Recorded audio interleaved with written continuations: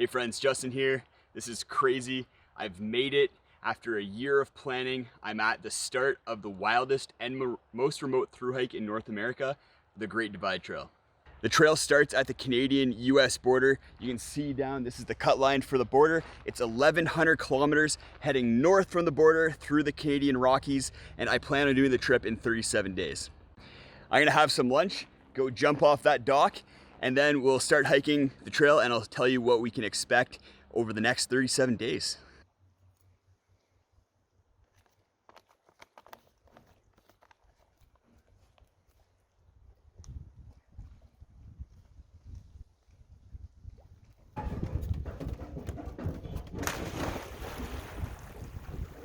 This trip has been a long time in the making. It was 1 year ago that I asked my boss and work if I could take the time off to come hike the Great Divide Trail.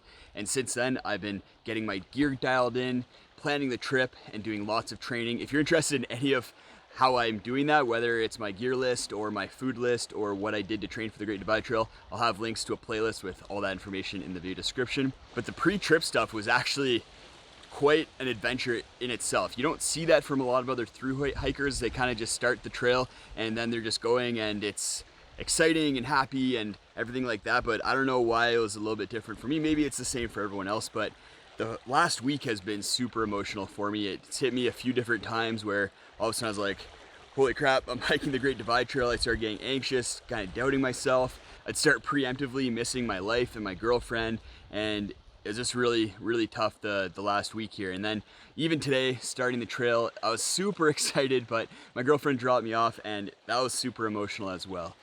Luckily, the first little bit of the trail is an out and back, so you go 6 kilometers down to the border where the trail starts, and then you hike 6 kilometers back to Waterton town site, so that's where I'm gonna be staying tonight. So I was able to kind of wrap my head around this whole thing, get kind of right with the experience, and I got my emotions out, and that's okay. It was a lot. Even right now, I'm just starting to feel it a little bit, so I guess I didn't get it all out. But I'm really excited for this trip. There's a ton of stuff to be excited about, a little bit to be worried about as well, as was evident by the last week. And I'm gonna be sharing that with you guys, taking you along the adventure, having daily videos for you so that you can follow along and see what the Great Divide Trail is all about. One of the things you might have already noticed with the trail is that it is beautiful. We're gonna see some of the most beautiful places in the world. I live right next door to the Great Divide Trail, and I've been able to hike some of the spots on the trail, and let me tell you, you're in for a treat. Put your arms around me, baby, put your arms around me, baby, 'cause I just want to fly. Hey, bear. Oh, wildlife are gonna be a really big thing on this trail as well. We're in grizzly country the entire way. I'll show you guys as we go along the trail kind of what I'm doing in order to mitigate that, but number one strategy is avoidance, because I do not want to encounter an angry grizzly. And we have some scat right here, so they're hanging out in this area, they're eating, and it's sometimes really hard to see them with all these tall bushes, so we'll be calling out and singing every single day.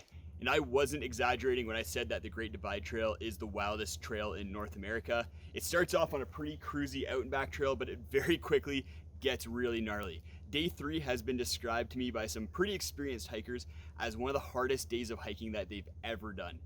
And later on the trail, I have multiple 40-kilometer days, and I've never hiked 40 kilometers before. So hopefully the training that I've done will pay off at that point, and I hopefully will have my trail legs as well.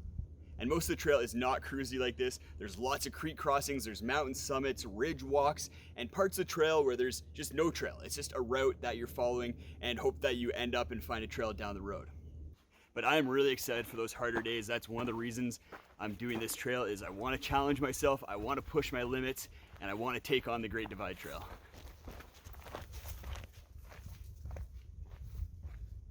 You may have noticed that there are a lot of burned trees in the area we're hiking right now, and that's because there's a big forest fire in this area back in 2017. We'll see a lot more evidence of that tomorrow, but fire is going to be a big factor on my through hike of the Great Divide Trail. You may have noticed that everything's a little bit hazy, and that's because there's smoke blowing over into this area from British Columbia, and most of British Columbia seems to be on fire right now, and that's making everything east of it very smoky. And while there's no fires along the Great Divide Trail right now, that's always a potential. I might have to get off trail if an area is on fire or go around it. But the issue right now is that smoke is irritating to the eyes, can make breathing difficult. Luckily, it's not too bad right now, and fingers crossed we get some rain soon.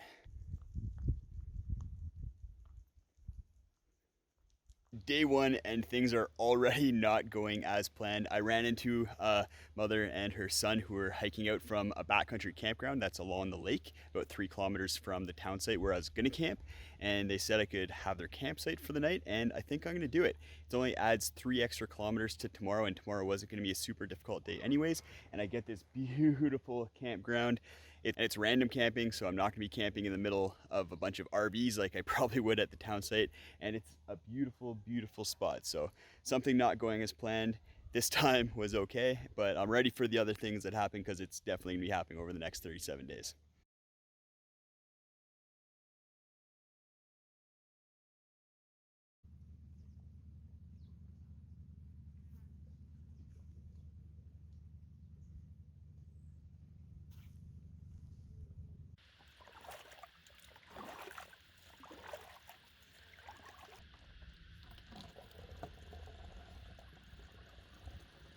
So I think that was a pretty good first day. I was able to ease into things, get my legs underneath me, had my first thing go not to plan, but in a good way.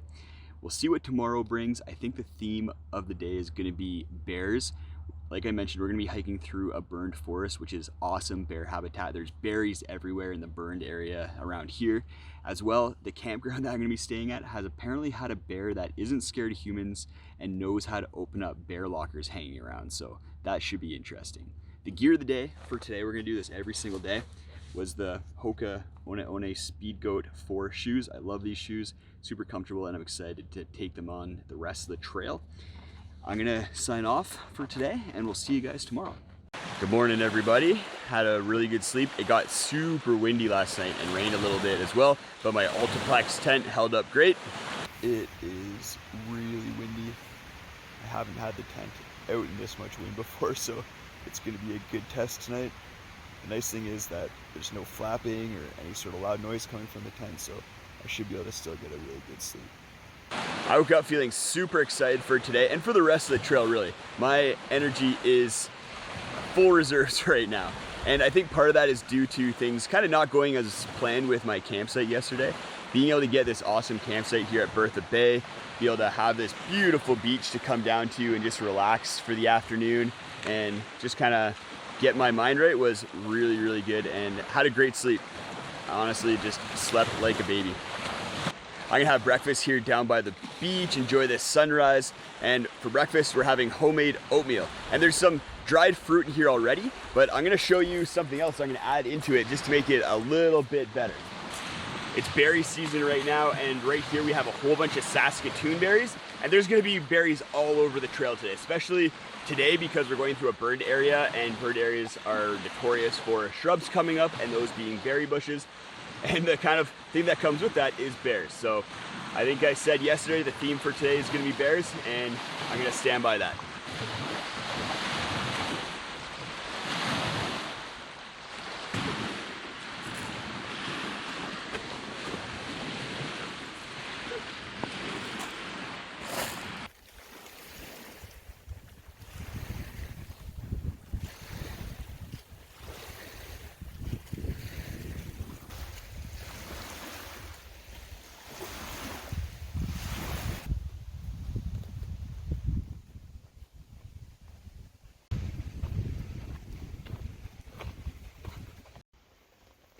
Fresh.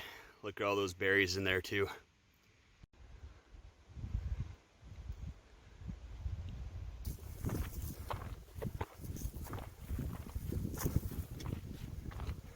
So I just met someone else hiking the Great Divide Trail, the first person on the trail so far. So shout out to Frank. Frank's 70 years old and hiking Section A.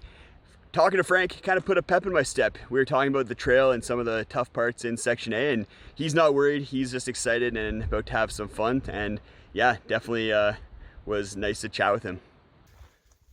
Oh, hey buddy. Huh, you got all your friends here? I'm gonna need to just go down this trail here. So if you guys could just keep on trekking. Thank you.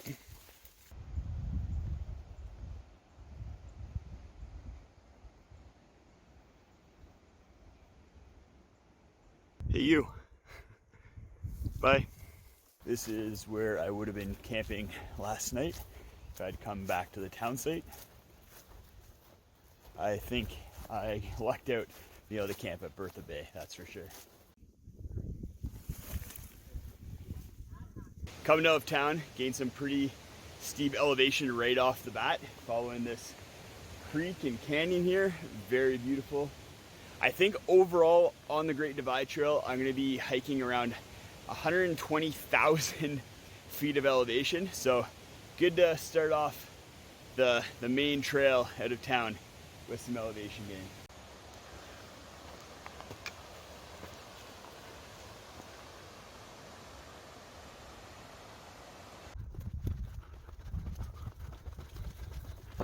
Another thing with burns, other than the bears, is that you're often very exposed to the sun, but kind of lucky, there's no sun today. It actually just started raining a little bit here. Hopefully it just is a nice little drizzle just to cool me off. It's a little bit warm. But something that I didn't really think about with the burn is it does open up some pretty nice views through the trees. Hey, bear.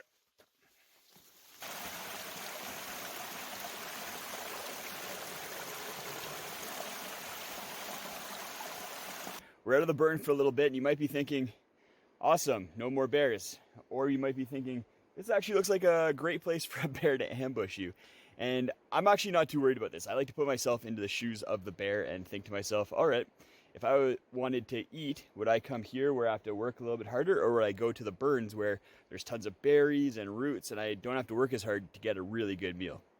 Having an understanding of bear habitat and how bears kind of think, I guess, is, I think, one of the best skills you can develop if you're going to be traveling in bear country. My favorite resource is the book Bear Attack. So if you're going to be heading into bear country, I recommend reading that. Hi-ho, hi-ho, it's off to work we go. Hi-ho, hi-ho, hi-ho, hi-ho.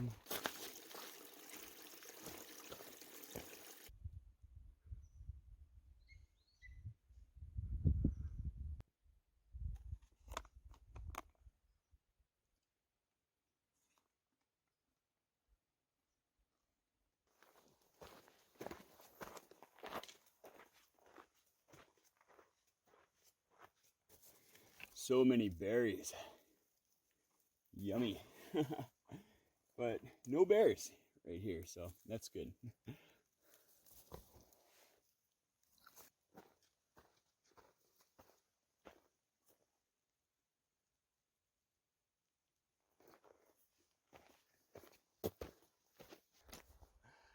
been a lot of elevation. It's kind of kicking my butt. Whew.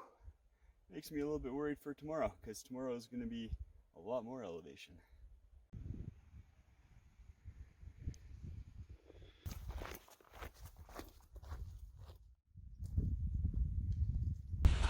We're getting close to the highest elevation of the day. Pretty excited for that, because this elevation is definitely giving it to me. It's been raining off and on all day, but luckily it hasn't been thunderstorming, and hopefully nothing rolls in as I summit the peak up here. That brings me to the gear of the day, and that's this sun hoodie by Outdoor Research. I've been rained on all day, walking through really wet shrubbery, and this shirt has gotten wet, dried off, gotten wet, dried off, and been comfortable the entire time. And tomorrow's supposed to be sunny, and I'm gonna be ridge walking pretty much the entire day, so this sun hoodie is gonna be really good for that as well. Looks like I'm headed down this ridge to the top of this peak right here.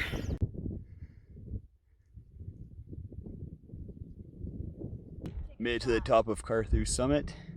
Came from over there. It's all downhill from here.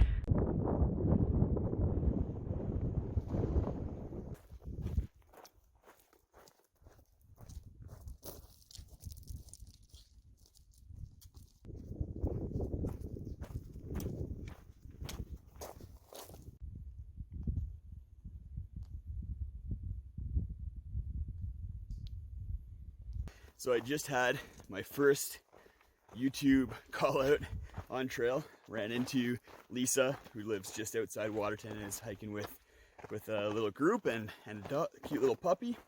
So that was really cool, just stopping and chatting and yeah, just talking about some gear and hiking, and it was really neat. So nice to meet you, Lisa, and everyone that you're with, and hopefully I meet some more of you out on trail. I don't know if you guys can see that mountain up behind me there, but tomorrow it's gonna be a tough day. I have to basically go straight up that mountain in order to gain the ridge. Made it to camp for the night. That was a harder day than I thought. It was gonna be tons of elevation gain, but some beautiful views. That was a very beautiful hike in. Not a ton of wildlife. I just chatted to somebody who was at the campground here, and they said they haven't seen a bear at this campground. This is the campground that had the bear that could open up bear lockers, which is crazy, but I guess it's kind of moved on. I'm pretty beat and have a big day tomorrow, so I'm gonna get camp set up, eat dinner, and then hit the hay. Good morning, guys. Getting started with the day nice and early because we've got 3 interesting days ahead of us here, starting with having to basically follow this cut line. This is the border between Alberta on this side and then British Columbia on this side. We're gonna follow this cut line straight up that mountain. You can actually kind of see it in the distance there, but it's gonna be a slog. 700 meters of essentially straight uphill. And then we're gonna be following ridges for the next 3 days straight. And there's a few different things that come with ridge walking. First one, sun exposure, and today looks like it's gonna be a super sunny day. The second one is that there's no water basically from here until I hit the campground. So I'm having to haul as much water as possible. And even then, that's probably not gonna be enough. At camp, I drank 2 liters of water there, and then I am carrying 3 liters of water. So hopefully that kind of gets me through the day. The other thing is thunderstorms. The forecast is looking pretty good today, but you never know in the Rocky Mountains. A thunderstorm could roll in at any time, and it's really tough to bail off the mountain. If I bail off of here, then that's going to add probably a day onto my trip, which isn't great because I have all my permits booked and I'm locked into a bit of a schedule. And I don't know how I forgot this, but one of the best parts about ridge walks and why I'm doing this is that you get some pretty epic views up there.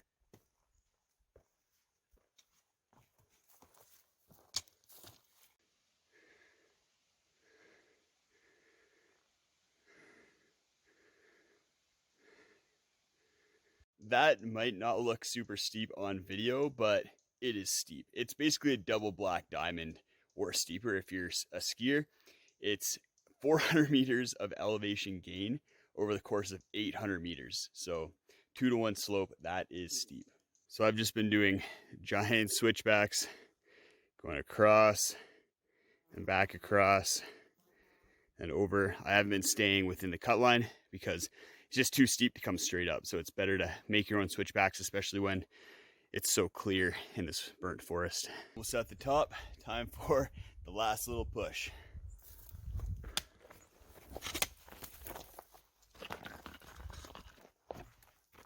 Started at the bottom. It's a big cairn. Whew. So that was a slog for sure.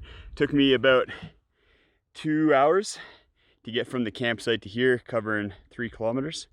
So not fast, but hopefully the rest of the ridge walk is a little bit faster. But even if it's not, we got a lot of time in the day because I started really early. So made it to the top of Mount Rowe. Got a stomach box here with some goodies. Let's take a look inside. Little toy, a condom in case you need that, and then a little bit of Fireball. I think I'll partake.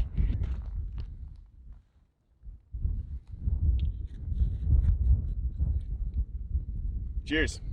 I don't know if I mentioned earlier, but today's route is an alternate route for the Great Divide Trail. So there's a bunch of different routes that are alternatives to the main trail.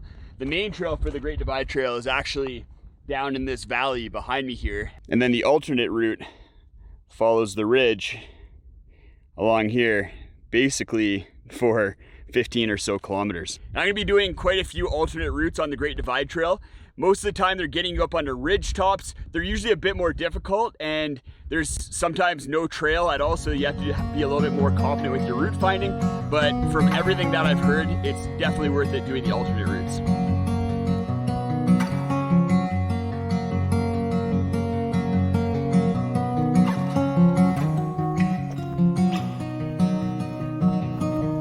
So that's actually the main Great Divide Trail coming down right through here on that sketchy looking scree slope and then down into the valley down there.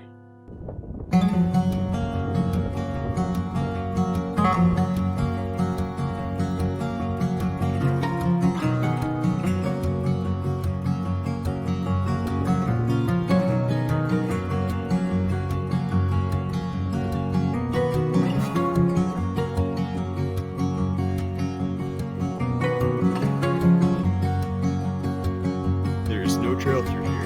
It's just choose your own adventure.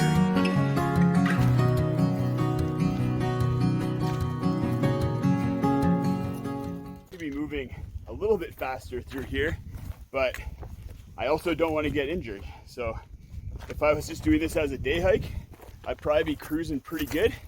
But because I still have another 34 days to hike, I'm taking my time and being very careful with my footing. So I've been following this goat trail, which is way off the route that I downloaded, but the problem is the goats can go through things that I can't, as well as they've been going along some pretty sketchy cliffs. So I've had to bushwhack in a little bit at some points because I have a significant fear of heights. This ridge is kicking my butt. I'm optimistic still, but I'm starting to have a little bit of doubt creep into me that I'm gonna be able to complete this quickly and safely. I still have to gain this peak right here, and then you drop a bunch of elevation, and then there's a lot of elevation gain, about 300, 400 meters to get to that peak right up there. After that, it's all downhill, but it's gonna be a big exposed slog to get up there. It looks like this is the last little bit of shade for a while, so I'm gonna take a break and eat lunch.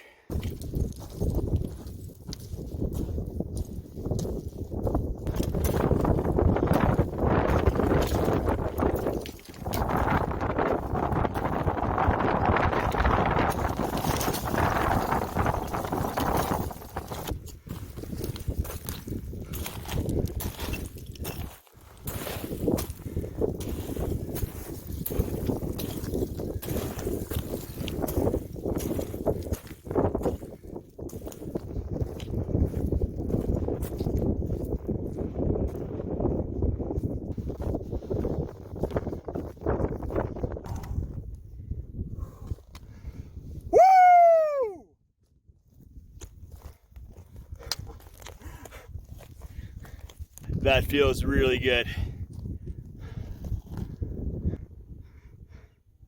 Started that peak, came down, hit that peak, came down, hit this peak, came all the way up. Now we're at this peak. And it's all downhill from here. Gonna just follow the ridge down and then take a little cut down there to the campsite. I think I deserve another little swig.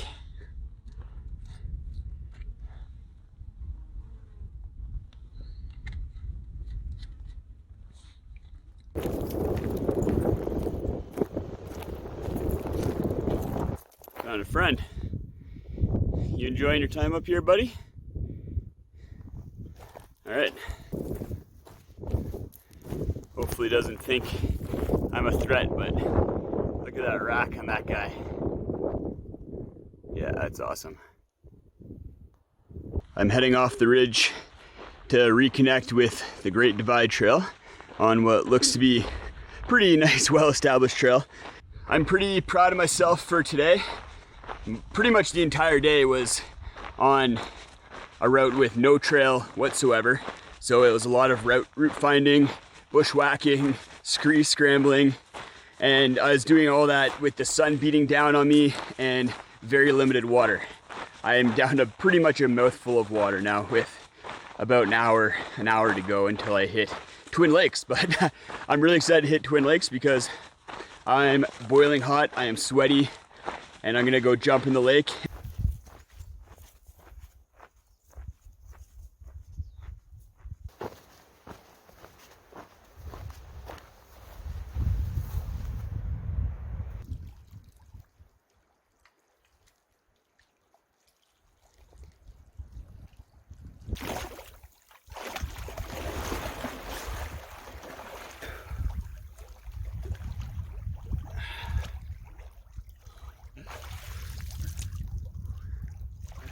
Now that I'm all cleaned up, I'm gonna have some dinner, Bushka's Kitchen hunter's pie, have a little stretch and enjoy these beautiful views. Good morning guys, getting a pretty early start on the day because remember on day one when I told you there's gonna be a day coming up where some really experienced hikers told me it was the hardest day of hiking they've ever had? Well, today is that day. So we're gonna go hit the trail and see how hard it really is. I'm a little bit excited, a little bit scared, but ready to challenge myself.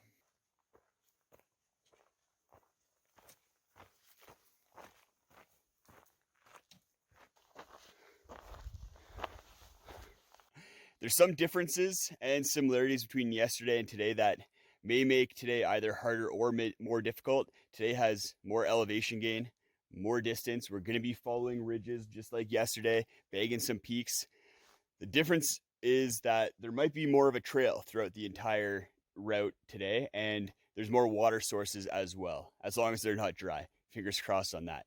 So we'll see whether today ends up being a more difficult day or an easier day. There is the crux, La Coulette Peak, which is kind of once you get up there, then that's kind of you're through the worst of it. Except for I'm going to be doing the Barnaby Ridge alternate, and there's a couple scrambly parts where I've seen videos and people hit those spots and they cry. Other people have said like, don't go this way, it's dangerous. But I'm pretty confident with scrambling, so hopefully everything turns out okay. Something I'm realizing today is that yesterday was mentally exhausting. Being able to follow a trail, I can just kind of turn my brain off, let my mind wander. Whereas yesterday, I had to be switched on the entire time. So it's been kind of nice. The first 4K of this day has just flown right by. So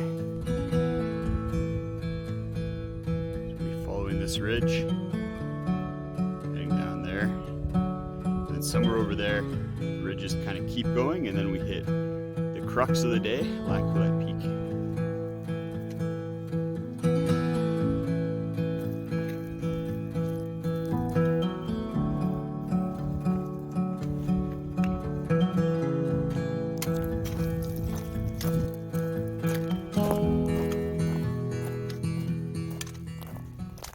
We're walking down the road to no one knows where. Oh wait, yes we do, it's to Rockwall Lake.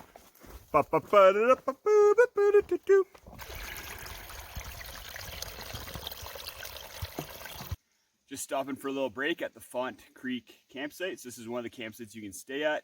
It's actually pretty nice. Better than I expected based on some of the comments out there. But I just wanted to, I realized that I forgot to tell you guys what the gear of the day yesterday was. And it was these little packets by Tailwind Nutrition, Tailwind Endurance. And what these are some electrolytes, a whole bunch of electrolytes, as well as a bunch of calories as well. So it's just a packet of goodness. Yesterday, every single milliliter of water that I drank had to count because I was limited on water and it was such a hot day. So having these was a lifesaver.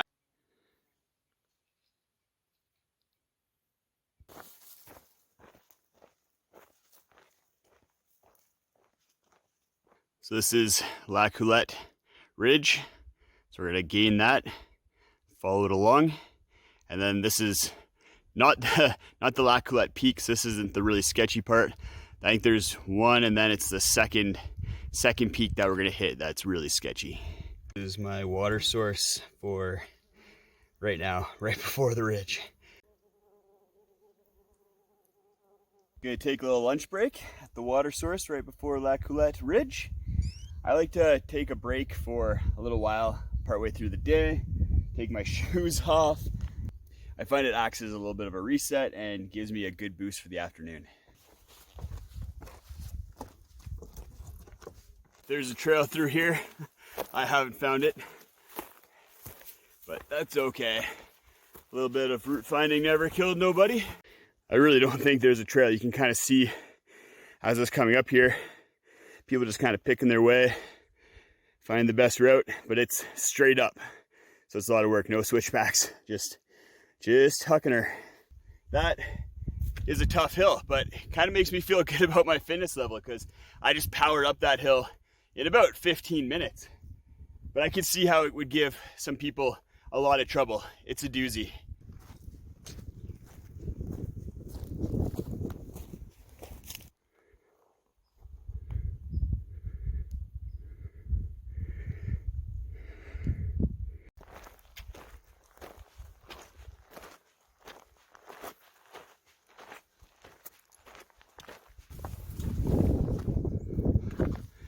Really not liking the look of the clouds over there. I don't know what to think. I'm in this little sheltered area right here. As soon as I get up there, I'm pretty exposed for the next probably couple hours until I reach La Coulette Ridge and then get down on a Barnaby Ridge. It looks like the storm might not come in, but if it does, I'd be really exposed up there. I'm a little bit worried. It just started raining, so I'm gonna hang out under this tree for a little bit.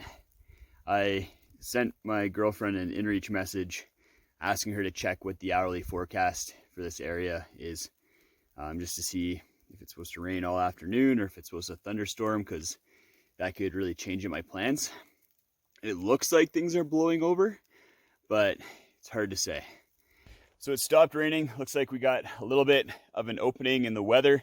So I'm gonna make the ridge right here. Then it drops down in elevation pretty steeply before you make the ascent of La Coulette Peak. So I'm hoping there's some shelter in between this little peak here and main La Coulette Peak in case something does roll in.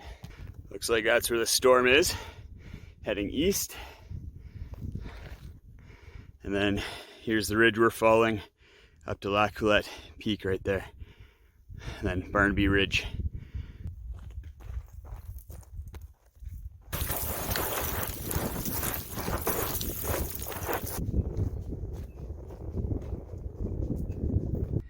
So I've spent the last 30 minutes or so getting my mind right, because that potential storm rolling in, a little bit of rain, as well as just the buildup for La Coulette. Like the things people say about this makes it seem really gnarly. So that just kind of all hit me, and I got pretty overwhelmed there, and I'm starting to feel a lot better, more confident.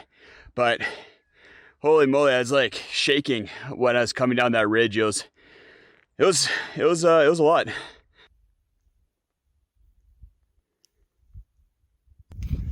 All right, here we go.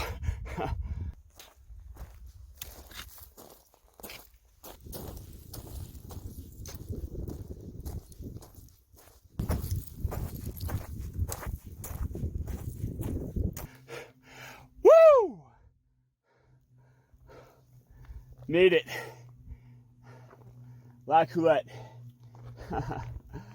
Oh, came from way over there. Now we're here.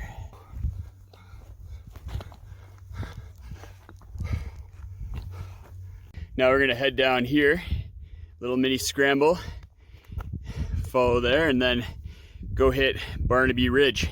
Because Dan Durson said if I do the Barnaby Ridge alternate route, he'd let me prototype his DCF X-Mid. I'm gonna have to put the trekking poles away for this one. Little hands-on scramble.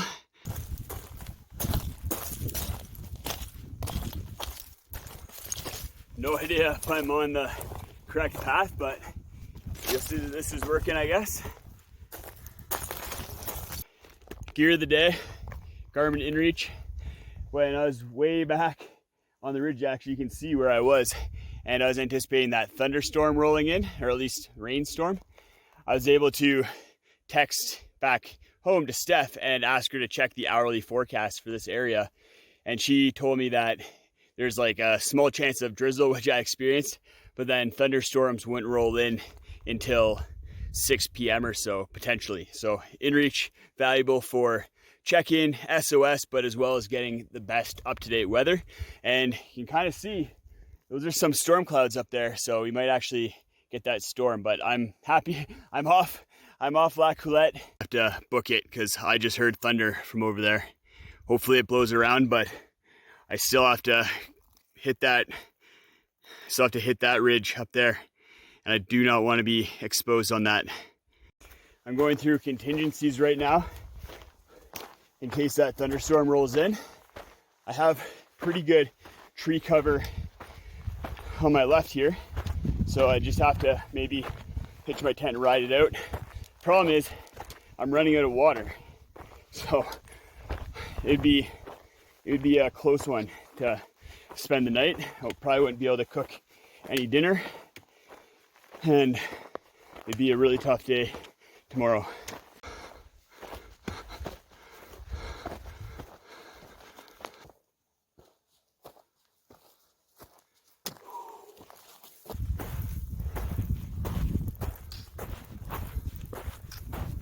Just a little bit further to go.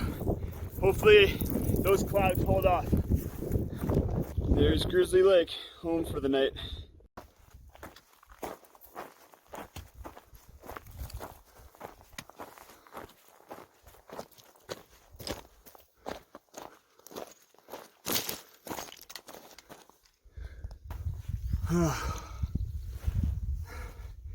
I made it.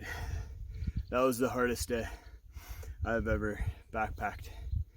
I'm a little bit proud of myself, a little bit disappointed in myself, but we'll unpack all that tomorrow, because right now I need to take care of my health.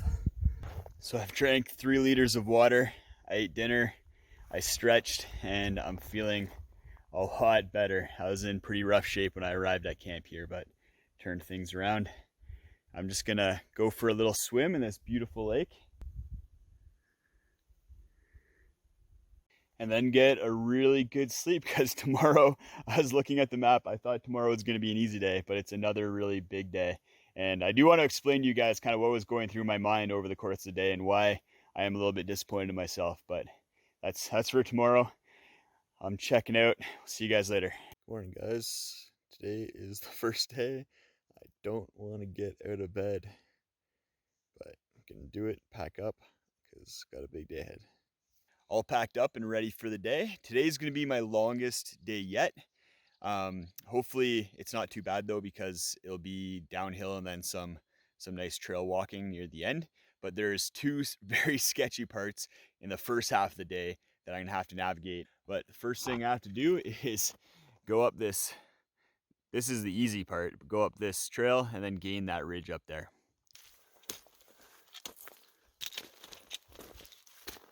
Barnaby Ridge, my old friend. Today I have more water though, so hopefully you don't kick my butt quite as much. So this flagging tape that we're seeing up here indicates that we've hit the first sketchy part of the day. So you might even be able to see there's a cliff right here that you need to navigate, and basically follow the flagging tape and hope for the best. So I'm gonna put my trekking poles away and hit this up. Remember when I said I'm scared of heights? Well, hopefully it's not too bad this time. I'm just not gonna look down, really. I think then it'll be okay. This isn't too bad, actually. It's more just that there's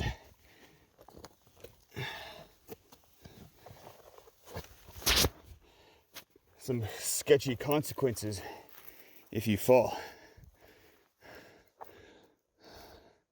So this is this part. We're just gonna scoot down. I don't know if this was the sketchy part or not, but there's this tree here, which is really nice.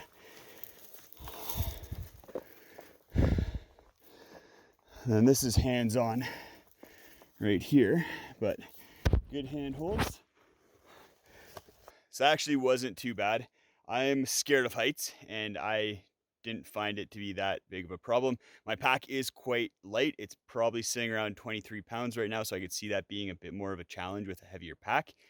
But if you're scared of heights like me, don't, like, as soon as you hit that flagging tape, trust it and just go. If you're doing the GDT, just trust the flagging tape and don't look down, don't stop and get in your head, because that's what's gonna get you. That's what I've learned with heights. I've been working on my fear of heights, and as soon as I stop and start analyzing the situation and looking at, oh, am I gonna die if I misstep here, then that's when the problem happens. And that scramble is really safe. Everything's laid out quite well, so just trust it and just go for it.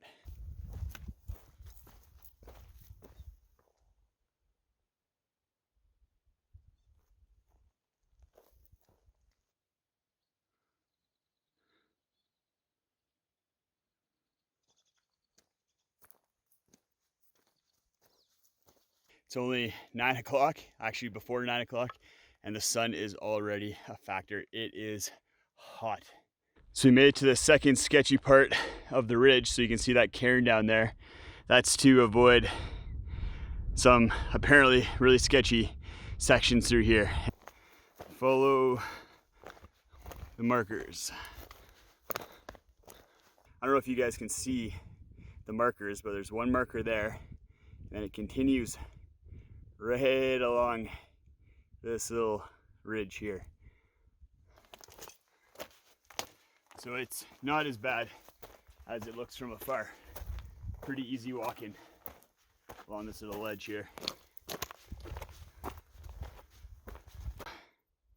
Relatively easy scramble to gain the ridge. The scramble up to regain the ridge isn't overly technical. I've kept my trekking poles out the whole time. It's just long.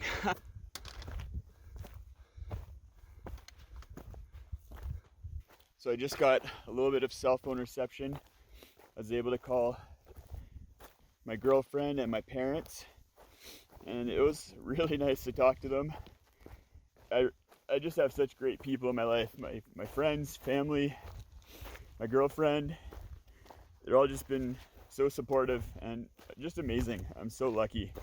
And then I get to come out here and experience things like this. Like, this is phenomenal, guys. Look where I am right now.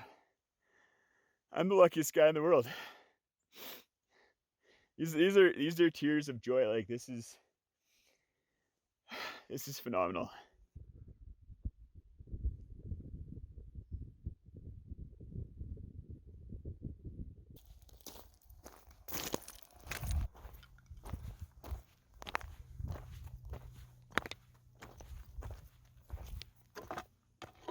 There's the Castle Mountain Ski Resort. If I was hiking the GDT main route, I would have actually been coming through this valley here on a road pretty much all day today and a lot of yesterday. So much nicer coming up onto this ridge. Barnaby Ridge is an amazing alternate route. It's tough, but rewarding.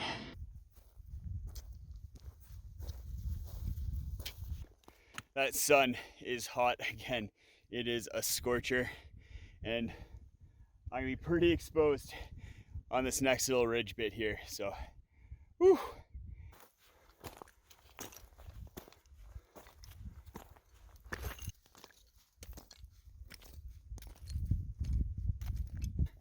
Before I continue hiking down Barnaby Ridge, I just want to say that I have a love-hate relationship with Barnaby Ridge, and by association, Dan Durston as well. For context, Dan Durston, who you may know as the designer of the famous X-Mid tents, is a GDT local, big advocate of the trail, and huge proponent of Barnaby Ridge. I'm pretty sure it was Dan who went and put all those flags and markers around the sketchy spots along the ridge.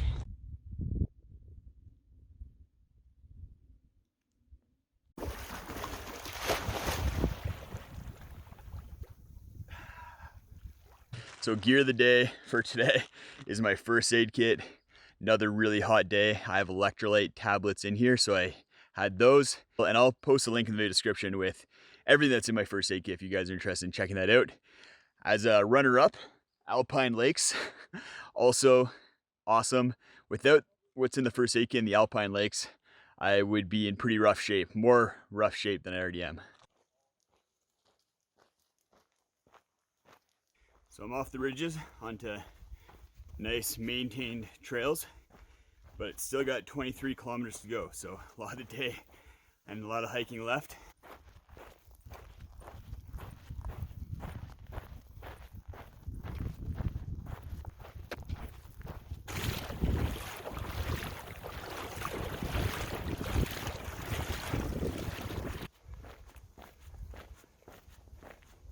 Cadillac, Cadillac, long and dark, shiny and black. Open up the engine and baby let it roar, tearing up the highway like a big old dinosaur.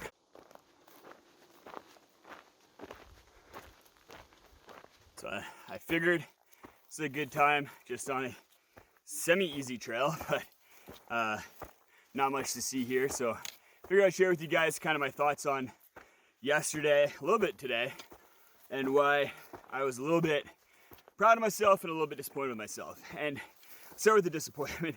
We'll talk about them maybe at the same time, but I was disappointed because I know the Canadian Rockies, and I was playing with fire. I was definitely gambling with the amount of time I gave myself to complete the route that I planned. That's partly me overestimating my skills and underestimating the trail. I know that thunderstorms roll in the afternoons. I know there's limited water, and both of those ended up being a factor. I was in really rough shape. I was super dehydrated when I got to camp last night, and yeah, it was not a good situation. Yesterday was kind of something that I don't want to repeat, but I'm also proud of myself for getting through it, staying mentally strong for how tough of a position I was in, and finishing the day. So, what is this? Kilometer 100. Woo! Hear that, feet? Only 1,000 more to go. Made it to camp.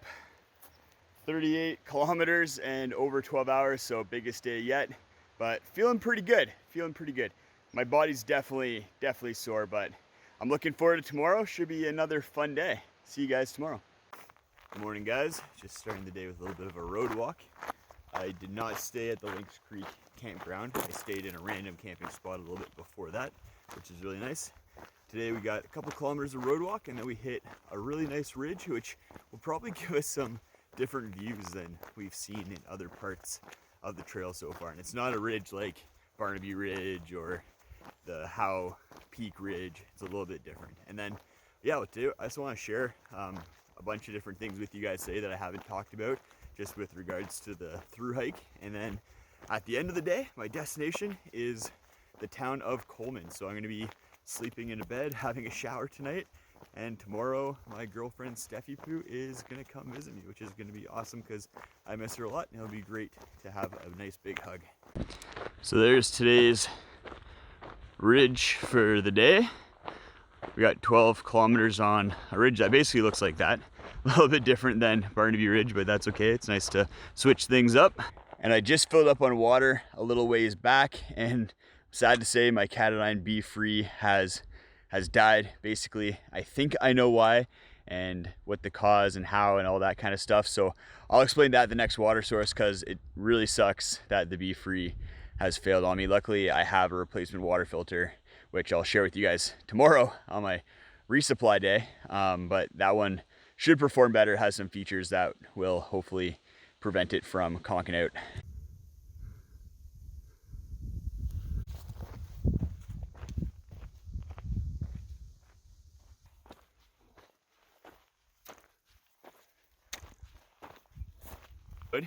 Even though I did have a dream last night where when I got to Coleman for my 0 day, I took my shoes off and I was able to look at my feet in the mirror and they were covered in blisters. So kind of a weird dream to have, but pretty lucky, no blisters. I haven't been prone to blisters in the past, but I've heard when you start putting 38 kilometer days back to back, then especially when it's really hot out and your feet are sweating, then you may end up with blisters.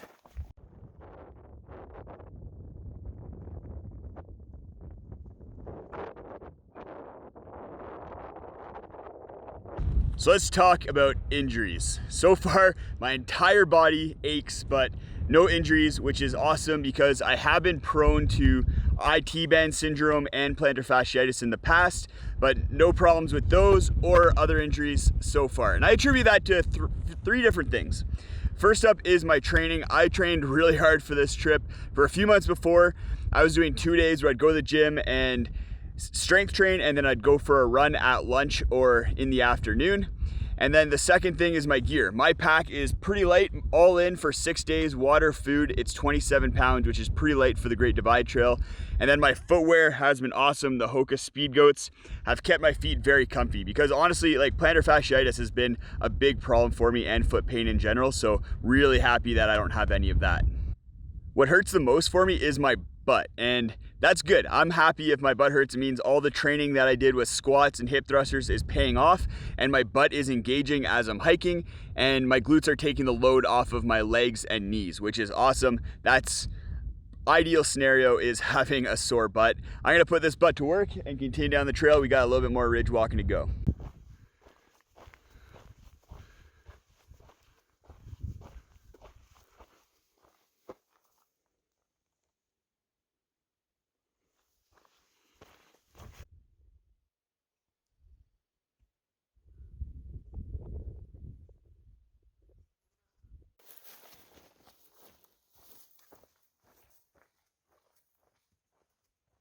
About halfway to Coleman now, and I'm looking forward to talking to someone that's not myself. For the last 2 nights, I've camped alone and haven't really seen anybody in 48 hours other than just passing by in cars, so it'll be nice to get in and have a chat. But I did meet some really awesome people the first 3 or 4 days of the trip, which was really cool. I met Frank, who's hiking the Great Divide Trail Section A, and then I ran into Lisa, who's actually the first person who's ever called me out for being a YouTuber. That was really cool chatting with her. And then a nice family on top of Carthew Ridge. Ran into Jeff and Mackenzie and Mackenzie's mom and dogs at Akamina Campground.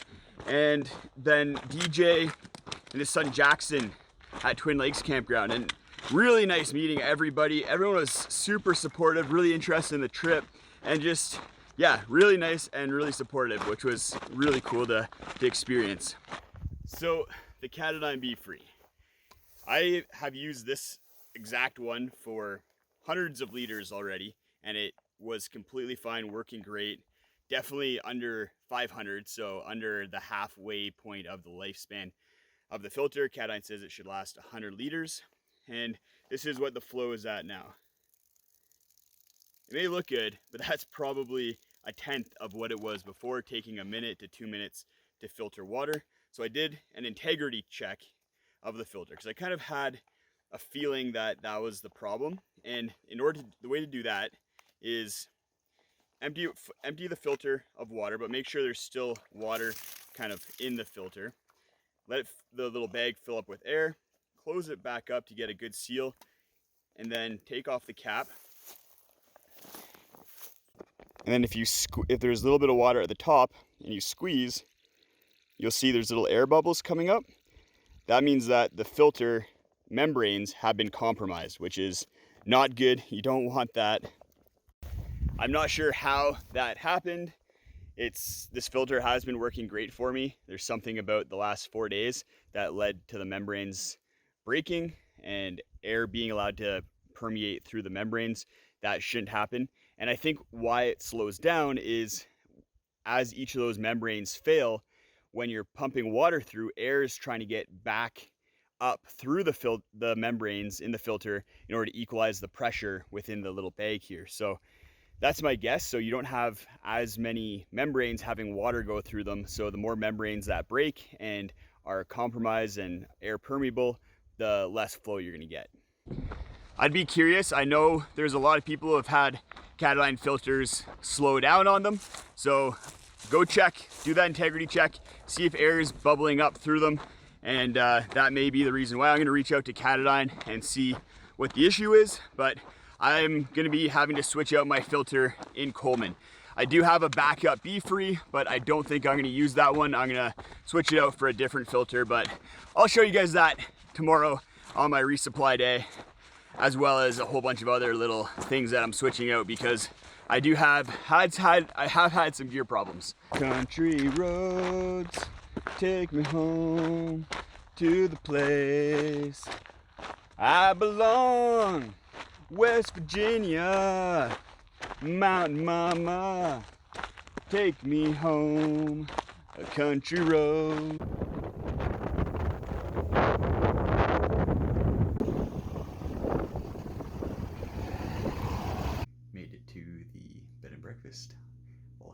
up, gonna do some laundry, then eat all of the food. Good morning, guys. I'm just here at the Safe Haven Bed and Breakfast. Had a delicious dinner last night, had a shower, had a really yummy breakfast this morning and another shower. Feel clean, feel good, and had a really good sleep. Sleeping in a bed was quite nice. Even though I'm starting to get used to my X-Lite, it's starting to get a lot more comfortable on trail. But I want to share with you guys, first thing today, what's in my resupply box I brought with me. So I packed everything in these Canadian Tire 5-gallon jugs. First thing, fuel can, but I probably won't need this. I didn't even go through nearly half the fuel that I brought with me on section A. Then I have a bag just with little extra things. So essentials like toilet paper, my daily drugs, wet wipes, and then some other extras just in case, like if I ran out of soap, which I probably won't need, hand sanitizer, some filming equipment, a lighter.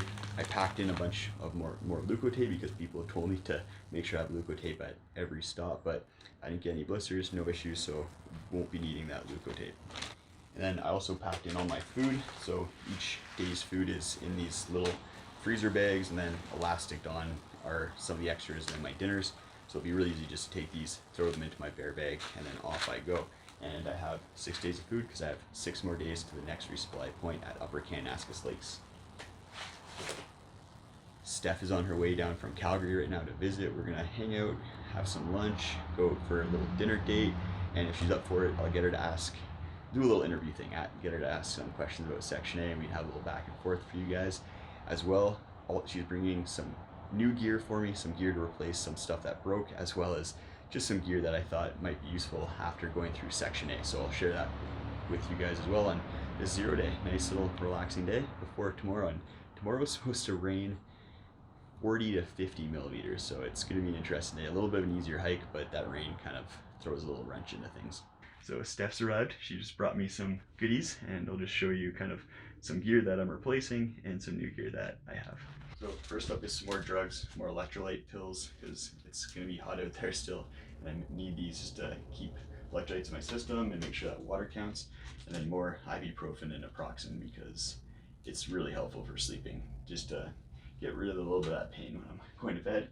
And then a new spoon. So I forgot my spoon at Grizzly Lake, and then I had to eat with a stick for a day, and I really didn't like that. So I got not one spoon, but 2 spoons. So I'll have a backup in the bottom of my bear bag just in case I lose my spoon again, because I honestly really, I know some people like eating with sticks, but I don't. And then in order to replace the Cat Bee free filter, I'm going to be using the Platypus Quick Draw. So I've used this a bunch. You can back flush it, which is really nice. It will hopefully help it not get clogged. And then it also has a 0.1 micron membrane filter, which I think is a little bit more durable than what's in the Bee Free, and hopefully makes it so that so it doesn't break like the Bee Free did. And then it's really quick as well. It's only about 30 seconds to filter a liter of water, where the Bee Free is about 20. So we grabbed our blanket, went out to this park in Coleman, which is really nice. Has a bunch of these historic things, farming equipment, train stuff. Nice little spot out of the wind to hang out and just catch up. And figured Steph's done a lot of hiking with me. Steph's a big hiker, and she can probably ask some of the questions that you guys might be thinking about from my first week on trail. So yeah, thought do a little interview. And Steph was quick interview. Nice enough to play along with my crazy idea.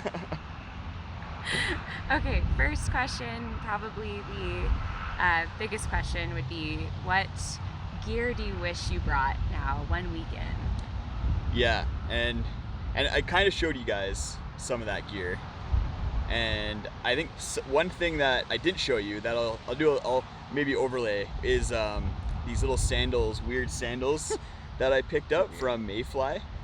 They're kind of like a plastic bottom with they're very lightweight, and yeah, I've been washing my feet every single day because my feet have just gotten super stinky, and these sandals would be nice because I wouldn't have to stick my foot back into my smelly shoe and then stick that into my quilt. So I'm looking forward to that, and just not having as stinky of feet before bed. They're very weird sandals. Oh, yeah, I'll show them to you guys. Okay, what was your favorite part or the coolest part so far? I'd say the coolest / favorite, and this is more just from like a personal challenge standpoint, was on Barnaby Ridge. my day 4. Day 4? Yeah, day 4. It might have been day 5. I'm getting them all mixed up now. But I was coming down. You guys will see it. You guys will have seen this in the video. But there's this big cliff. Stephanie hasn't seen this yet. There's a cliff that's marked with flagging tape, and I was going down the cliff, and I knew it was coming up, and I knew it was kind of sketchy, and I just went for it and did this little kind of scramble down this cliff, and was really proud of myself because I'm super scared of heights. And yeah, that was cool. Okay, what was the hardest day or hardest part, or was that also the hardest part? That was the day before was the hardest part. Okay. Partly because it was so hot out and I was ridge walking, and I ended up drinking 13 liters of water that day, which is a lot of water. I was just sweating all day long, and there's some really hard climbs. There's thunderstorms all around me, and like rain. It was raining in parts, and was just physically difficult as well as mentally difficult.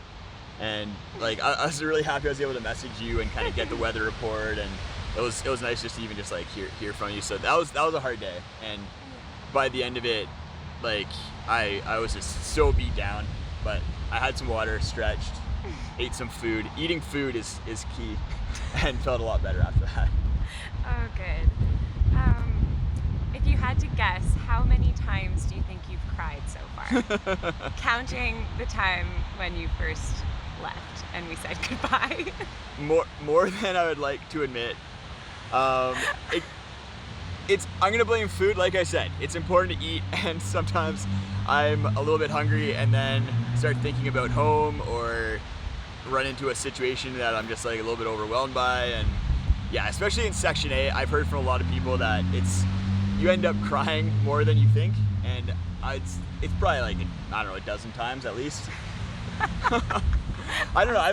I've missed you a lot too, and this is a surprise visit. Stephanie wasn't supposed to come. Stephipoo wasn't supposed to visit me, but awesome to see you. It was really good, and thanks for doing this little interview. Yeah.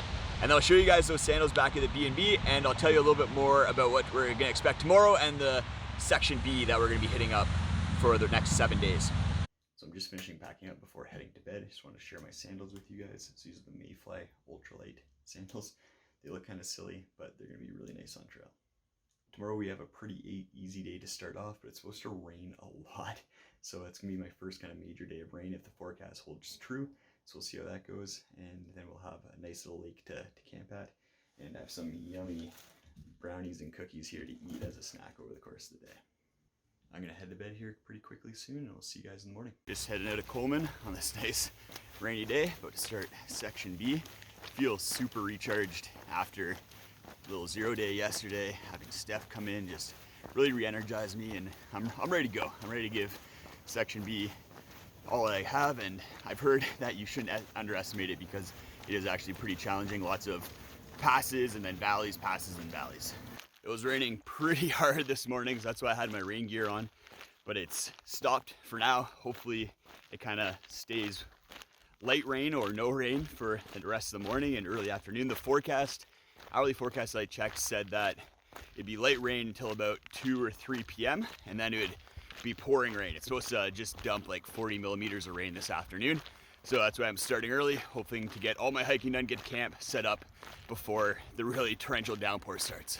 The rain picked up again, so I'm back into the frog togs. I'm hoping British Columbia and the areas with all the fires are getting this rain, because that's one big benefit of rain, is it puts the fires down better than anything else. And hopefully that's what's happening right now. And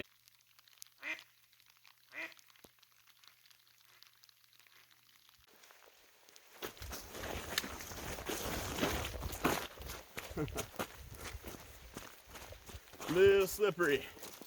And you gotta go up this hill up here. So the first 10 kilometers out of Coleman is mostly road walking and ATV trails, passing through a lot of these RV campgrounds with people with ATVs and stuff. And yeah, I thought it's not actually been too bad. You combine the rain with the road walking and you'd think it'd be a bit of a struggle for the day, but my mood is still awesome. I don't actually hike in the rain very often. As a weekend warrior, most of the time, I plan my trips for nice weather, as I'm sure most of you do. So I wasn't sure how the first kind of big rain would affect my mood and my morale, but doing great. I actually kind of like the rain. I used to tree plant, and I did that for 5 years, and you tree plant in any kind of weather. And it's very similar. You're basically walking through the bush, but instead of planting trees, I just get to walk. So it's in some ways a lot easier. And we do that for 12 to 14 hours a day for 2 months straight. So that kind of prepped me for through hiking, and that entire time when I was tree planting, I was sleeping in tents for the most part as well. So very similar experiences and very big mental game for both. And yeah, I'm enjoying it. Loving the rain. Woo! Hey, friend.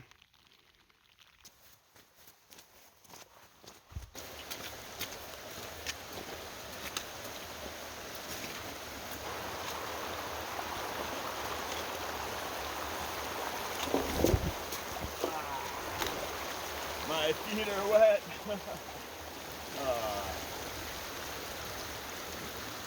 I was hoping I'd make it through that without getting my feet wet, but they're wet now.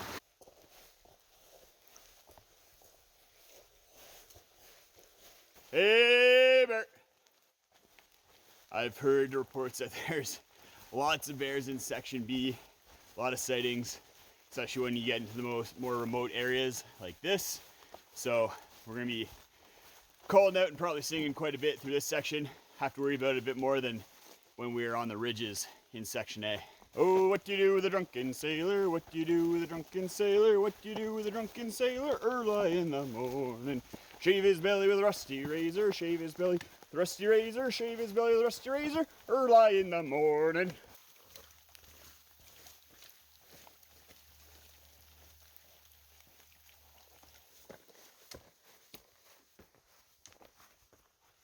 Getting back up into the alpine.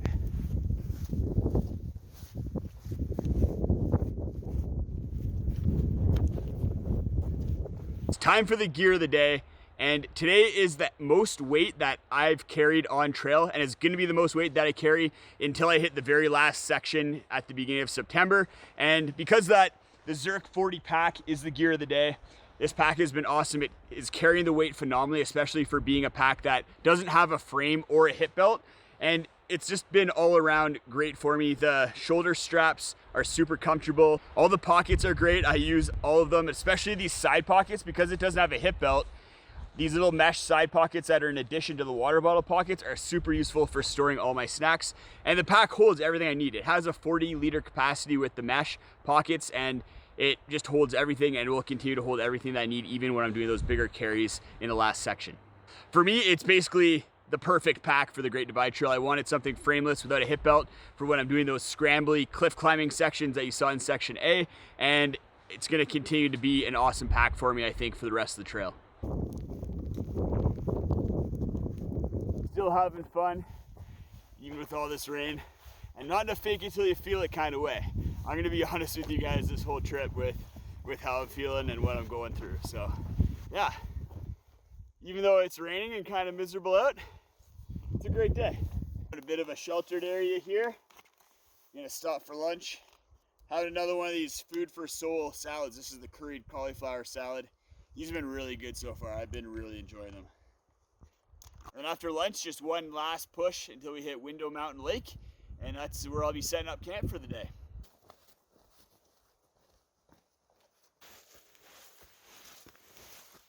Bear scat.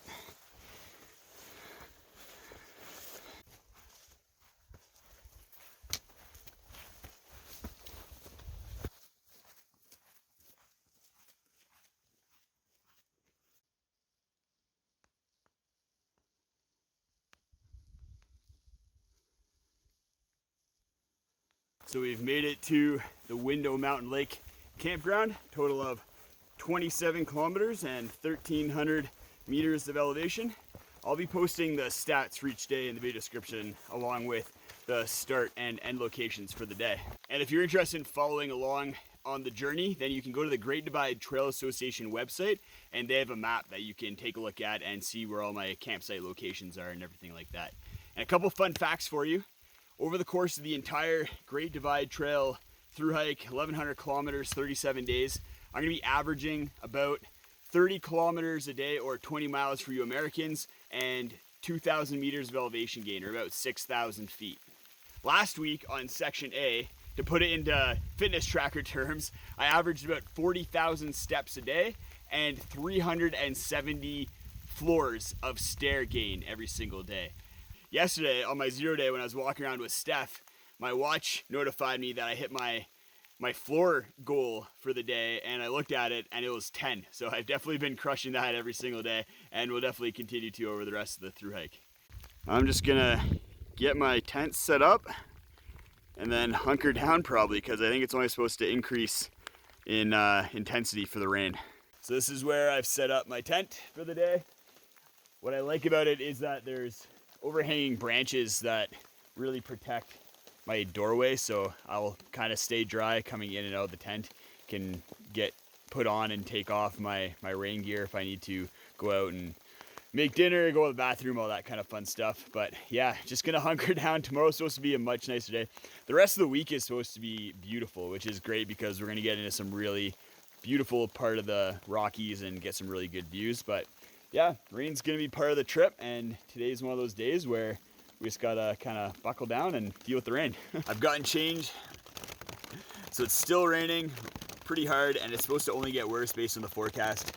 But there's a lot of room in the Ultraflex, more room than I thought, and I've been able to get changed into nice, warm, dry clothes. I have a little bit of an awning here that I made with my second trekking pole, and then with the trees, I can get in and out of my tent really easily and stay nice and dry. I'm just gonna set up my sleep system, hunker down, and probably do a little bit of reading. Morning, guys. Last night was a cold one. With the rain and everything being wet, it then got down to below 10 degrees Celsius, or kind of, I think it was around a mid-30s Fahrenheit.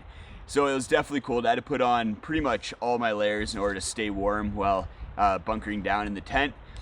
This morning, I slept in a little bit because I knew it was supposed to get sunny out, and I want to hike in the sun because all my hiking clothes are wet, and I want them to dry off nicely and stay nice and warm. I'm gonna have a quick bar for breakfast, spin around, enjoy this lake, and get hiking because we got a pretty big day and a lot of dips and doodles going up and down through the mountains, but it should be a good one. No one else was camping here last night. I camped kind of in the trees back that way, and out of all the campsites on section B, I thought this would be the one where there might be other people, and because of that, there's a good chance that for the next 5 days, I might not see another human, which would be pretty crazy.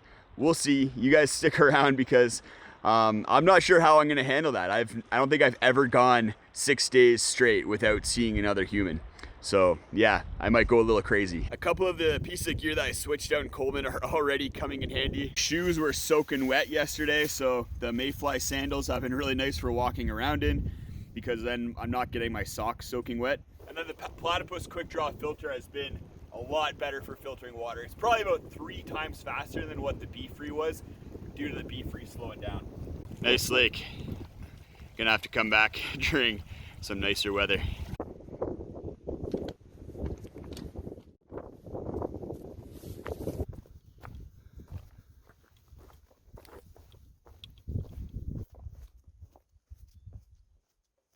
So yesterday we came down this valley in order to get to the lake.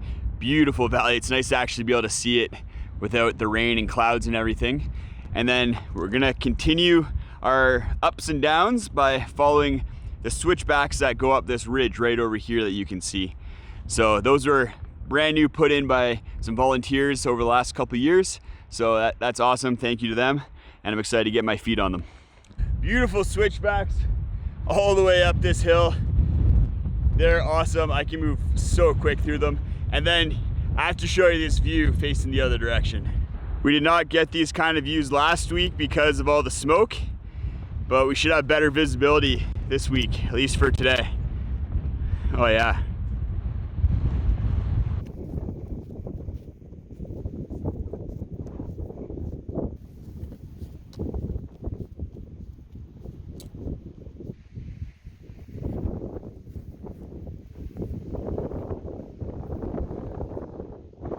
So we're gonna descend off of Racehorse Shoulder now. So this is actually the high rock trail that I'm on. Pretty much most of yesterday and then all of today I'll be on the high rock trail. It's an alternate route. I'm doing it for the same reasons I did the other alternate routes. Instead of walking on a road for most of the 2 days, I'll be getting up onto these passes and ridges and getting some really nice views. This is a beautiful larch forest and a beautiful trail. It's in these valleys between the ridges and passes where I'm gonna have to probably be a little bit more cautious with bears, calling out a bit more because I could see them hanging out here. A lot of good food and habitat. And there's the next shoulder to climb over.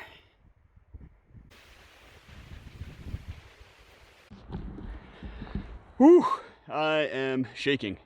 So I just was coming around that corner right there, and probably about 10 feet from me, just big crash, something took off into the trees there, and then I started backing away. I was saying, hey bear, sorry bear, backed up to here, and then it crashed right through there. Ooh, yeah, that was definitely a bear. It was not moving like a deer or anything else. So I'm gonna be very careful. Luckily it didn't want to have anything to do with me. Hopefully there's no carcass or anything there. It was kind of freaky when it circled around. I thought maybe it would come back over this way, but whoo, yeah, that'll wake you up. So I got the bear spray out. Gonna keep going. Hopefully everything's kind of moved on. Ew, ew.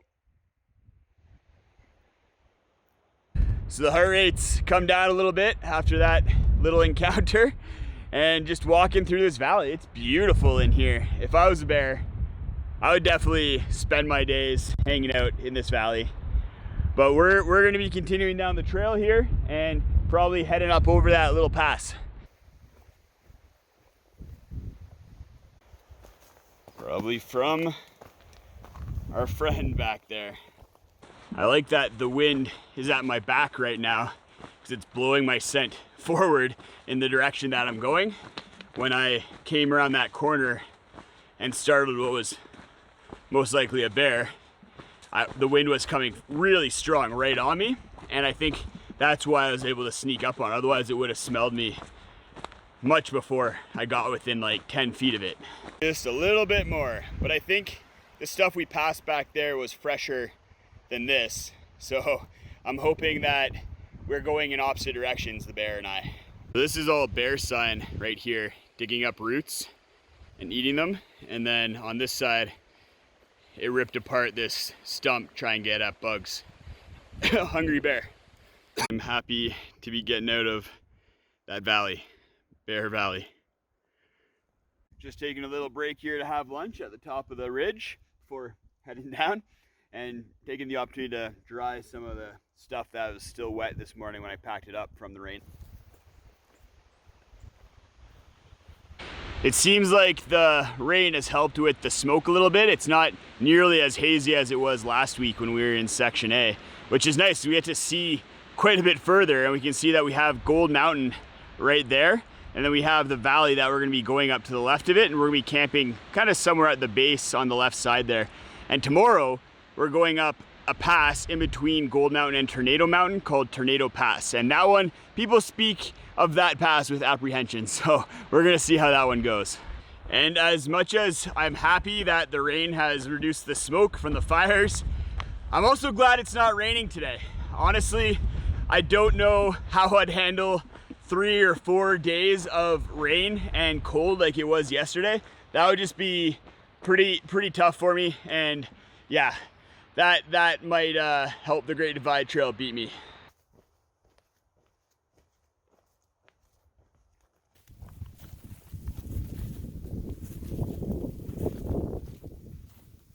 Is this more impressive than the Rockwall? You guys will have to let me know in a week and a half when we get to Section C and walk past the Rockwall. Right now we're gonna contour around this little mound here, hit the other side, and then follow Dutch Creek all the way to the campground at Dutch Creek Campground.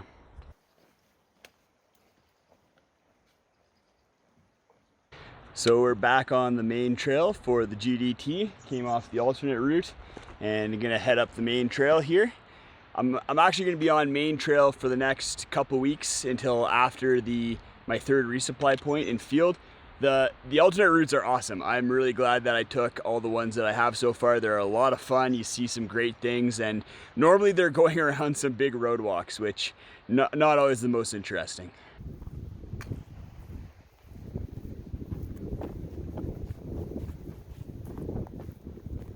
Made it to the lovely Dutch Creek campground. Some nice views of the mountains from here too.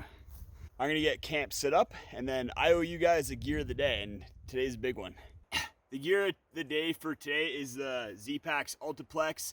This thing was awesome in the rain yesterday. There's tons of room to get changed and just kind of live and bunker down inside the tent. And it also had enough space in the vestibule that I was able to store everything underneath one side and then leave the other side open so I didn't get a huge buildup of condensation.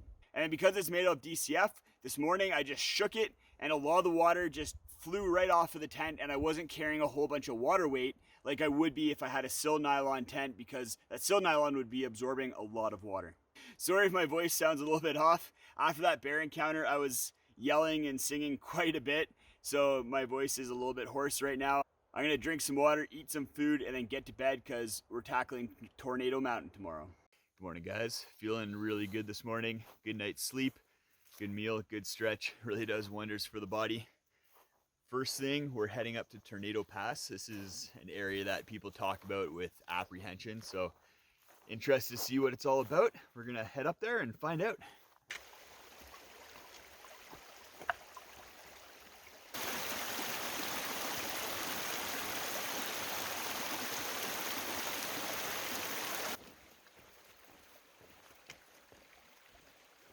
So I think this is the first kind of obstacle of the day. There's an avalanche that came down, basically wiping out the original GDT path, but people are going around it to the left apparently, and then you can, once you get up to the pass, you can cross back over and reconnect with the trail. But apparently it's still a little bit raw in there, a little bit bushwhacky, but beats trying to climb over all this avalanche debris.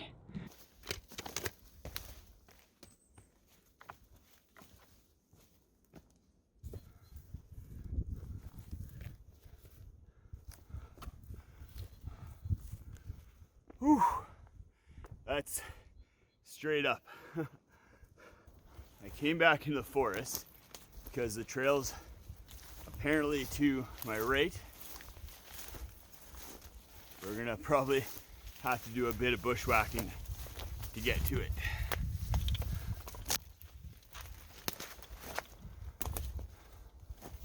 Made that cross trail, and I want to clarify, it's not that I'm getting lost. It's that on the Great Divide Trail, sometimes the trail just disappears, or it's been changed due to some sort of natural phenomenon like that avalanche.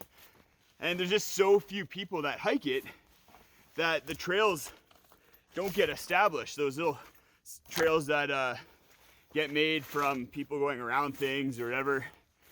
I definitely jinxed myself right after I said that. I got very lost. I got super turned around, started going in circles, and now I'm having to bushwhack down this hill in order to rejoin the trail, but I'm on the right path now. And whew, yeah, I just got complacent with a game trail and just followed it in the completely wrong direction. And it made sense in my mind because I'm trying to gain a pass, but yeah, that if you guys saw the GPS track, you'd be like, oh, Justin, that was brutal, because I got pretty turned around. But oh well, it happens. Now we're back on trail, just coming up to it right up here. Here we go.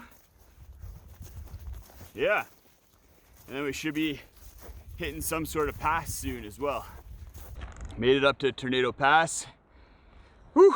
That was a little bit of a experience just with navigation. We'll see how the next little bit goes, as we're gonna be following this trail up to the saddle.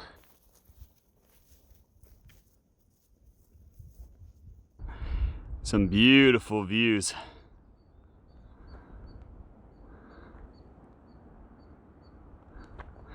Then we're gonna continue along here and then head up through that saddle right there.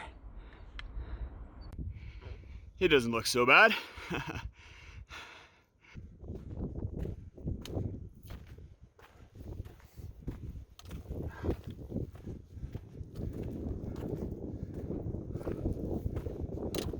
I'm just kind of making my own switchbacks through here, make it a little bit easier on myself.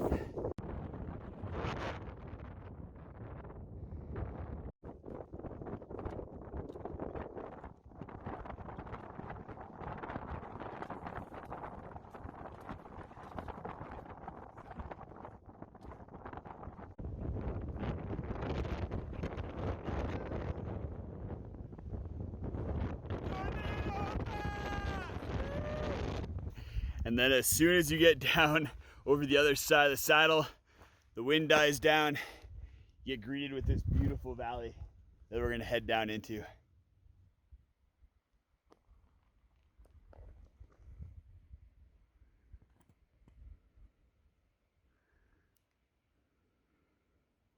So Tornado Pass wasn't that bad. If it had started raining, I actually would have still felt confident scrambling up that scree slope into the saddle. So if you are worried about it, if you're hiking the Great Divide Trail, don't be worried about it. Just take your time, and there's nothing that's too hard going up to the saddle. It's just really windy, as you saw. And that was just the first of 3 different saddles that we're going to be heading up. So still quite a bit of elevation to go. A lot of day ahead of me, and curious to see what those next 2 passes had to throw at me. It's a hi-ho, hey-ho, coming down the plains, stealing wheat and barley and all the other grains. It's a hi-ho, hey-ho, farmers lock your doors when you see the Jolly Roger on Regina's mighty shores.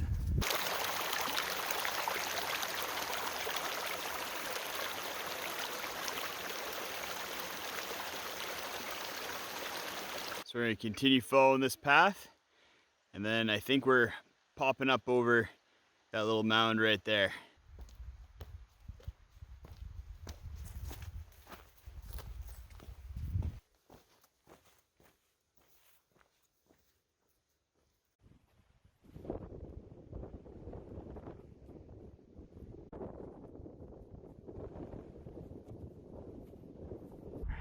Made it to the end of this little ridge here, and my shoes are actually starting to fall apart a little bit. So I'm gonna book it the 13 kilometers to the next campsite, and hopefully I can repair them. I have some things in mind to fix the problem. I'll show you guys that once we get there. So we started off kind of way over there, came up along the ridge, and then we're gonna continue, follow the ridge down, go over that little hump, staying close to the mountains, and then kind of hug the mountains until the campsite at Lyle Creek.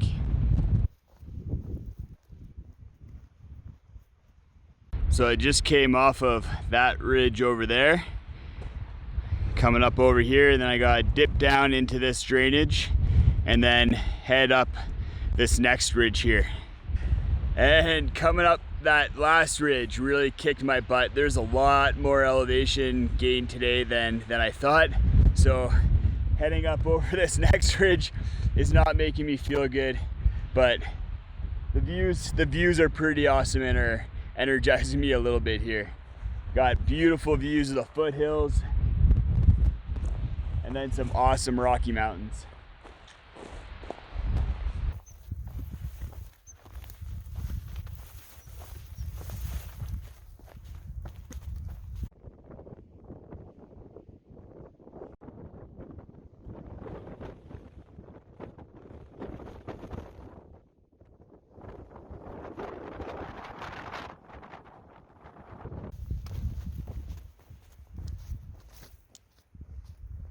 So I made it to Lyle Creek. Things kind of turned around from how my body's feeling. I'm actually feeling pretty good. And the campground here kind of sucks. And I know that Memory Lake is 5.5 kilometers further on with very minimal elevation. So I'm gonna eat dinner and then push on to there and get a nice campsite. I am kind of playing with having to do a little bit of night hiking, but hopefully I'll get a quick dinner in and then get there and get set up before it gets too dark.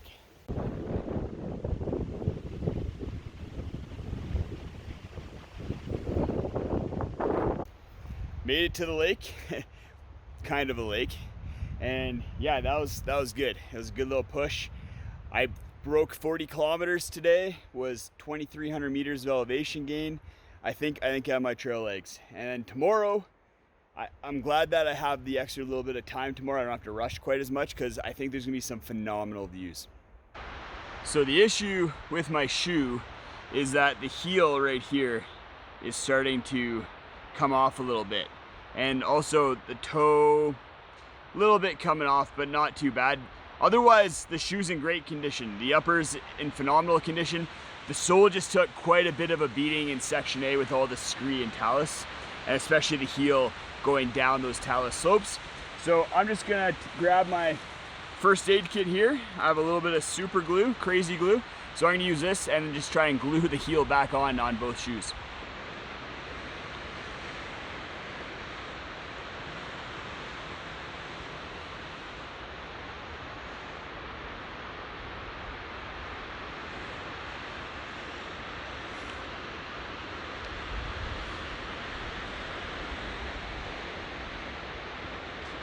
I'm just hanging my bear bag and then heading to bed. We'll see you guys tomorrow. Good morning, guys. Did not sleep great last night. My body was pretty sore. Even though I got a stretch in, I was still tossing and turning all night long. But I'm finishing packing up, eating breakfast, and enjoying these very nice views. And I think that's gonna be the theme for today. Phenomenal views. I'm really excited to get up on some ridges and kind of see some awesome Rocky Mountains with you guys.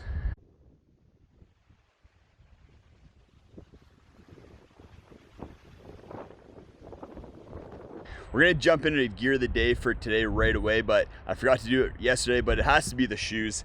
Even though they're falling apart a little bit, that heel thing I kind of just attribute more to the terrain than actual falling apart because of use. And they carried me through all day yesterday, 40 kilometers, 2,300 meters of elevation, and I felt pretty good afterwards considering. But for today, it's gonna be the Vargo Dig Dig trowel. I was in a little bit of a rush this morning, hit some rooty ground, and the straight edges just cut through everything really easily. And being able to grip this as nicely as I can without having the edges dig into me allows digging to be a breeze. So Vargo Dig Dig trowel, you've been making my mornings easy.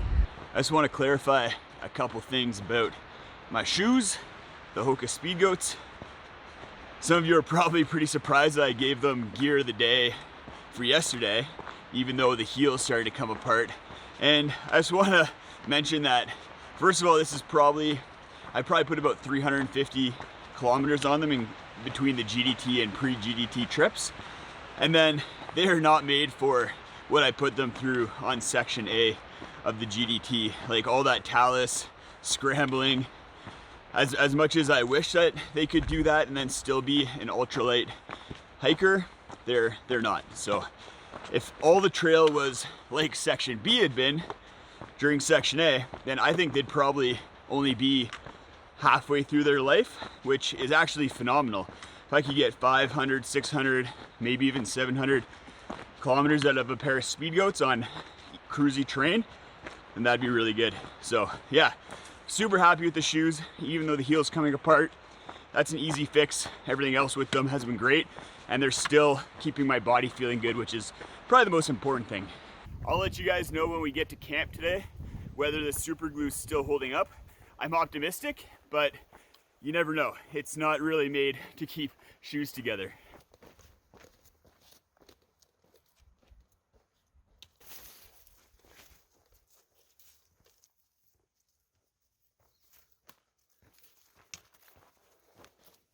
My IT band on my left side has been acting up a bit the first 5 kilometers here, so stopping to take a stretch. The left side is the side that I had the most problems with in the past, so I'm trying to be careful with it. I was taking it easy this morning. One of the stretches I like to do is a glute stretch, just like this. The other one that I like to do, I learned from Chase Mountains. He has a YouTube channel that does a lot of fitness stuff, and it's you lock your knees, keep your back straight, and then just tilt at the hips, and then you should feel it kind of right in around the knee. So both of those should stretch out. I think different parts of the IT band, or at least the muscles around it, the glutes, are a big part of IT band pain from what I've heard. So hopefully this helps out, and taking it nice and easy and being able to today should be a benefit as well. Do you have the time to listen to me whine about nothing and everything all at once? I am one of those melodramatic fools, neurotic to the bone, no doubt about it. Well, it's official. This is the longest I've ever gone without seeing another human. We're going on day 4, and I haven't even seen someone driving by on a quad. Yeah, this is the most I've ever been alone. Not going crazy, I don't think yet, but who's to say? If a tree falls in the forest and no one's around to hear it, that's the question, right? It's crazy how remote the GDT is. I'm just hiking through Canadian Rockies, not another human in sight. That's pretty crazy and a unique experience. A little smoky, but you can see we came from on the other side of this ridge right here. I think that was yesterday. And then camped somewhere around there, and then we've been going over all these ridges and then came up to get to here.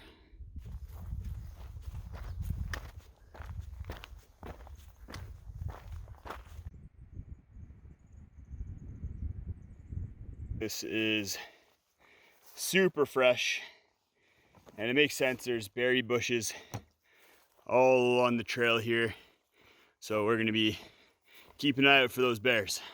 And I was thinking about it yesterday, and I think I actually prefer hiking during berry season because the bears just have one thing on their mind: eating berries.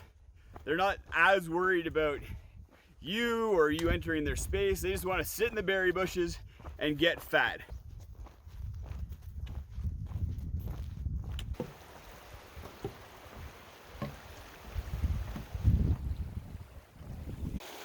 Nice spot for lunch.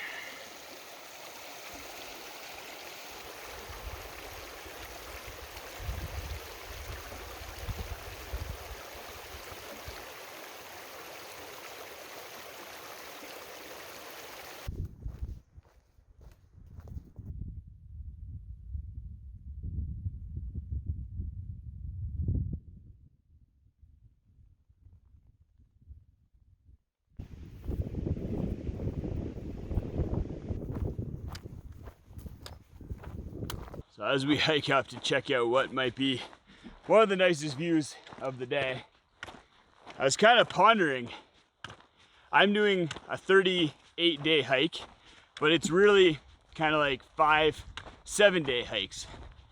So is that harder or easier than someone who does something like a 12-day hike with no resupplies?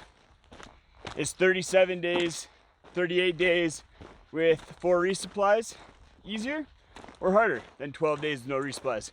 You guys let me know in the comments, because I'm not really sure. I think both are difficult in different ways. Maybe the 38 day is more mentally challenging, but yeah, that's what's been on my mind.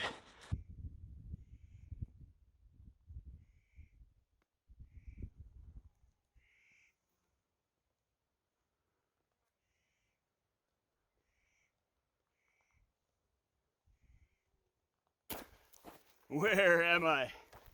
This is phenomenal. Just views all around off this ridge. Woo! Yeah.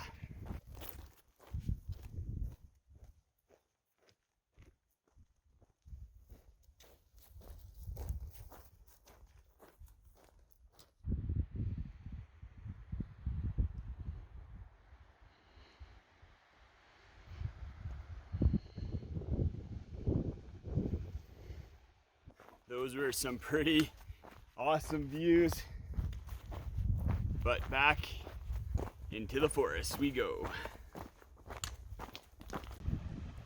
So we got Cataract Creek flowing through there. We're gonna continue along the trail, cut back, and then head up that little cut line right there, over that mound, and then down to the campground.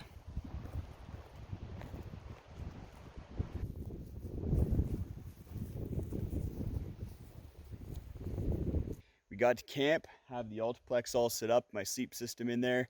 Today was a good day. I felt good with 33 kilometers after kind of a big day yesterday. Definitely tired, but still making good time. So yeah, all around feeling good. Still haven't seen anybody, so definitely the most remote section of the trail so far. I don't think we're gonna hit a more remote area or potential area until the very last section at the end, but this is definitely crazy, probably going on 5 days without seeing another human. I'm gonna go through my whole camp routine, eat dinner, stretch, go down to the river right behind me there, and close by I have a little bath to do some laundry. Tomorrow we're getting up to one of my favorite places in the Canadian Rockies. Definitely probably top 3, phenomenal views there. And then on the other side of that, once we get to camp, it should be a fairly shortish day. I'll show you my entire camp routine because I know there's some of you who are itching to see that. What I do, in what order, and all those details. Otherwise, I'm gonna get all that going and we'll see you guys tomorrow. Morning guys, starting to hike. We're heading up to one of my favorite places in the Canadian Rockies, a place that some of you might be familiar with. Had a pretty good sleep last night and my shoes are holding up great. I know some of you are probably curious about how the super glue was working, and once I got to camp I took a look at the heels and there is no lifting anymore. It was like they're brand new, and I was after 33 kilometers of hiking, so I'm pretty confident that they're going to continue to hold for the rest of the hike today and until I hit my zero in, I guess, 2 days now. So that's exciting. Going to get to have a little bit of a rest. You'll have to excuse me, I'm not at my best. I've been drunk for a year, I need home for a rest. These soul complications will soon be my death. I've been sick for a month, I need home for a rest. We're hiking the Great Divide Trail.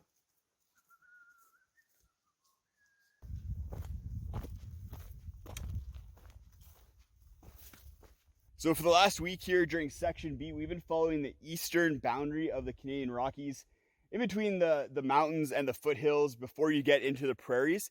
And it's been awesome. We've been seeing some really cool things, but today we're gonna pop over that eastern boundary and start getting into the meat and potatoes of the mountains. Right in between this peak and that peak right there is a pass that we're gonna be going up and over. And then after that, we're in the heart of the Rockies. We're gonna be seeing some of the crown jewels of the Rockies, Mount Assiniboine, which is described as the Matterhorn of the Rockies, and other really awesome, just huge epic landscapes.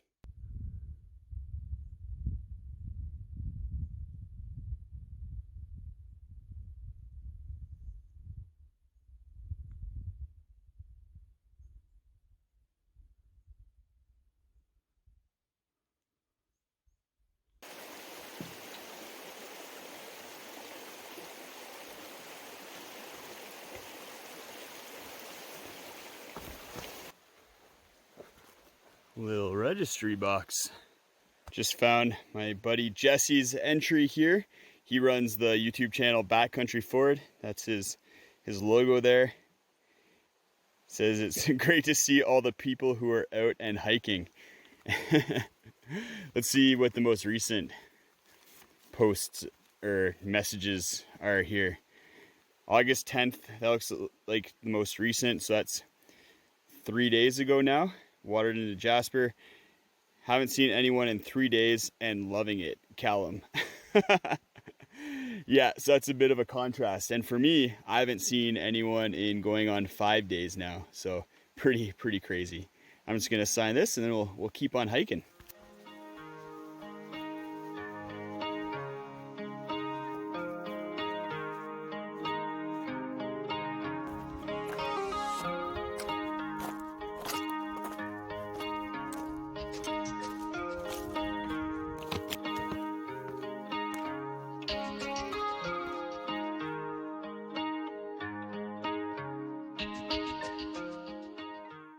Made it up here, one of my favorite places in the Canadian Rockies.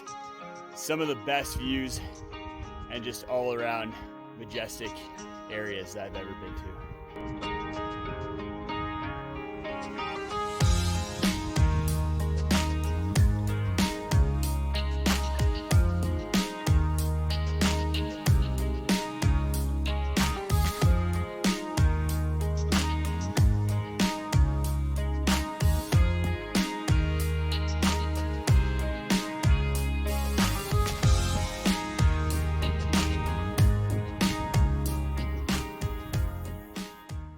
So it just hit me that tomorrow's my last day on Section B of the Great Divide Trail, which is crazy. It felt like Section B just kind of flew right by, and I almost wonder if that's just the way that I dealt with the difficulties of Section B.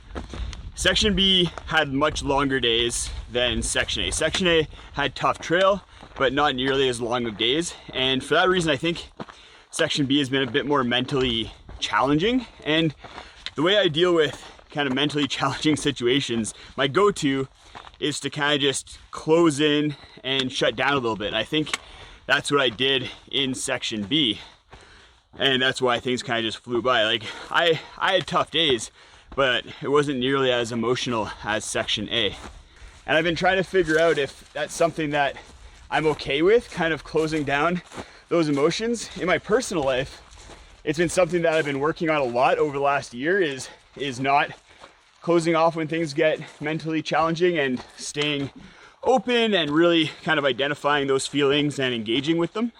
But on the trail, maybe that's a legitimate strategy for getting through the day. I think going into Section C, I have a lot, even harder days, like significantly tough days. And I want to be a little bit more open to feeling the trail mentally and emotionally, not just close down and just power through. And I think that's something that I'm going to try and work on. It's something I'm working on in my personal life. I've been seeing a therapist for the last year, kind of being able to develop my emotional vocabulary and identify emotions and engage with them. So I think we're gonna continue working on that on the trail. I think why stop at the trailhead? We'll keep on doing that, and we'll see if there's more tears in Section C, because I cried a bunch in Section A and not at all in Section B.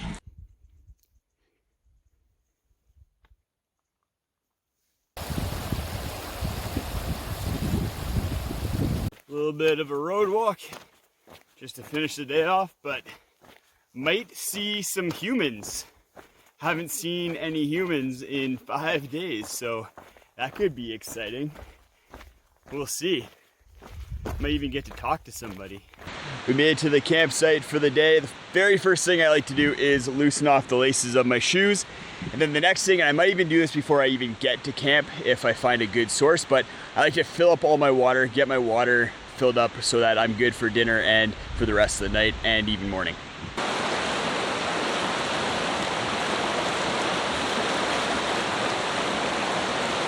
I then try to find where I want to set my tent up. I try to avoid setting up near eating areas or campfires, because in case there's food remnants in the campfires, but at this site there's really not a whole lot of options. The other thing I look for is tree cover and not being in a low area. I don't want to be setting up in a swamp, and ideally I'll have some big trees overhead in case it's a clear sky like it will be today. Then that will help with avoiding condensation all over the inside of my tent. This spot here looks pretty good. It's a little bit close to the road, but I haven't seen anybody all day. Haven't seen anybody in 5 days. I had to cross a pretty big creek just to get to this campsite, so I don't think I'm going to be seeing anyone, especially because it's not a weekend. And then once I've kind of chosen a site, I just want to take a look at it, make sure it's flat in all directions, because the last thing you want is to be sleeping on an angle in any direction. I've done it a couple times on this trip already, and it's not fun.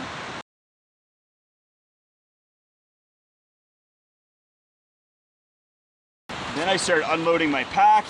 I take my food bag, put it off to the side, and then right underneath that I have my Nilo fume bag with all my dry stuff, and I just start tossing my clothes in, which are usually at the top, my hat, toque, socks, and my sleeping pad. I don't inflate my sleeping pad right away. I usually save that until right before I go to bed, just because I'm just a little bit too lazy until after I've had dinner. And then this is actually a good time to talk about gear of the day. I'm gonna give it to the Trekology 2.0 pillow. This thing has just been super comfortable for me this entire trip while still being lightweight. Some of you have asked about why not the Hike-Enture. It just weighs a little bit too much, whereas the Trekology 2.0 is just a little bit more compact and a little bit lighter.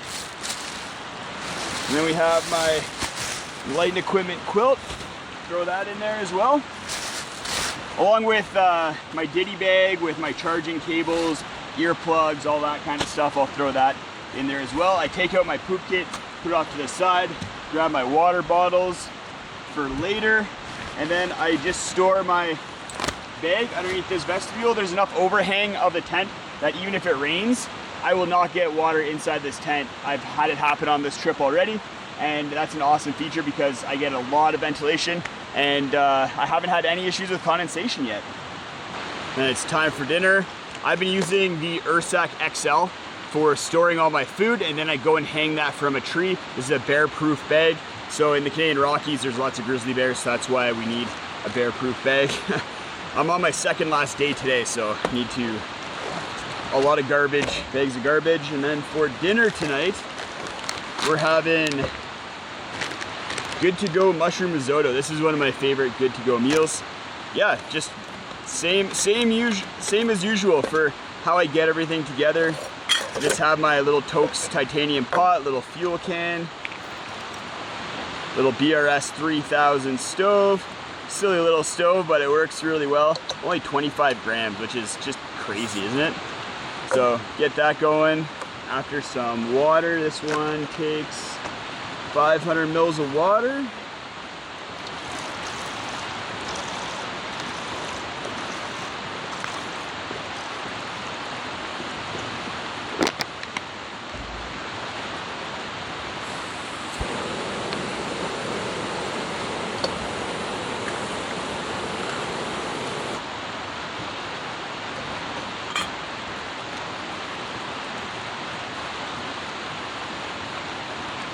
And then when I'm waiting for this to rehydrate, I go get my stretch on in the 15 to 20 minutes that I'm waiting. I usually start from the bottom and then work my way up. So starting with the calves, I like to find something to angle my foot on and then stretch my calf out. I find tree roots work really well. So I usually hold each stretch for about 20 seconds. I find with hiking, my hips get really, really tight. So my stretching out my hip flexor is really important. And then as well, my glutes get really tight as well. So I do a lot of glute stretching, a couple different stretches usually. And I've been finding that stretching is probably why my legs feel so good day after day. Even though I'm exhausted and I'm achy, I don't have any injuries, and I'm still able to push big miles without completely dying. And then I also, after stretching, I like to use my trekking pole to give some muscles a roll, especially my calves. My calves get really tight, so giving them a good roll is nice, as well as my quads. I'll roll them out at the same time. And then after dinner, it's wash up and laundry time. I'll usually start by giving my face and head a rinse because I get pretty sweaty every day. And having all that salt on my face just doesn't feel great, especially before bed.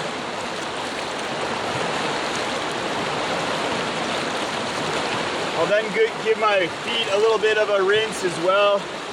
Scrub them. If I want to use soap, then I'll use my wash basin, and I'll grab that, pull it away, and then use the basin with soap to wash my feet. My feet get pretty ripe every day, so giving them a little wash is always really good.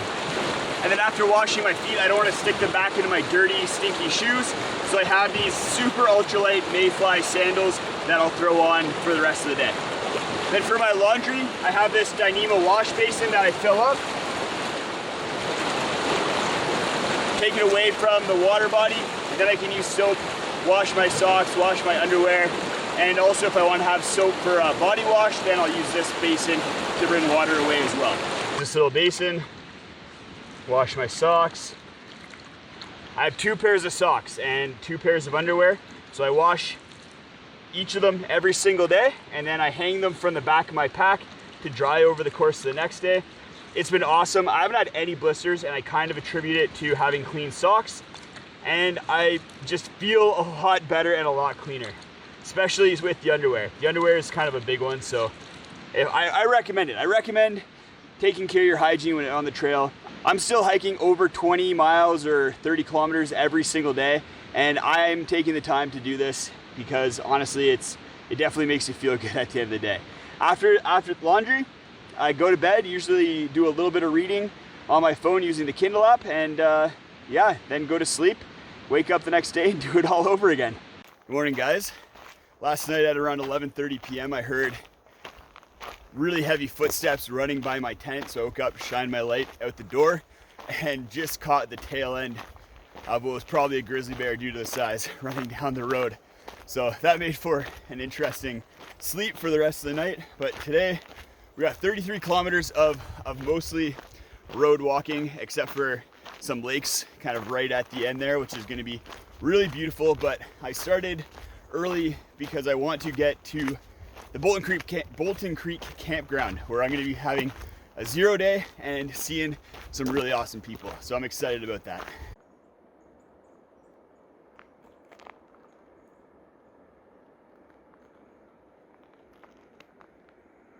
A little ritual that I haven't shared with you guys yet. I guess it's a ritual, part of just one of my systems, is I brush my teeth as I'm starting the hike. So I have these little toothpaste tabs, screw them up, brush my teeth. I just keep my toothpaste and toothbrush right in this little side pocket here. Makes it really easy to remember and grab in the morning. And then after I brush my teeth, it reminds me to put on sunscreen, because I have my sunscreen right there as well. And I just use this bar from Neutrogena. So it's really easy just to wipe on. Definitely get the nose. I've seen a lot of thru hikers on their videos and stuff with super burnt noses, so important to get the sunscreen on right away, especially before I start sweating, so that it just kind of stays on throughout the day. And sometimes I'll reapply at lunchtime, but I haven't really been having to, and it hasn't been a problem yet. Some of you may not have come across my gear video for the GDT yet.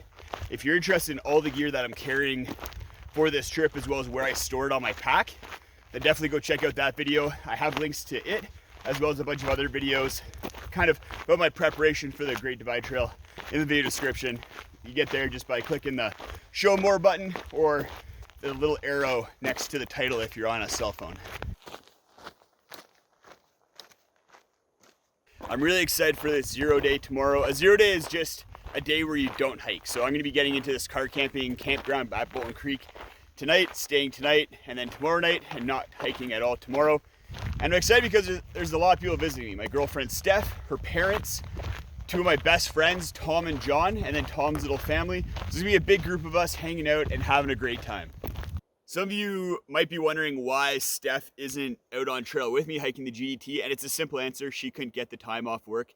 I'd love for her to be out here with me. We'd have a ton of fun. She's a big hiker as well, but just couldn't get the time. And I definitely miss her. It's been tough being away from her. We live together, so our lives are pretty entwined. And I was pretty emotional saying goodbye in Waterton as well at the end of our time in Coleman together. But something I realized, and this is kind of in line with yesterday talking about just being more in touch with my emotions and understanding them, is as much as I miss her, a lot of those goodbyes and the reason why they're so sad and for me is not because they're sad. It's actually because they're joyful, and just highlighted how much I care about her, how special our relationship is, and how lucky I am to have her in my life and her support while I'm hiking this trail.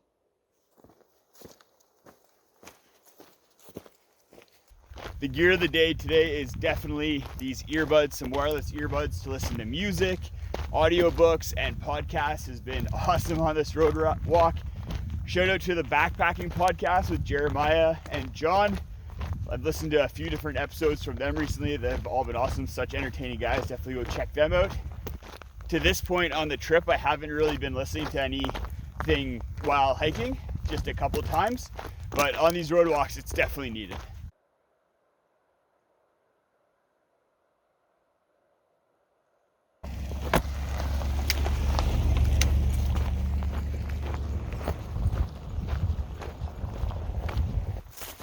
just saw a human and they smiled and they waved at me, and then I saw this little side trail go off to get these awesome views of the mountains.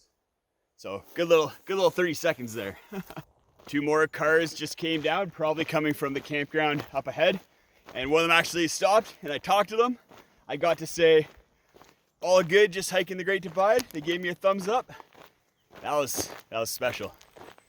It was 6 days out seeing another human. Actually, I'm a little bit concerned what I'm gonna be like around the big group that we're gonna have at the campground. Might be a little bit awkward or manic, who knows? But I'm excited to get there.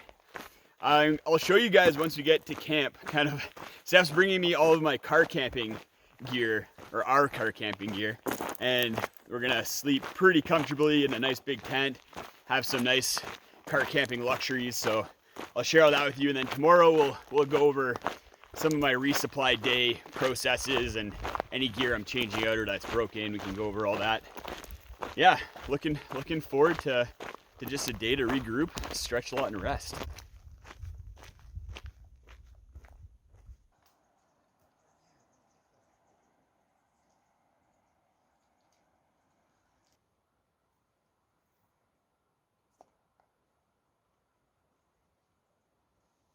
Not a bad spot for lunch.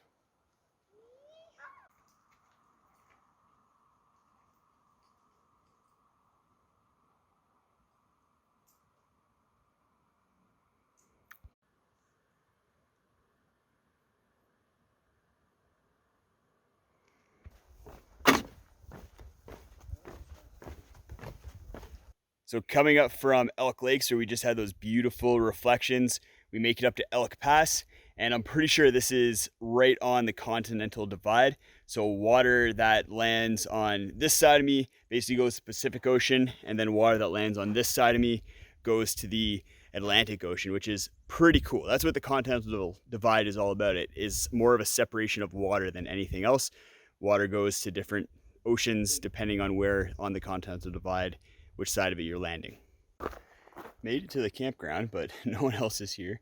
I thought I was gonna be a little bit later than some people because my left calf has been really tight all afternoon. And that was about 5 kilometers longer of a hike than I thought it was gonna be. But yeah, here we are, nice little spot. Spend the weekend. We have another campsite just down the way there, and I bought some shower tokens at the trading post, so I'll go down there and have a shower a little bit later once people arrive with my change of clean clothes. So everyone's arrived, got all the tents set up here, got our chairs. There's a fire ban, so we won't be having a fire. Steph and I are gonna be sleeping in there. I'll show you our sleep setup because it's pretty good. So I brought another quilt from Enlightened Equipment right there that I'm gonna be using, a clean one, so it's not quite as stinky. And then we have this big foam double mattress, and Steph brought me a pillow from home, which I am stoked about. That's gonna be one of the best parts. This mattress, super cushy, and then a pillow, gonna be awesome. We're just gonna hang out, enjoy the night, and then tomorrow I'll give you guys a run through of what my resupply is looking and any of the gear changes that are happening and kind of what we get up to during my 0 day. Good morning, guys. Had a great sleep last night. Slept like a baby. Real pillow was awesome. We're just cooking breakfast, and then we're gonna get going with the resupply, maybe do some laundry as well. I think this will make her poop. Yeah. I think it's a decent way to Definitely do need. Okay. I'm gonna get her water. Isn't that right, Justin? So one of the things, there's no laundry service here, so I'm using my resupply bucket, washing my clothes, hanging them up so that I don't get too stinky over the next section of trail.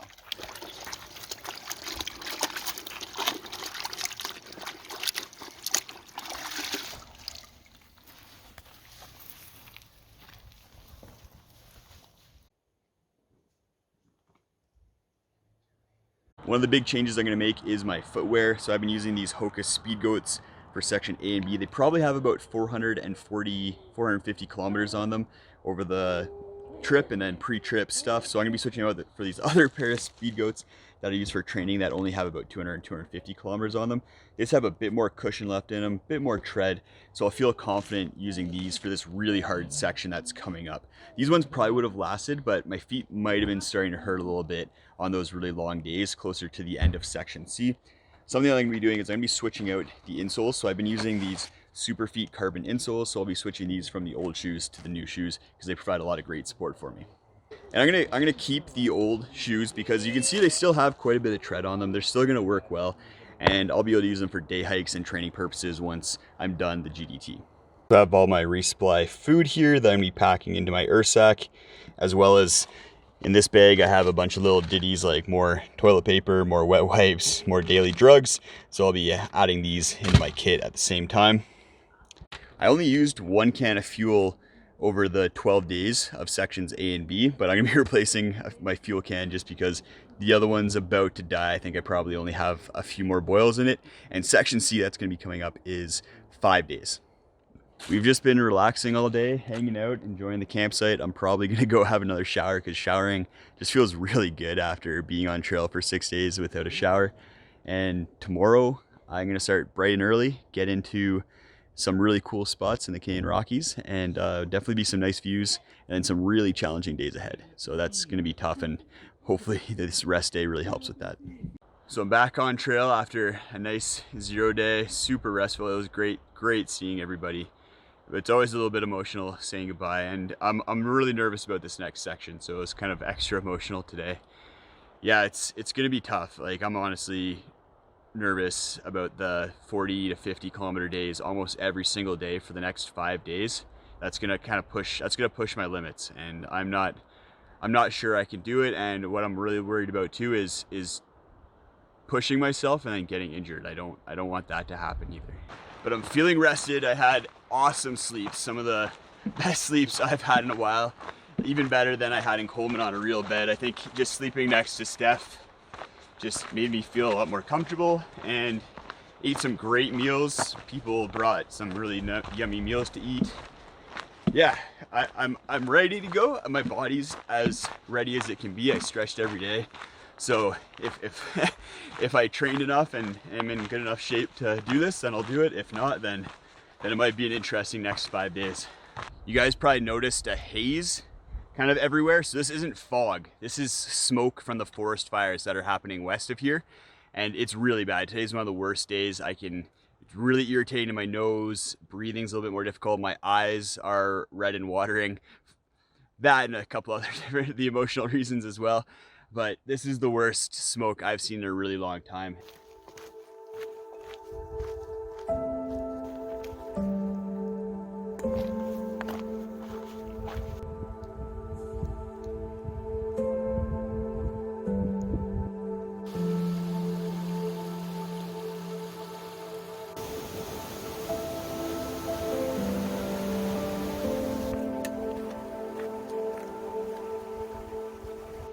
So just hiking down a pretty popular trail. There's a campground up a couple kilometers ahead that I've ran into a lot of people that are heading to, but I'm gonna be going past that and then gaining some pretty serious elevation to get up over North Kananaskis Pass. So a big pass that on the other side I've heard can be a little bushwhacky and a little rugged. So could be a challenging afternoon.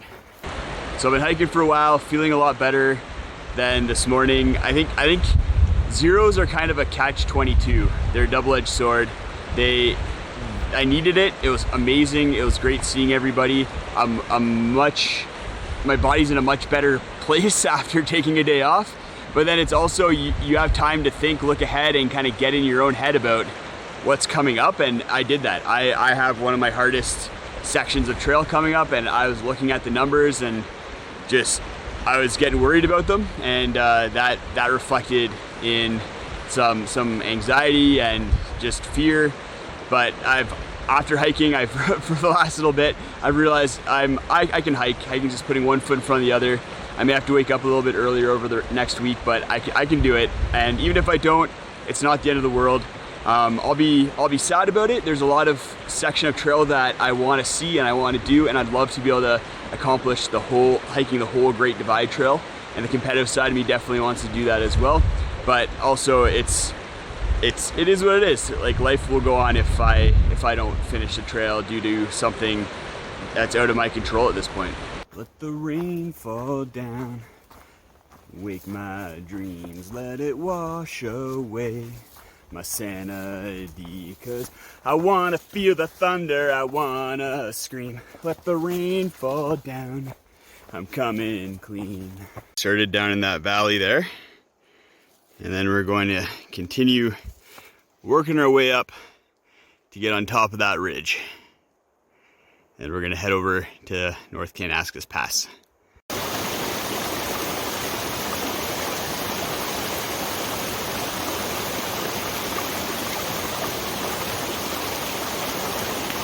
Something that I've been thinking about for the last little bit of trail here too is that I have a feeling of imposter syndrome almost every single day. Like, I'm not a through hiker. I have been a weekend warrior. I have a desk job. I don't think of myself as someone like Darwin or Dixie who are through hiking every single year, have through hiked multiple trails. I still feel like I'm just trying to fake it till I make it. I have a lot of experience on multi-day trips, but nothing like a through hike, and nothing like the kind of distances and times that I'm putting in each day. And I think I was hoping maybe that I'd start feeling like a through hiker, and I think it's okay that I'm not, honestly. I'm never gonna be one of those people who through hikes every single year, and kind of a month is the sweet spot for me. This is, I think, the max that I'll ever really like to do. It's a long time to be away from home and life. So yeah, I guess the reason why I'm sharing is if you're someone who's aspiring to through hike or even do a longer trip, like maybe the John Muir Trail that's a couple weeks long, or the Colorado Trail, then I think it's okay to embrace the fact that you are not a professional through hiker, and don't let that get you down. Like, the days are gonna be tough. Like when I watch other people's through hike videos, sometimes it doesn't seem as tough as it is. And let me tell you, like, I'm feeling it. The struggle's real. There's definitely some days where I'm like, why the heck am I doing this? But there's also so many rewarding moments, and I know at the end of this, it's gonna be all worth it.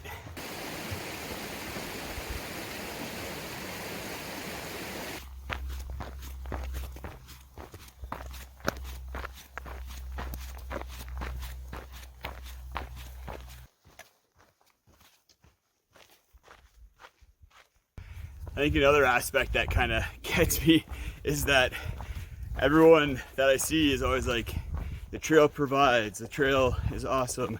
They seem so one with the trail, whereas for me, the Great Divide just seems like it's trying to kill me. I did not know that there was a beautiful lake up here. Really nice.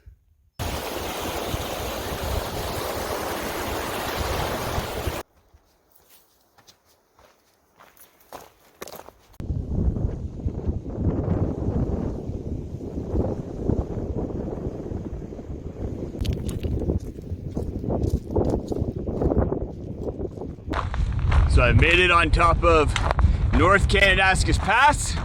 A bit windy up here. I imagine there's some really nice views. It's actually still pretty good. The lake, the glacier, the views aren't too bad. And then once we're just crossing over the boundary right here. That's the boundary between Alberta and British Columbia, which is the top of the pass. And then we're gonna be heading down the other side right here. I've heard mixed things about the trail on the other side of the border here. I've heard it's really gnarly and it's easy to lose it. And then I've heard recently that it's not too bad. So we'll jump in and see. This is steep going down.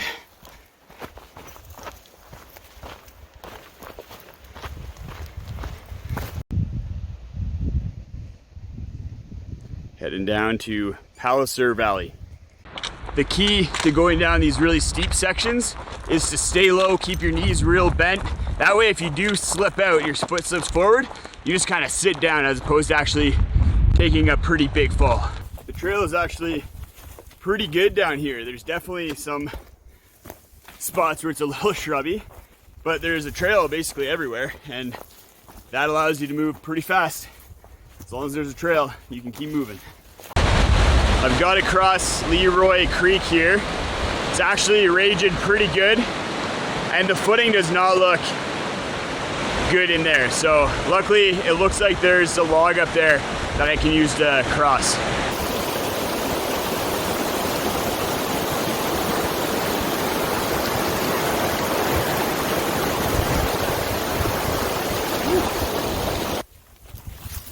smoke is starting to clear up. Whew! Just in time to get some great views. At least 4 peaks. Look at that.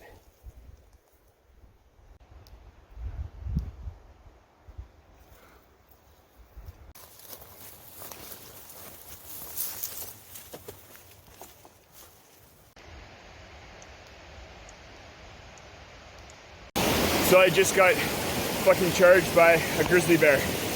I discharged my bear spray.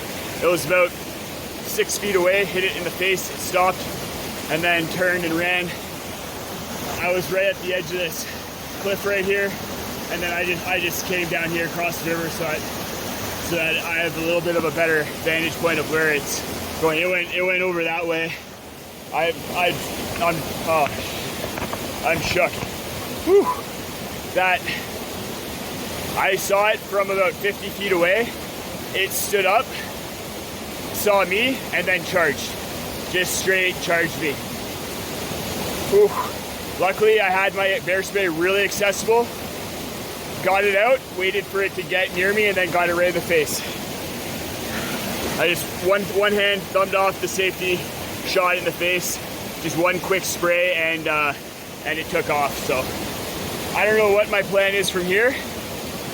Maybe I think if I follow the river up, I eventually get to a campsite, and then I'll probably just keep going because I want to get out of this space. I've been thinking all day. Like, I'm walking through crazy berry bushes, like calling out the entire time. Like, I'm like, where's the bear? Like, there's got to be bear. I didn't see any signs, but it's because he was up here.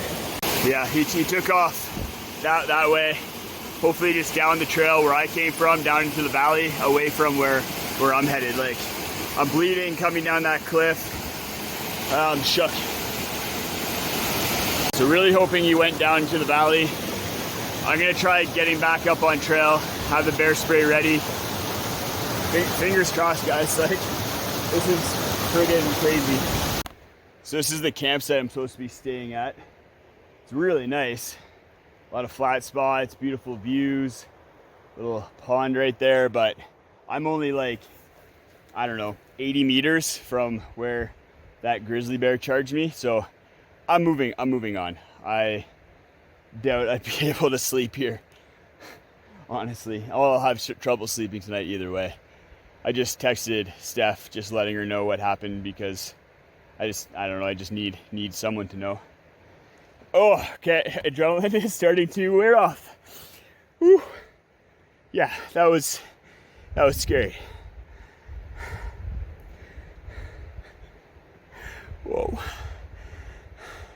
I don't know if that, I didn't think that would ever happen. I kind of knew it was a possibility, but like I thought maybe it would be less scary. In my mind it was less scary, like a bluff charge and then bear runs away, but like it was full on coming at me until I sprayed in the face with bear spray. Well, yeah, definitely moving on. Just took stock of myself and everything, and everything's okay, no injuries. I thought maybe I'd hurt my shoulder sliding down that creek wall there, but I lost my microphone and I lost my sunglasses kind of in the frenzy there. The sunglasses are actually kind of a big deal. It's going to be sunny and I don't want my eyes to get damaged, but hopefully with the hat and putting my hood up, it'll be okay. So we're at Palliser Lake right now. Doesn't really look like there's a lot of places to camp, but I know there's another lake kind of up a little bit further called Back Lake. It's probably about 300 or 400 meters off trail, but I've heard there's some decent camping around there. So I'm gonna head up there, and I think that's where I'm gonna spend the night. I'll feel pretty good. Definitely worth coming up here.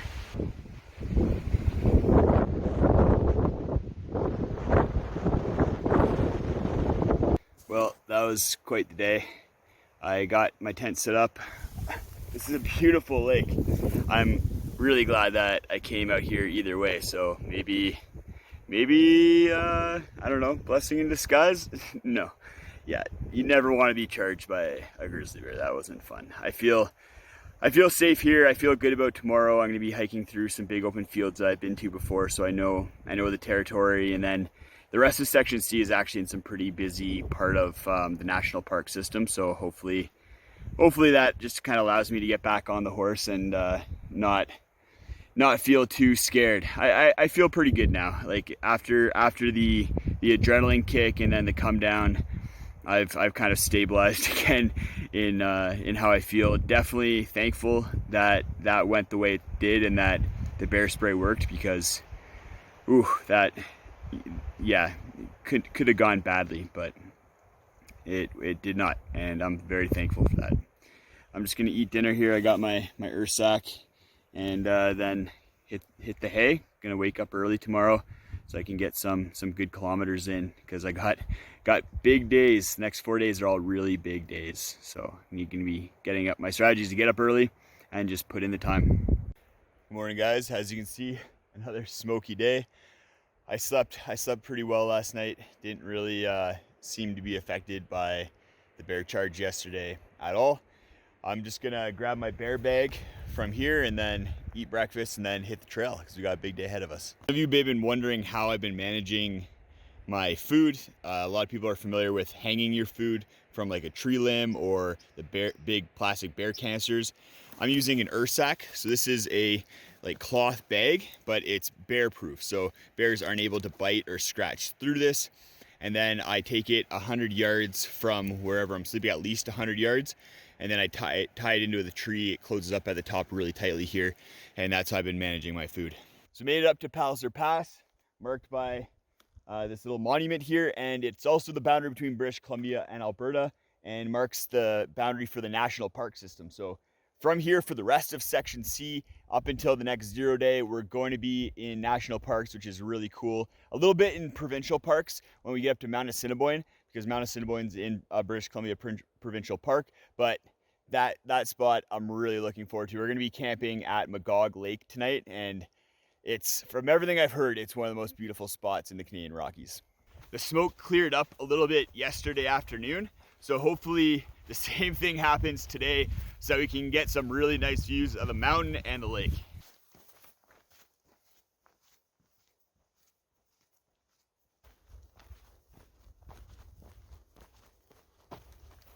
So we're gonna be walking through kind of shrubby lowland like this most of the day, which I'm okay with. There's good line of sight everywhere. It's not bear habitat, so hopefully no more bear encounters. But I just want to quickly go over what went right, what went wrong yesterday, what I did right, what I did wrong, and give you guys a little bit of a recap, so maybe you can learn from my experience, and hopefully you never have to go through it. But starting with what went wrong, I was calling out every 100 to 200 meters. I was calling out pretty loudly because, like I said, I knew I was in bear habitat. I was surprised that I hadn't seen any signs yet. So that was pretty good, but I came up to this spot where the creek, we got really close to the creek, so the creek was really loud.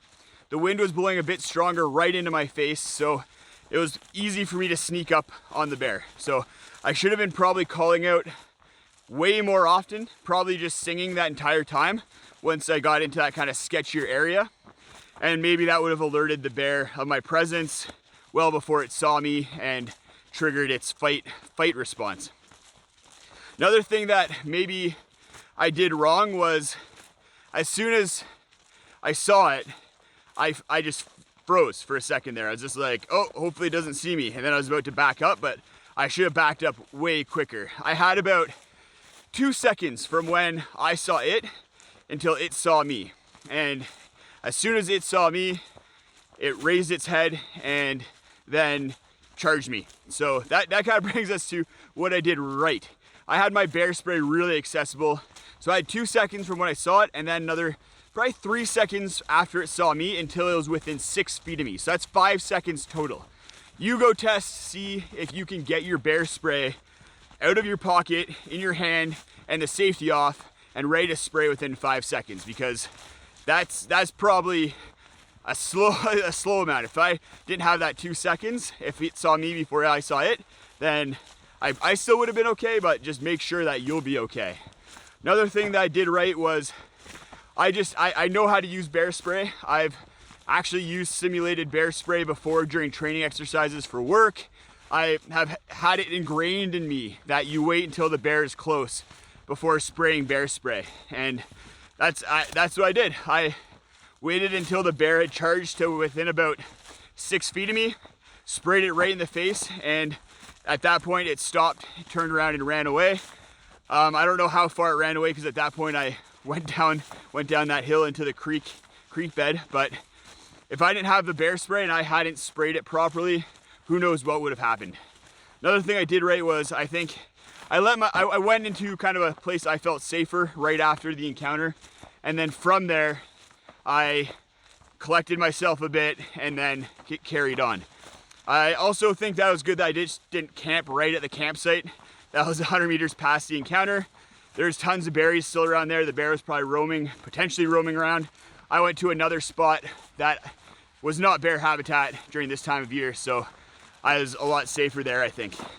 Overall, that kind of went pretty well, kind of as well as I could have hoped. If I didn't have bear spray, who knows what would have happened. Like, that bear could have continued to charge, could have mauled me. So yeah, I've always been a proponent of bear spray, but at this point I think you'd probably be pretty silly to hike the Great Divide Trail or just hiking the Canadian Rockies in general without bear spray, because that could have just saved my life. And definitely the gear of the day for yesterday is that bear spray, because it worked. It worked as it was supposed to, and deterred the bear from ripping me apart.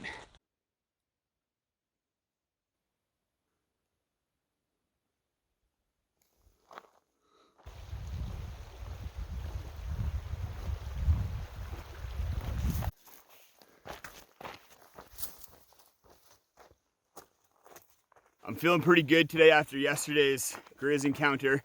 I wasn't sure how I was gonna feel. I wasn't sure if I was gonna be able to sleep and whether I was gonna be super nervous hiking today, especially through some of the berry shrub areas, but feeling good. I'm not gonna lie, I definitely was questioning whether it's worth it.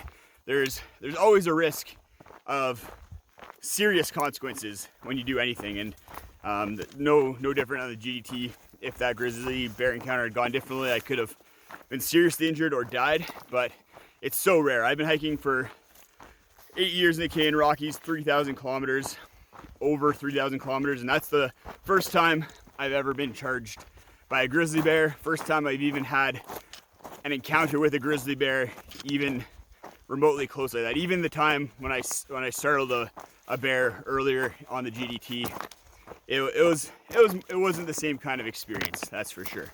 So I'm feeling good. I'm feeling confident, and I'm gonna continue this hike, and hopefully the GDT is over trying to test me as much as it feels like it has been.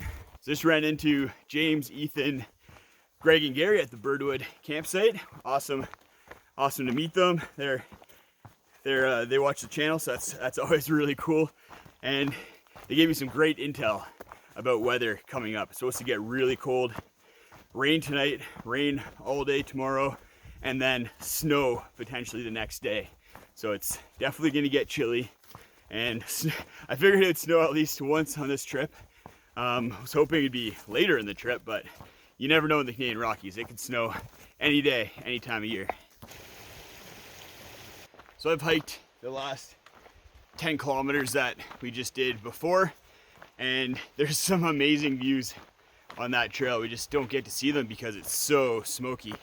And there's been some more fires in the area, so that's why, based on some intel I got from people. And if you are interested in seeing the views from that area, search Justin Outdoors, Bristol Pass, Burstall, and I have a video where I go through there, and it's a beautiful, beautiful weekend, so you can see all the views from that trip.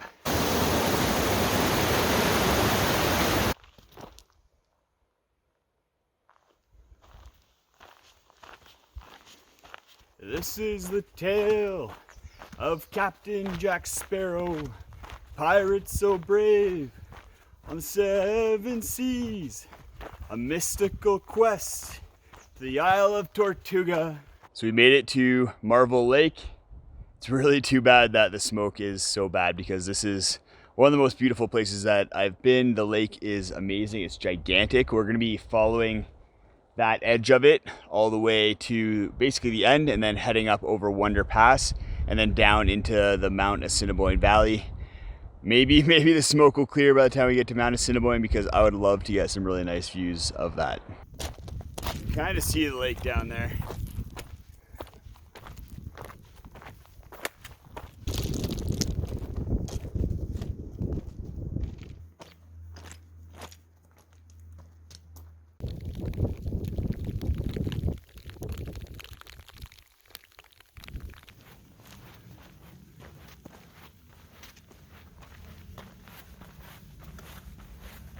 Made it up onto Wonder Pass. My body is a little sore.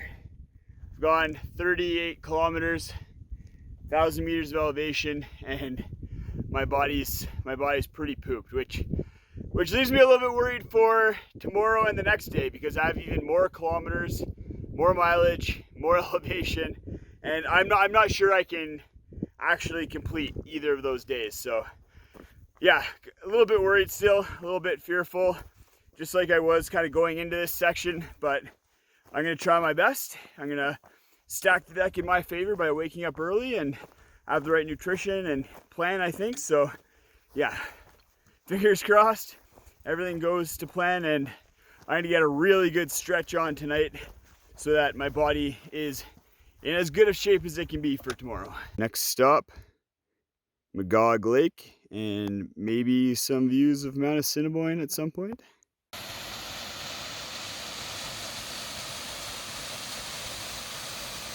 If it was baller like Dan Becker, I would have stayed in one of these little huts. Again, nice big eating area.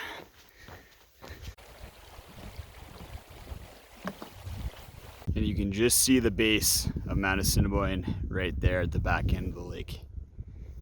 Made it to Mount Assiniboine campground. This thing is huge. There are 40 different tent pads here, a shelter, like 8 different washrooms. But I'm gonna sit up here. It's close to the shelter in case it does start to rain, or if it's raining or snowing tomorrow morning, I can go get shelter there. And yeah, I'll go see if it clears up. It looks like it might clear up, might be able to get a view of Mount Assiniboine, which would be really sweet because it's apparently epic. It is dumping, raining super hard. Fingers crossed that it gets it out of its system and it doesn't rain tomorrow, because if it rains tomorrow all day, that's gonna make a tough day really hard.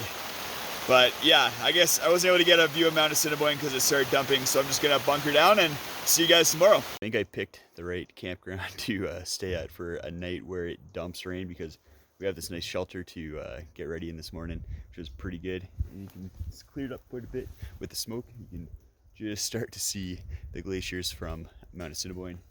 Maybe the top will poke out as we walk by Magog Lake today. So just imagine this giant conical peak, snow-tipped peak coming out of the mountains right there. Boom. At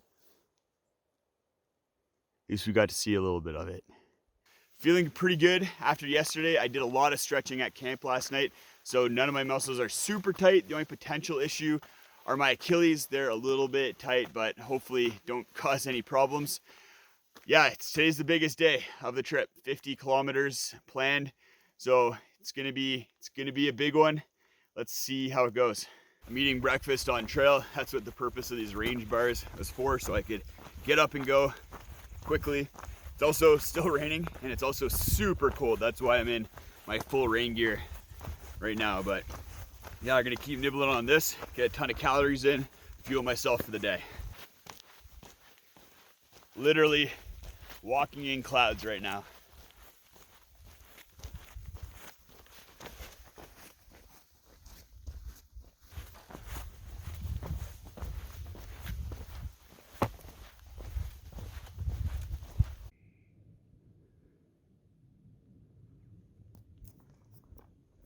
So I think we're going to be continuing along the trail, kind of following the side of the hill and then cutting up right before that peak and then hitting Citadel Pass. So this is going to be the most elevation gain of the day, so it's nice to get it out of the way in the first half.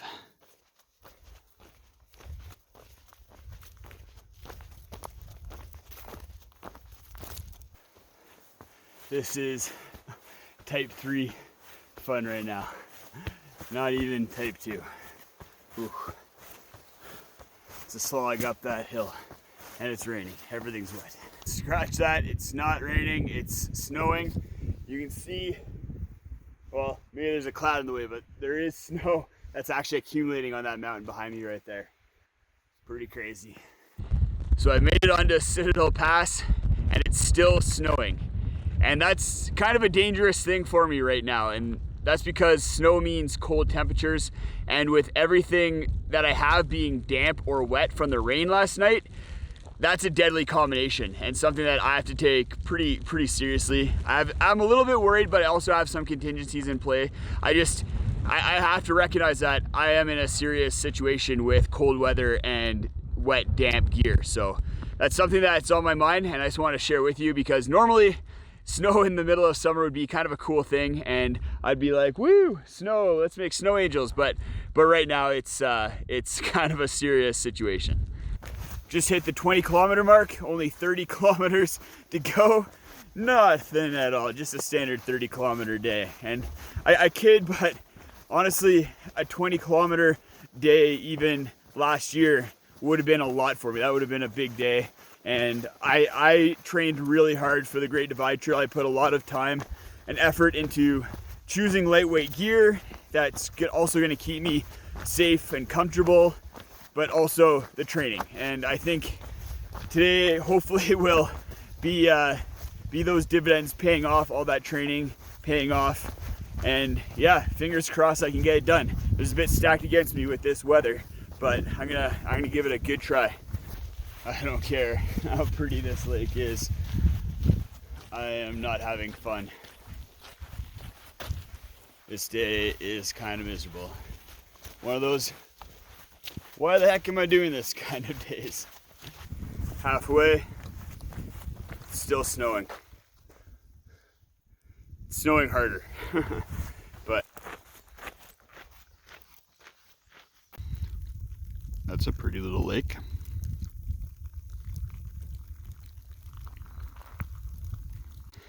Made it to Sunshine Village Ski Resort. I probably should have brought my skis, but didn't, so we'll just keep hiking. So I just got to talk to Steph on the phone for a little bit. Definitely was very tempting to hike the 2 kilometers to the bottom of Sunshine Village and tell her to come and get me. Today's the first day that I really feel like quitting. And honestly, like I like this kind of stuff. Like Steph told me, don't quit. She is super encouraging. And between that and just some of the views that we're seeing here, I can't quit. But I really want to. Thinking of a hot bath, warm shower. Yeah, today's a really tough day. So I've been thinking why today is a hard day for me, and I think it's partly just like disappointment that today is just not going as planned. I kind of pictured being able to see a whole bunch of awesome views. Like, I guess this is still pretty epic with the snow, but the snow also provides this danger aspect as well, which is disappointing for me because I really don't want to have to change my plans. I spent a lot of time training for this day and tomorrow, planning it, and I don't want to have to change that. I think as much as I have been trying to practice not having expectations for something, like today, I had expectations for today, honestly, and the disappointment of things not going as planned is real. As well as just the fear is still there that I'm not going to be able to complete today, and if I do, that it's not going to be the way that I want to, just kind of finishing strong. And yeah, it just all bottles up into a bunch of emotions that make today a hard day. Getting there, Simpsons Pass, then Healy Pass, and then Whistling Pass, and then we're at Ball Pass Campground where the destination is in just under 20 kilometers. So I'm out of elevation where the snow is, and the rain has kind of slowed down a little bit, but I'm a lot warmer than I was up there, which is good. But being down the forest brings up another set of kind of issues, I guess. I just saw some bear scat, so I have bears on the mind. I think I'm still a little bit skittish for sure. And I know this area is part of the zone that a bear called the Boss roams. And this bear has been hit by a train twice, and he beats up other bears all the time. I'm pretty sure I read that he's fathered 50% of the bears in the park, and he killed and ate a black bear. So this bear, if the fact that it got hit by a train twice wasn't enough to kind of make you think twice about wanting to encounter this bear, all that other stuff is pretty crazy. So yeah, fingers crossed he's somewhere else and I don't have to deal with that. I told Steph when I was talking to her earlier, if I have to spray a bear in the face twice, then I'm probably gonna quit the GDT. It's a sign at that point. Still raining. But getting up over Healy Pass, and then only one more pass to go today.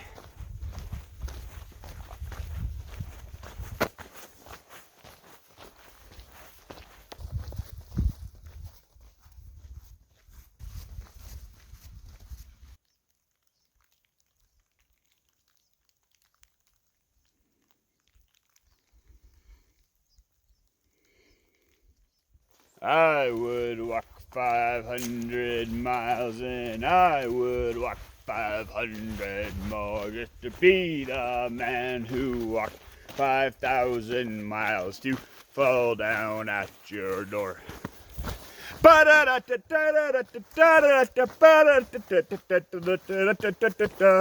It stopped raining, so I think we can give the Gear of the Day award to the Frog Togs rain suit. Come on down, Frog Togs.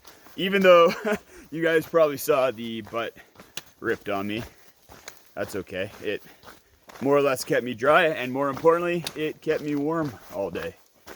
I talked to Steph, and she said that rain should stop this evening at some point, and then the forecast for tonight is below freezing for this area. So it's gonna be cold, which is a little bit worrisome, but hopefully I have all the tools in my tool belt to keep warm tonight. Oh, been out and about for 40 kilometers now, eh? And only 10 more to go, but not too bad.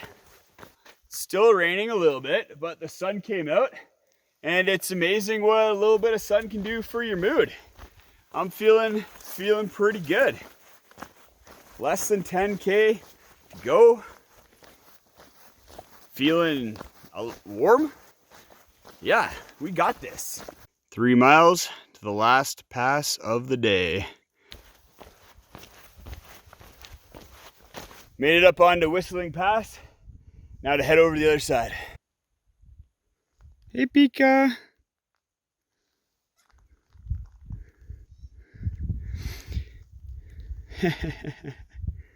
Come check out the view on the other side of Whistling Pass.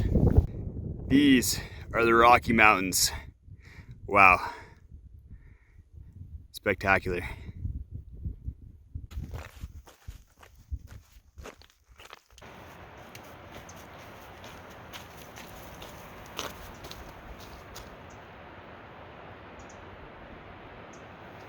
Whistling Pass and the view since we came down from that pass have been the biggest surprise of the trip so far as just beauty. Like this lake, those waterfalls, these mountains. Magnificent, it's crazy. I'm loving it. So glad I didn't quit in sunshine. I wouldn't have been able to see all of this. And I'm feeling a lot better. So we're just a few hundred meters from camp, and I am really proud of myself. 2 years ago, or even 1 year ago, if you had asked me about hiking a 50-kilometer day, I would have said, you're crazy, and never would have thought that I would be doing it. And yet here I am, after all the training and everything, the rain today, the snow today, all the challenges of the day, I managed to get it done, and that feels really good. So 52 kilometers total. It's going to be interesting at the campsite here tonight because it's supposed to get down below freezing, and I'm going to be doing everything I can in order to stay warm. I'll have to let you guys know tomorrow how that goes. And tomorrow I start part 1 of the famous Rockwall trail. So it's going to be a tough day.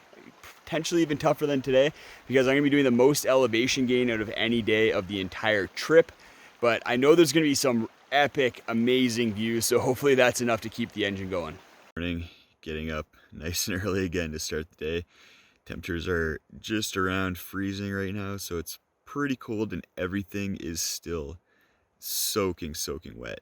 See on the tent wall, just tons of condensation and tons of condensation on my sleeping bag as well, just from everything's just being soaked outside and then everything being so damp inside the tent that I have. Outside the tent here, the thermometers equalize at about -5 degrees Celsius or just above 20 degrees Fahrenheit. I actually stayed pretty warm last night. I was a little bit worried because everything was wet, everything still is wet, but I managed to stay warm and comfortable enough that I didn't wake up cold at all last night, down to that really cold temperature, and that feels pretty good, and I'm pretty happy with my setup because of that. I'm gonna be eating on the move again, so starting off with a range bar for breakfast, and then I shove all my snacks into this stretchy side pocket here. I can reach back while hiking, grab these, and yesterday I did not stop once the entire day for lunch or anything because I was able to just easily access all my snacks, and I put my lunch on the other side in the other stretchy pocket. Managed to get a nice early start in, but we're starting the day with some pretty big elevation gain to get up into Ball Pass, but hopefully with these clear skies we get some really nice views.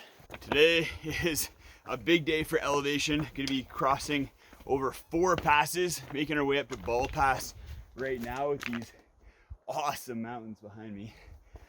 And yeah, gonna be the most elevation out of any day on trail. So elevation kicks my butt. And Steph reminded me that today is the last day on trail where I'm hiking as a 34-year-old. So I'm gonna channel my inner young man energy and get it done, because we all know at 35, your body starts falling apart.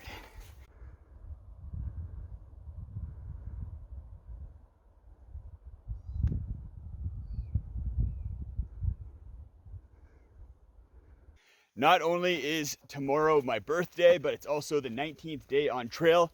So hitting that halfway point, I'll also have ticked over the halfway point from a mileage standpoint. And then Steph is gonna be picking me up in the town of Field in order to start a 0 day where I'm gonna have a hot shower and a beer, thanks to a bunch of you who contributed during my live stream. So thanks for that, guys. Definitely gonna be putting that to use. Coming down off of Ball Pass. And today, like yesterday, is a day that I had in my mind when I was training. If I'm Rocky Balboa, then today is my big angry Russian that I've been trained to fight. And hopefully I can come out with the win. She's a good girl, loves her mama, loves Jesus, and America too. She's a good girl, crazy about Elvis, loves horses, and her boyfriend too. And I'm free falling, yeah. Woo!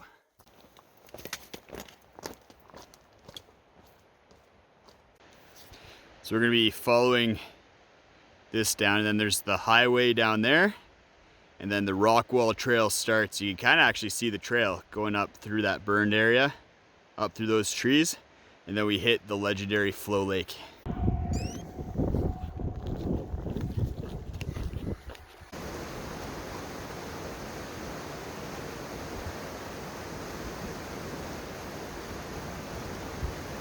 So we came down from Ball Pass up there through that valley.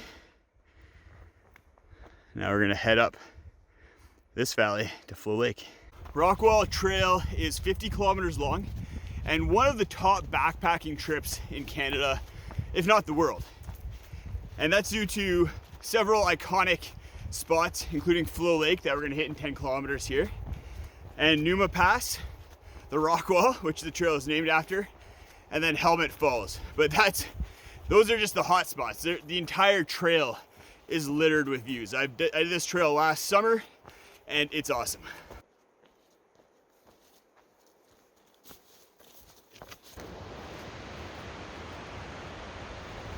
This is where the steep part is up to Flow Lake, switchbacks all through there to gain the lake.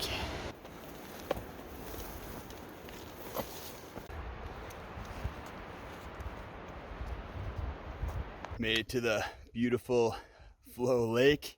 Definitely gonna take a little break here, maybe go for a swim.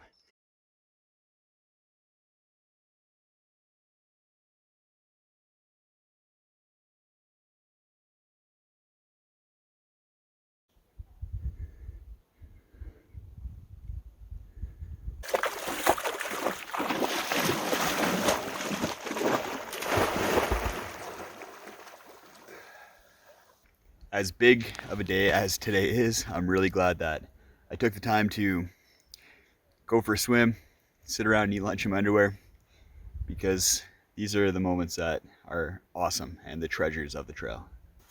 That was really nice. Flow Lake is one of my favorite places. We're halfway done kilometers, but not nearly halfway done elevation yet. And we're heading up to Numa Pass.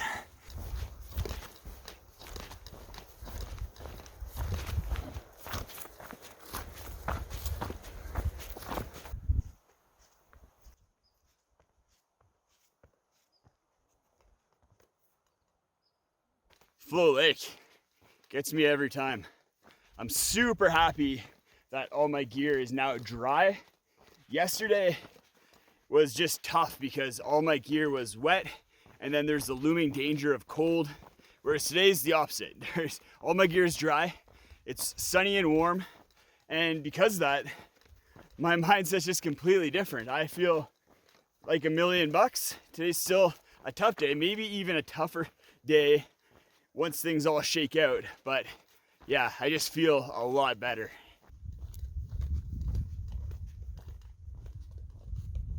Made it up onto Numa Pass, getting some really nice views.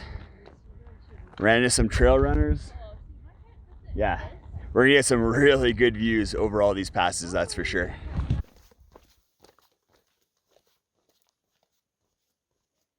So you can just see the Rockwall, just the edge of it right there. That's something that we're going to be seeing tomorrow during part 2 of the Rockwall Trail. We just finished off with Numa Pass, so just 2 more passes to go. Tumbling Pass and then Wolverine Pass. So down here is the Numa Creek drainage, and then I have to go up here to get to Tumbling Pass. I came down that when I did Rockwall, I did in the reverse direction, and I am not looking forward to that. That is going to be a very brutal climb. I love waterfalls. They're pretty great. I'm not moving very fast because I keep getting distracted by blueberries.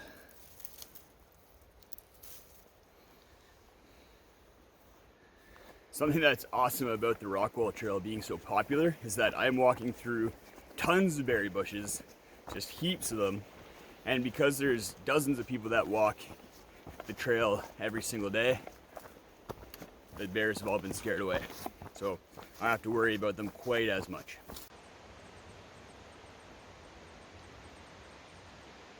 Coming out of the Numa Creek drainage and basically heading up some really steep trail that, if I remember correctly, is really growing in with shrubbery. This is the part of the day that I've been dreading the most. Crashing through these shrubs up the hill and then having to gain that really steep elevation there. Yeah, not looking forward to this.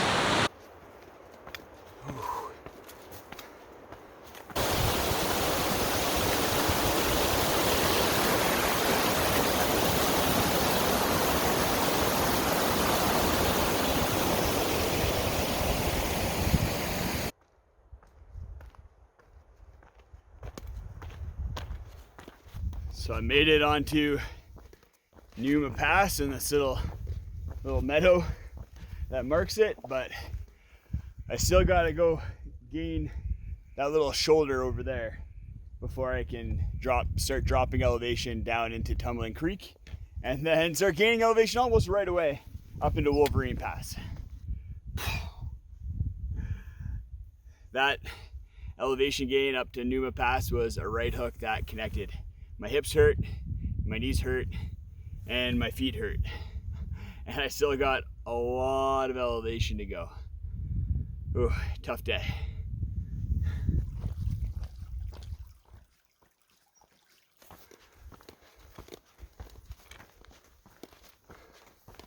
Oops, that was actually Tumbling Pass that we just gained.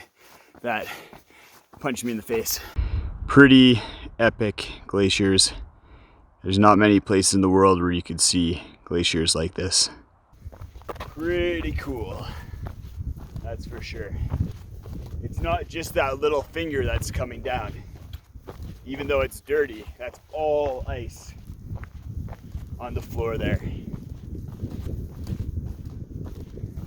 The plan from here is to drop down into this valley down here and then gain that next pass, and then Wolverine Pass will be up on our left. Just coming into Tumbling Creek campground. Really tempted to stay here the night, but I'm gonna push on, prove to myself that I can do it, and prove that even someone in their mid-30s almost can do it.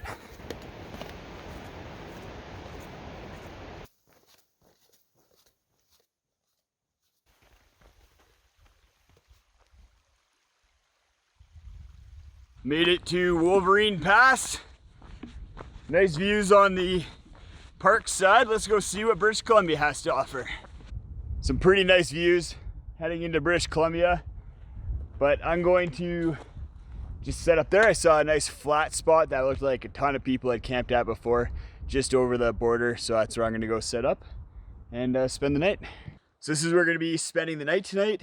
I am tired, I am beat up, but I'm super happy and I'm super proud. Like yesterday with the 50-kilometer days, the most kilometers out of any day of the trip, and then today with the most elevation gain. These are the 2 days that I was looking at when I was training. These are the days that were circled on my planning sheet that were like, if you can accomplish and successfully complete these 2 days, then you can look at every other day with confidence, because yeah, these days were tough. Especially yesterday, just with the weather. And yeah, I'm just really proud of myself, super happy. Yeah, this is awesome. Woo!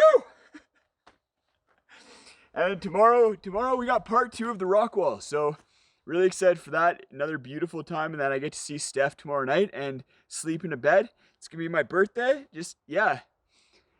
Oh, it'll be nice to just cap off the week with a beer and a cuddle. Good morning, guys. Just coming back into the national park and onto the Rockwall Trail.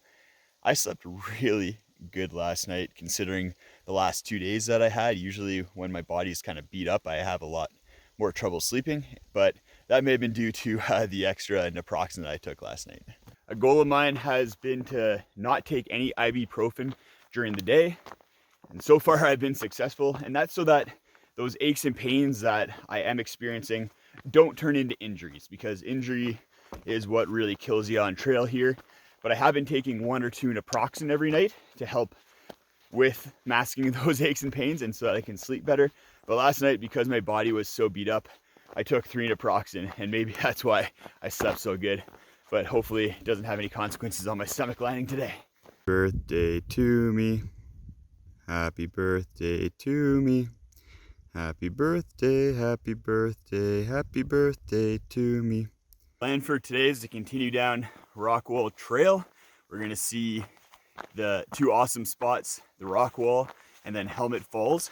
Then we're gonna leave the Rockwall Trail so we can continue heading down to field where Steph is gonna be picking me up for my 0 day. And on that route, we're gonna hit Good Sur Pass, which could have some pretty awesome glacier views from there as well. And just like that, we've hit the Rockwall. I haven't even had a chance to finish my breakfast yet. From a pure rock perspective, I think we've seen some bigger rock walls, but the fact that there's a glacier right at the bottom going through the valley just makes it that much more spectacular. So I get, when I first saw it, I was like, really, that's the Rockwall? I thought it'd be bigger. But now that I'm looking at it again, it's truly magnificent.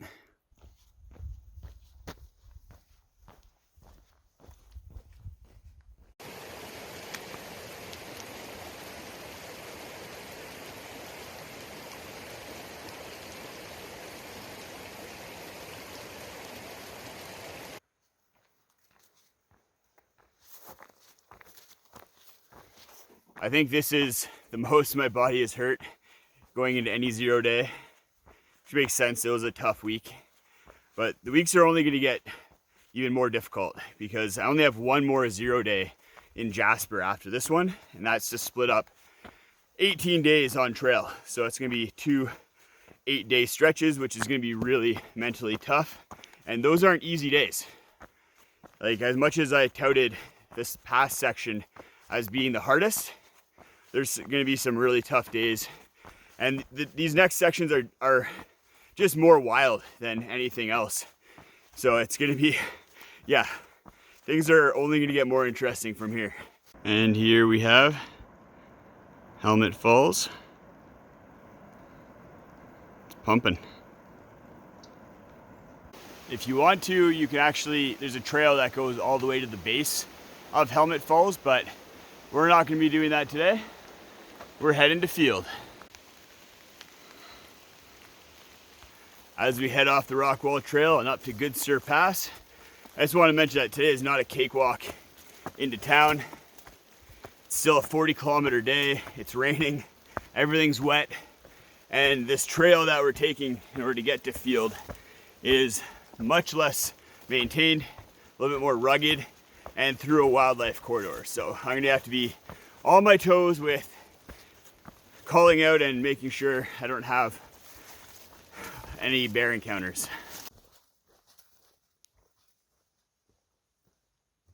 We didn't get any great views from Good Sur Pass, but there's some epic glaciers behind these trees. Hoping at some point on the trail it opens up and we get a good look at them. Just a peek of a tiny part of a glacier and then a giant cascade. The entire valley's filled with them, but I can't see anything yet. This is what I was waiting for. Thank you, Avalanche Path. Giant mountains, epic glaciers, and then tons of little cascades coming off the glaciers.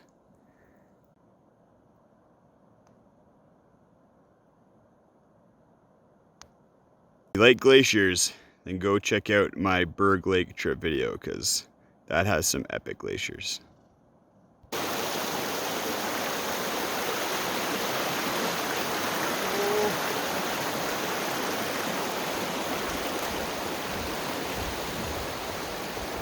Oh, she is slippery. Not a bad view that this cabin gets. As we walk out the last little bit of trail here, I was thinking about how I've been thinking a lot about the last day and days coming up and kind of just looking into the future a lot on the trail.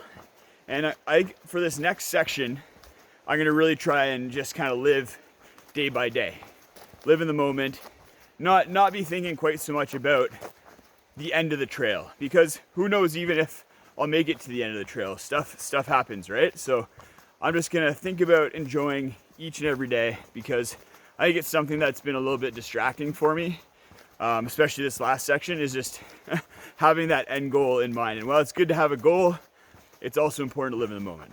Hey guys, Steph picked me up yesterday and we came to our Airbnb here in Golden. We had a delicious meal she cooked, the best macaroni that I've ever had, a delicious ice cream cake, and then I finally got to see the season finale of The Bachelorette, because I've been super invested in Katie's love life, so it was nice to see how that all turned out. Today, we're just hanging out. I'm uploading videos for you guys, and I'm getting my gear sorted, so let's go take a look. 2-bedroom Airbnb, so it's got some stuff drying out. Little charging cable. A little bit later today, I'll go over some of the gear changes that are happening for the next section. There's not a lot, but there are a couple of key ones. So I'm not actually making that many gear changes in field. I have things pretty dialed in.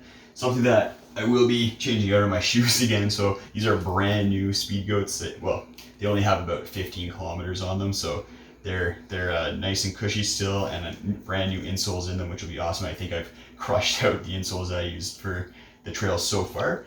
And then I'm also bringing another battery bank. So this is the Nightcore NB 5000, so this is an extra 5,000 milliamp hours of battery power because I'm gonna be going 8 days at a time for the next 2 sections. So I need a little bit extra juice in order to take pictures and videos while out on trail. And I'm gonna be replacing my sunglasses that I lost during that bear encounter because luckily it wasn't too sunny for the few days afterwards, but definitely need sunglasses because I've had sunburnt eyeballs and it's not fun. And yeah, just some more sunscreen, some hand sanitizer, toilet paper, wet wipes, and drugs, just replenishing all of that, as well as food for the rest of the trail. So Stephipoo and I are just going for a little walk through the town of Golden. Cute little mountain town. You can see Kicking Horse Ski Resort back there.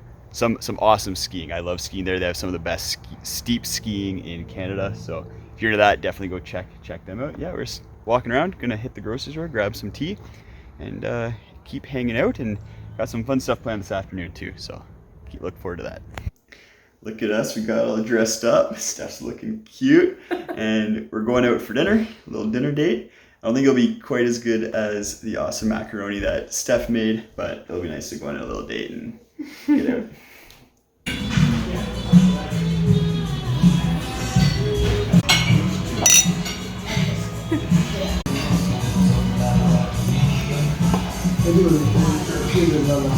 So this is what I'm gonna be doing for the night before I get back on trail. Steph got me an awesome bath pillow, some bath salts, which are gonna soothe my muscles, and then a waterproof e-reader so I can read in the bathtub because I like reading and I like baths. A nice little beer to top it all off.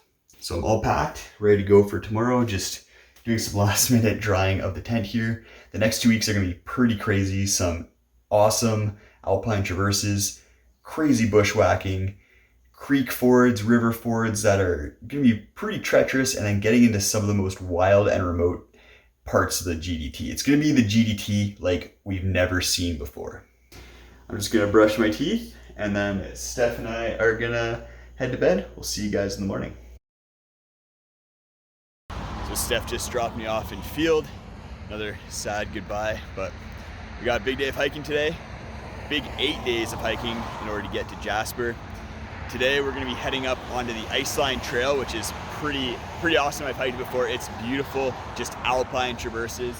We're gonna be starting just heading right up there, and then we're gonna be hitting, this is an alternate route, so we're gonna be hitting the Coulette alternate, which from what I've heard is requires some route finding. It's gonna be an interesting day. We got a ton of elevation, basically the same amount of elevation that we had on that first day at Rockwall. So gonna be a big day, gonna be a challenging day, but should be super beautiful at the same time, and it looks like the weather is going to be holding up for today and a few days into the future.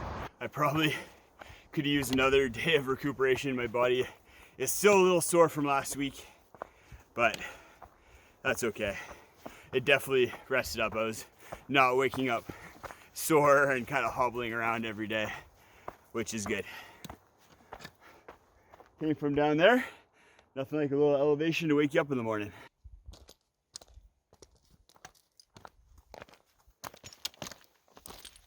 Ooh, that's a nice easy 1,000 meters of elevation gain to start off the day. I didn't look at the elevation map, so I didn't really expect that. I knew there was gonna be a lot of elevation, but after the last section, I'm just feeling so much more confident. Like I feel good after doing those 2 big days on Rockwall and just before. Yeah, it's crazy how confident I'm feeling right now. I definitely know there's tough days ahead, and that there's a lot of trail that I can't underestimate because it gets pretty wild. But yeah, I just have like a nice steady confidence that I can kind of get through it and I can do it. And I think also like compounding out the perspective that I'm gonna try and have and that I'm having today of just taking it one day at a time and enjoying the day. I think, yeah, my frame of mind has never been better on trail than it has today and this morning. So we're getting into the Yoho Park, and those are some awesome views. I'm really glad the smoke hasn't come back. But we're gonna be coming down in the valley, and you can kind of just see Emerald Lake down there, I think. Just kind of right there. So we're gonna be hopefully passing that, because I've heard awesome things about Emerald Lake. And then I think we then continue up the valley that way, or maybe we head up that way. I'm not sure. I really didn't look at the map today, so who knows where we're going. So I double checked the map, and we're gonna be following this ridge here, just kind of midway up, so you can see the trail kind of right along there. And then we're gonna dip in through that Valley Yoho Pass, I think, and then come in around the other side of that mountain and the glaciers there along the Iceline Trail. We have Emerald Lake Lodge, and I'm gonna be there a week after I finish the trail, so 3 weeks from now, in order to attend the wedding of two of my best friends, Sean and Louisa. They've actually been in a bunch of backpacking videos, so that's kind of cool. They're gonna be getting married, so super excited, very happy for them, and can't wait to see them.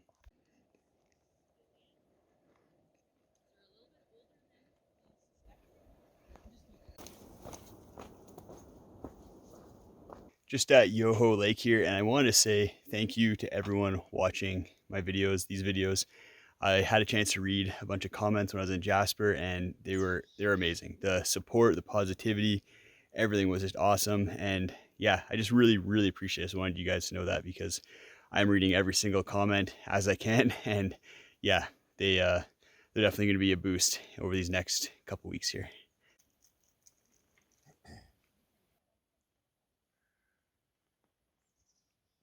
Got an awesome view of Takakakawa Falls. Look at that. One of the tallest waterfalls in the Canadian Rockies. We're going to be continuing up Yoho Valley, which is a phenomenal valley. If you ever have the chance to get in here, do it. Tons of waterfalls, glaciers, awesome views. We're going to be following this side of the valley down Iceline Trail, one of the iconic trails in the Canadian Rockies. And I can tell you, I've done it. It's awesome. We're going to get to see some really cool views.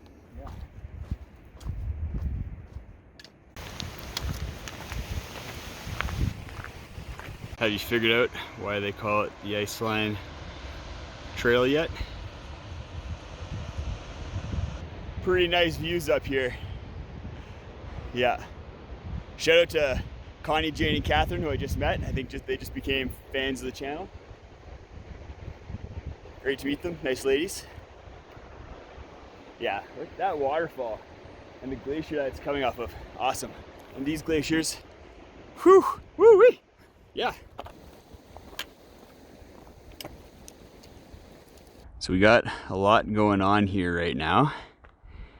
First up, we got this big ridge here, which is called Whaleback, and you can get up onto the other side of it and hike along it. And there's an awesome waterfall called Twin Falls that's worth checking out. We got beautiful glacier up there and a couple lakes. And if you're an old fan of the channel, like over 2 years old, then you may recognize this lake as the location for the very first Justin Outdoors music video. Definitely worth checking out. Special lake. We're going to be hiking between these two lakes, over this moraine down to that river valley, and then hitting Little Yoho campground, but then continuing up the valley to pop over Coulette Pass, which is kind of the crux of the day. From what I've heard, it's tough going, a lot of route finding, a little bit of bushwhacking. So yeah, with these clouds kind of looking a little ominous over us, should be an interesting afternoon. So at the Little Yoho campground, this is kind of my decision point for the rest of the day, but the skies look like they're clearing up, or at least not getting worse. So we're gonna follow this river up, hit Coulette Pass, and then it's two humps, 900 meters total elevation gain, and then we'll get into the river valley on the other side, where there's a logging road that we'll connect with, and that's the logging road we would have walked up if we hadn't gone down the Iceline alternate route today.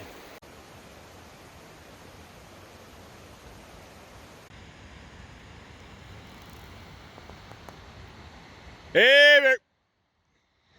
We're gonna be heading up through these trees and then up and over that cliff band / ridge. We're gonna be hitting a lake on the other side, which would be nice.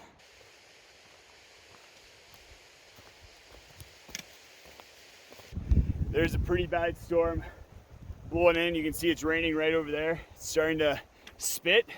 I'm hoping that goes around us, and this little bit of sunshine is what comes in. But yeah, that does not look pleasant.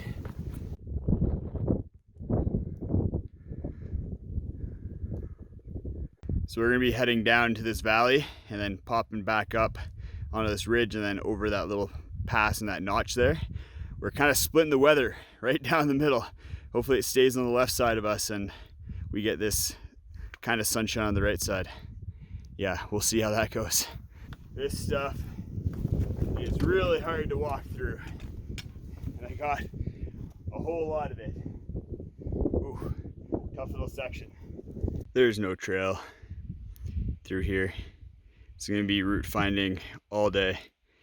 Yeah, gonna be a fun afternoon. So it looks like the plan is to hop along this creek bed down into the valley bottom and then find a game trail that takes us up to that notch right there, or close to it. Yeah, definitely route finding required.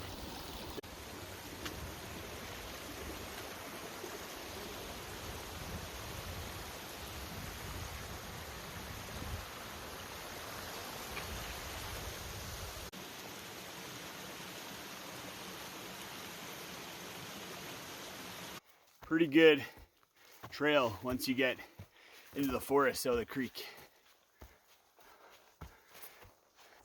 Just a reminder that this is a game trail. So remember that hill I showed you to get up to that notch?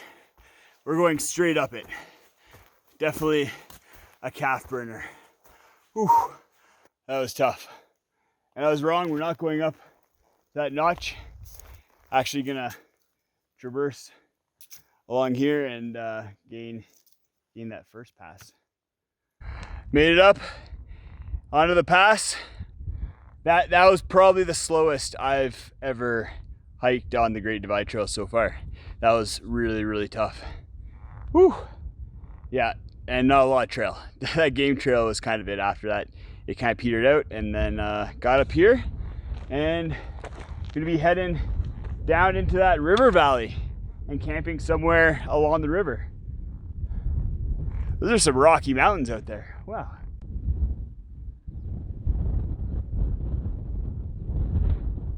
I'm coming down off the pass, following this orange flagging tape that Dan Durson put in. Thank you, Dan. And yeah, still 4 kilometers away from the camp site that I want to stay at. And yeah, today was one of the tougher days. Whew. Especially that last little bit just kicked my butt. Haven't had to do route finding like that since section A. So it was, yeah, the alt routes, they're beautiful and I definitely don't regret any of them, including this one, but they're tough, really tough. But that's okay. Tomorrow is a little bit of an easier day, or should be. We might have some pretty big creek crossings to go through, but otherwise it's kilometer-wise and elevation-wise just a lot smaller of a day. So I might sleep in a little bit, show you guys some of my morning routine, and if we get to camp at a decent time, then do some more camp video shooting too. The reason why I haven't been shooting as much footage around camp is that I'm up and gone in 20 minutes, and then I'm in bed within 30 minutes of getting into camp. So it's such a small part of my day being at camp that I just don't film very much of it. But I'll try and do better for you guys, show you some of that aspect of the trip. So I made it down to the road, which is much less of a road than I thought it was going to be. I actually thought it was still in use, so definitely a decommissioned road for a while now. And yeah, that was one of the toughest days yet, and that's with me being conditioned like over 3 weeks in. So if you're considering that Coulette to knockout, then definitely make sure that you're up for it, because between the bushwhacking and route finding and then uneven ground and yeah, it just really takes a toll on you mentally and physically. And then compound all that with the fact that I was seeing bear signs all day. And that just like left me with a level of some anxiety that was just there throughout the day. And I think I mentioned in section A, when you're route finding like that, you have to be mentally switched on the whole time. So it just is way more mentally exhausting. Like I'm just spent right now. So yeah, looking forward to walking this easy road for a bit, cross the little stream up here, and then get to camp. Gear of the day, Injinji toe socks. I haven't had any blisters at all yet. I haven't even had to put Leuko tape on hot spots, which is crazy. I've never been prone to blisters in the past, but I figured with some of the big days and just my feet being wet constantly, I would have some blisters. So between the shoes and Injinji socks, I think that's what's doing it for me, and just having maybe some tougher feet.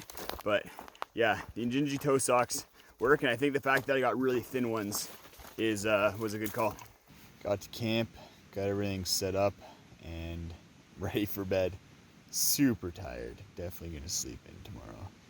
Got an interesting day tomorrow. Got 2 alts that I'm doing, alternate routes, but hopefully they're not as intense as the K alt that we did today, because that kicked my butt. But we'll see. Only time will tell. See you guys tomorrow. Good morning. Had a little bit of a sleep in, and because of that, it's actually bright out when I'm getting things going in the morning. It rained and thunderstormed, lightning all last night. It was crazy. Everything's wet. The shrubs are wet. The outside of my tent's wet. There's a lot of condensation inside my tent as well. But luckily the Altiplex has enough room in it that I can still kind of get things going in the morning and not get wet by touching the sides of the tent. The first thing I like to do is I deflate my pillow, deflate my sleeping pad, and then get changed into my hiking clothes. From there, I roll up my sleeping pad, and then I start packing, get out of my tent, and then start packing everything into my pack. First thing that goes into the Nyloflume waterproof liner is my quilt. So we'll get that shoved in there, trying not to let it touch the ground. It's a little bit wet, so if we get some sun today, definitely gonna try and dry it out a little bit. Throw in my sleeping pad. So with the NeoAir X-Lite, I just roll it up flat and then fold it, and then that does the trick. Really, really easy to put away that way instead of trying to fold it into thirds or halves and then roll it up. Got my pillow here, roll that up, shove it in, and then all my warm clothes here that I was wearing last night, because it is starting to get cold. It's almost like fall is starting to come in, which will make the last section interesting unless we get a warm spell. Socks, some other stuff, and I throw my Torrid jacket, synthetic puffy jacket in last, and then from there I just kind of bunch up the top of the Nyloflume, push down, get a lot of air out, then twist it up, tuck it into the side, and then everything's basically packed up from inside the tent. The next thing that I do is I start taking the tent down, and then we go get breakfast.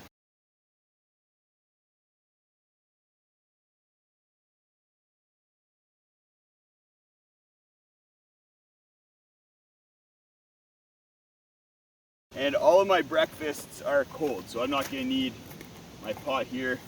I don't want to forget it either, though. Probably need my spoon, I think, for today. I'm not quite sure what we have in store. Let's take a look. All right. So these are all my meal packages. I just put them in freezer bags, all the snacks, and then elastic everything kind of extra on. And we're gonna be putting all the snacks into my backpack as well. So I can just put those off to the side, take the elastic band, stick it back in there. Got Thai curry for dinner tonight. And for breakfast, what do we have? Homemade oatmeal. Woohoo! So yeah, we have a whole bunch of snacks in here, and I'll just stick those all into my side mesh pocket here. the little mesh pocket that's on the outside of the water bottle pouch. Then I use the bag that all the snacks are in as my garbage bag for the day. I stick my lunch on the other side.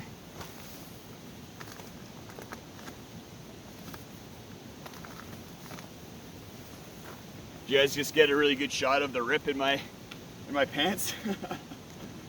And then from there, yeah, we'll rehydrate the oatmeal here, or I guess just add water to it and then eat breakfast. This is just my homemade oatmeal, just with instant oats, dried fruit, and chocolate chips. It's actually really good. I've been eating breakfast on trail quite a bit, eating as I walk, just to kind of save time. And I find I'm not super hungry in the morning, and my stomach's a little bit uneasy. So if I took the time to sit down and eat breakfast every single morning, it sometimes takes me 30-40 minutes to get through my breakfast. So that's a lot of time that I'm not hiking and I'm just sitting around and usually just getting cold. So I've been hiking and eating breakfast, but today I'm not in quite as much of a rush. So just gonna, yeah, enjoy the views and have my breakfast.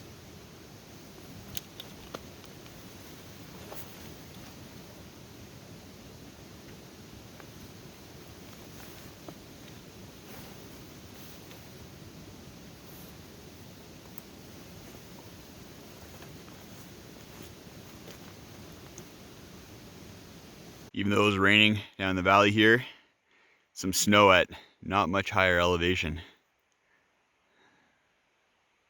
Could make things interesting going into the coming weeks.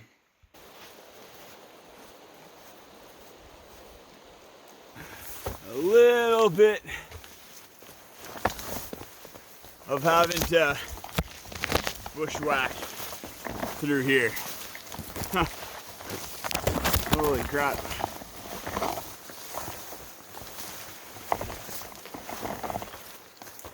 Whew.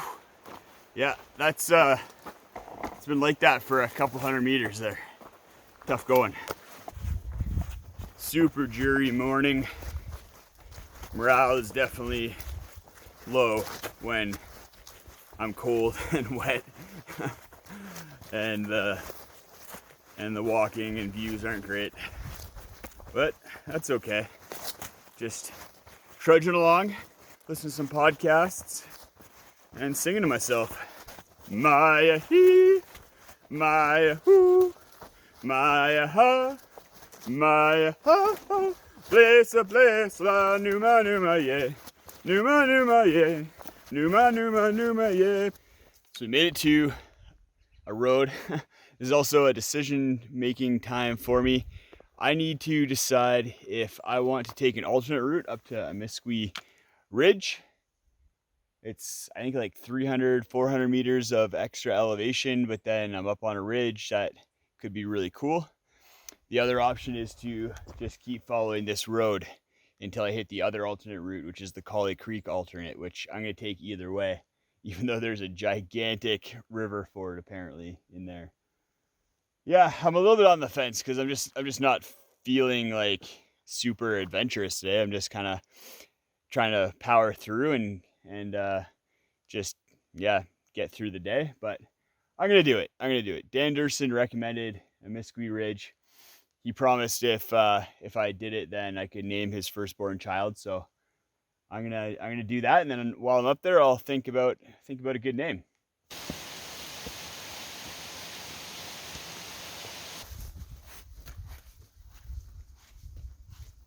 It's getting a little hard to navigate with this fog rolling in, or probably just a cloud that I'm standing in.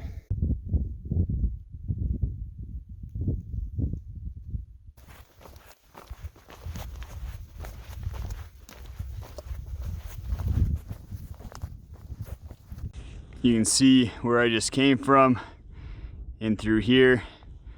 It's easy to kind of see the roots when the clouds lift, but when I was in that fog, you just run into a cliff band, you run into some sketchy boulders or rocks. It was really hard to navigate, really slow going. Rain, a little bit of snow, hanging out in the clouds. Amiskwi Ridge really brought it. That was tough. I can see how it'd be really, really nice with good weather, but it's a challenge when you don't have good weather. That's for sure. Oh, might get some sun.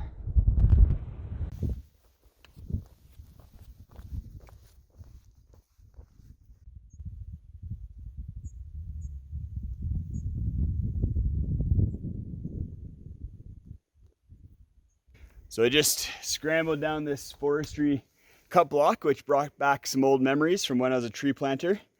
And I was thinking, do I regret doing Amiskwi Ridge? And I don't think so. I was thinking about it, and unless I do the Great Divide Trail again, doubtful that I'll ever get back here to that area. So getting up on the ridge, and even again, just the views that I did get, and that experience was worth it, even though it was really tough going. That was, without the visibility and with slick rocks from the rain, that was tough, but worth it. Better than just walking this road for the last, I don't know, 2 or 3 hours.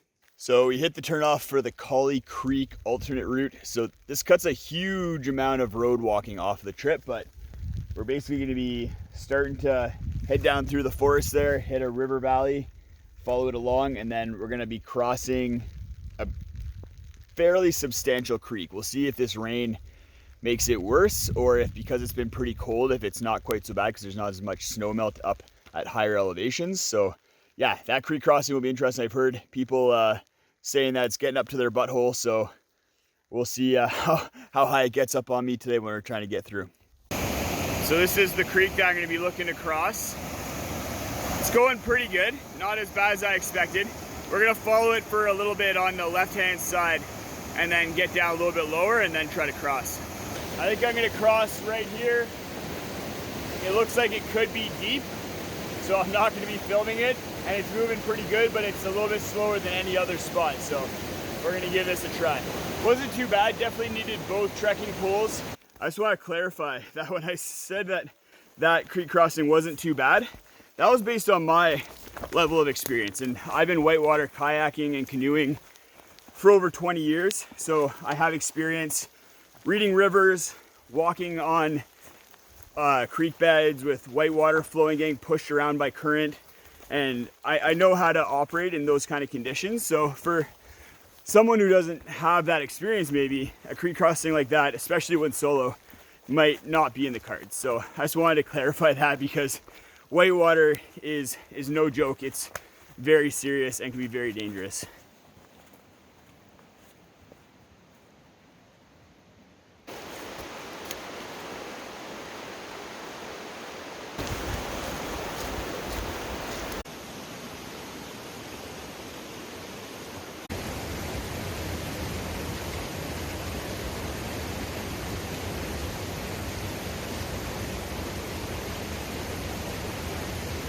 Just made it to camp. Looks like it's going to be a Z-Packs party. Some other people here, which is nice after a pretty mentally grueling day. That took a lot out of me. Hopefully tomorrow it stops raining, because it's going to be a big day tomorrow up over Howse Pass and Howse Floodplain. Potentially some bushwhacking. So yeah, need a little bit of a morale booster and a good night's sleep. Good morning, guys. Got the tent all packed up.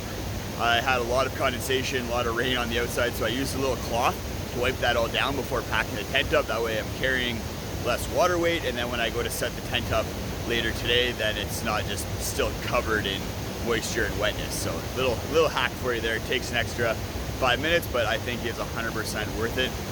I had one of the best sleeps that I've ever had on the GDT so far. I just went to bed at 8 o'clock, woke up at 6:30, slept like a baby basically the entire night, and was nice and toasty warm. So that was awesome. And yeah, met some really nice people yesterday.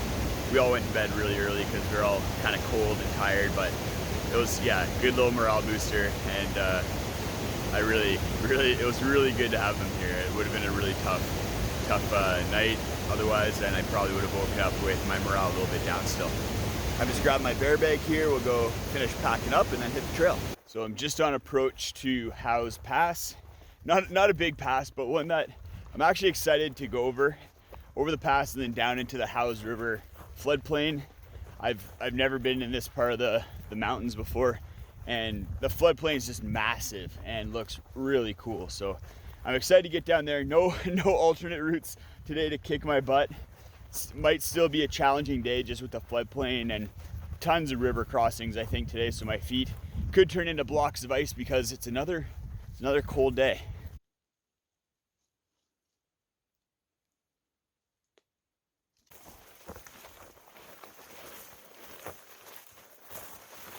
So I just hit Howse Pass.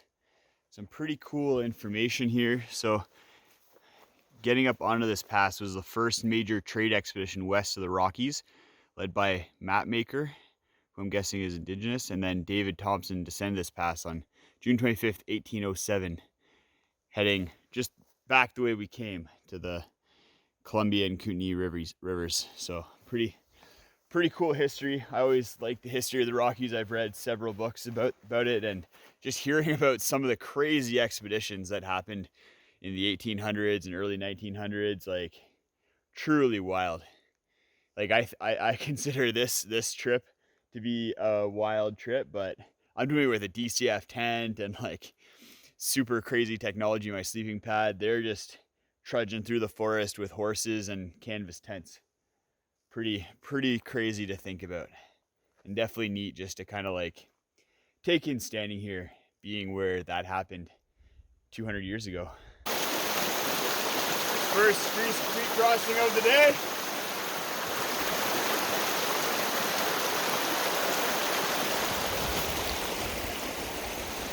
Minimal foot wetness, but definitely got wet. So we're hitting the edge of the floodplain for the Howse River. Should be pretty nice walking, other than having to cross the creek a bunch of times, but we'll get some nice views as well because we'll be in a big open river valley.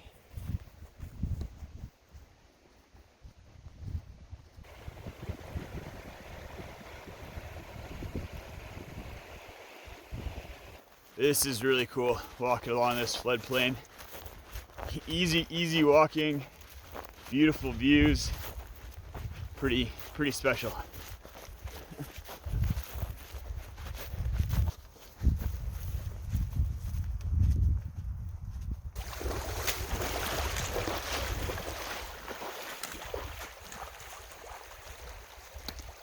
Still raining, still cold.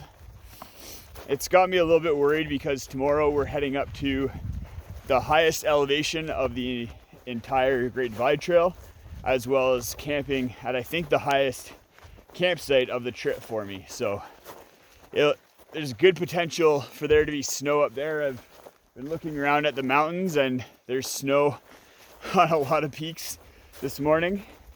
And with all my gear being wet, that compromises its ability to keep me warm. Normally, if it was dry, I wouldn't have a problem with probably as cold the temperatures as it can get this time of year, even though it is Canada and does get well below freezing sometimes.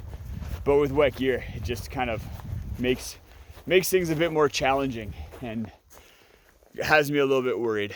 But today's a nice day, actually, considering the rain. I'm having fun, enjoying this river and floodplain. Something about being next to water just rejuvenates the soul.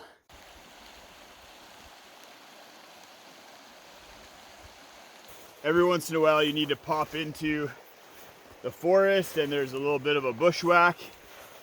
Nothing too crazy, but definitely some blowdown and then some steep little sections that you gotta maneuver around. So yeah,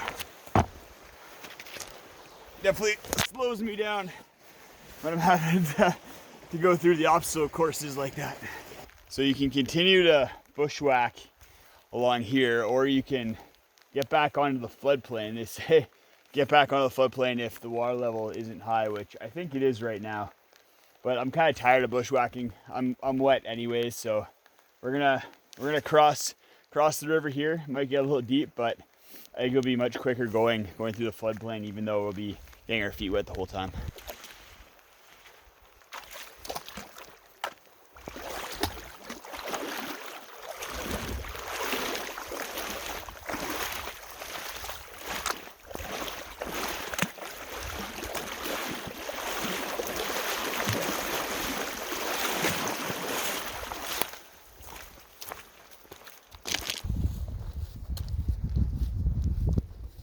Getting close to where we're going to be getting out of the floodplain, and one last big river crossing, I think, here.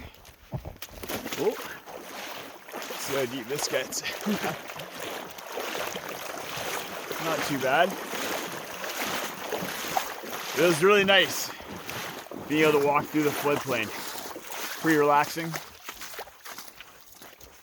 And made some good time. So next stop, the highway and Saskatchewan Crossing Resort, where I have some resupply waiting for me.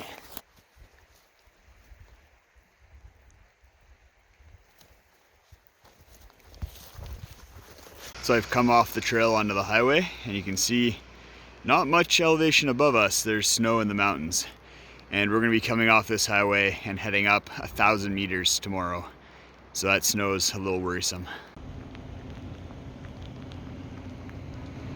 So I ended up getting a room at Saskatchewan Crossing. Wasn't cheap, but putting that super chat money to good use. Thanks, guys.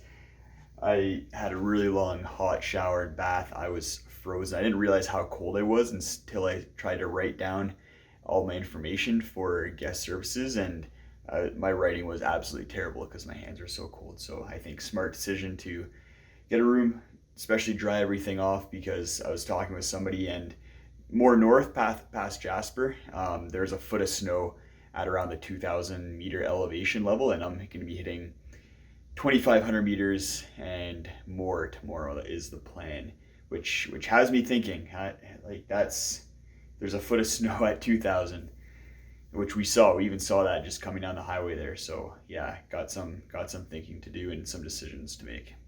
Good morning. I slept really good last night, obviously in a warm bed. All my stuff is dry, which is really good. I was a little bit worried that it might not all dry out overnight, and that gives me a lot of confidence going into today, especially waking up and there not being snow on the ground. I kind of thought there might be if it got really cold overnight, but we're looking pretty good, dry, and it's not too cold, probably a few degrees above freezing, which is nice. And we should know pretty quickly today whether it's going to be a no-go to continue on with the hike, because we're within the first 16 kilometers. We're getting up to 2,500 meters of elevation, which if there's going to be impassable snow, that's where it's going to start. Today's actually supposed to be sunny and get up to around 14, 15 degrees, which would be nice. And then same for tomorrow. So I feel pretty good going into these sunnier, slightly warmer days with full dry gear and good night's sleep.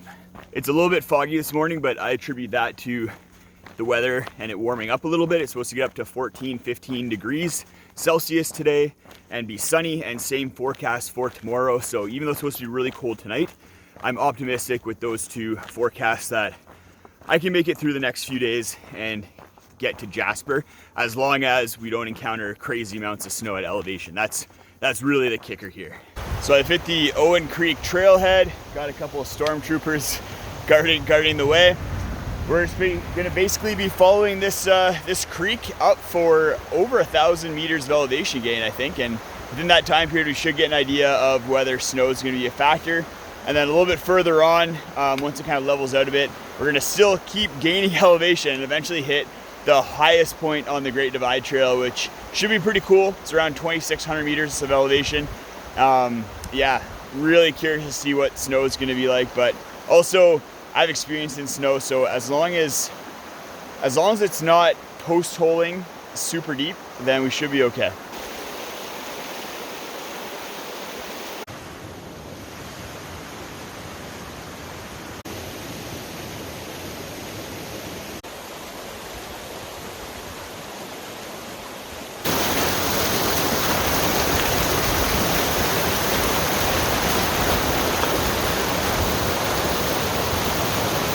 A little bit of snow. We've hit about 22,000 meters of elevation, so should be interesting to see what we hit at 2,600. So we followed the creek all the way from the highway. We're gonna keep following it up and then over that pass right there, Owen Pass. No trail, just heading right up there. Sheep hanging out there. Hello. Couple more just lounging up there. So not as much snow as I thought there might be. We'll still see. We're on the south facing slope, so this kind of stuff melts quicker. We'll see what things are like on the north side. Fun little meetups. I ran into 2 other GDT through hikers this morning. So they're heading to Pinto Lake, just 10 kilometers before the campsite I'm aiming to stop at, but I might end up going to Pinto Lake as well. Makes tomorrow a 50-kilometer day, but if there's a lot of snow up here, then Pinto Lake's at a little bit of a lower elevation, so it'd be a nicer spot, and it's just a beautiful lake.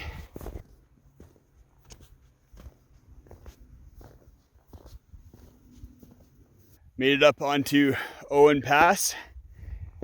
Definitely some snow, several centimeters, a few inches. It is beautiful up here. Really glad I have my sunglasses, otherwise my eyes would be getting fried right now.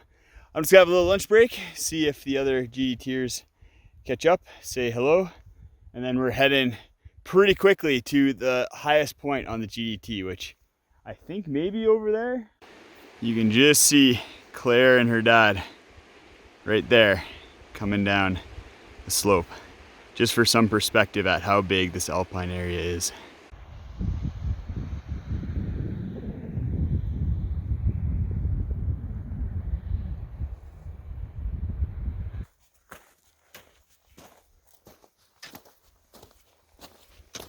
So made it up onto the tallest part of the Great Divide Trail.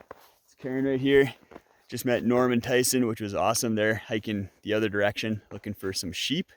Real nice guys. And we're gonna be continuing down that way over that pass. Views are pretty spectacular up here, especially with the snow.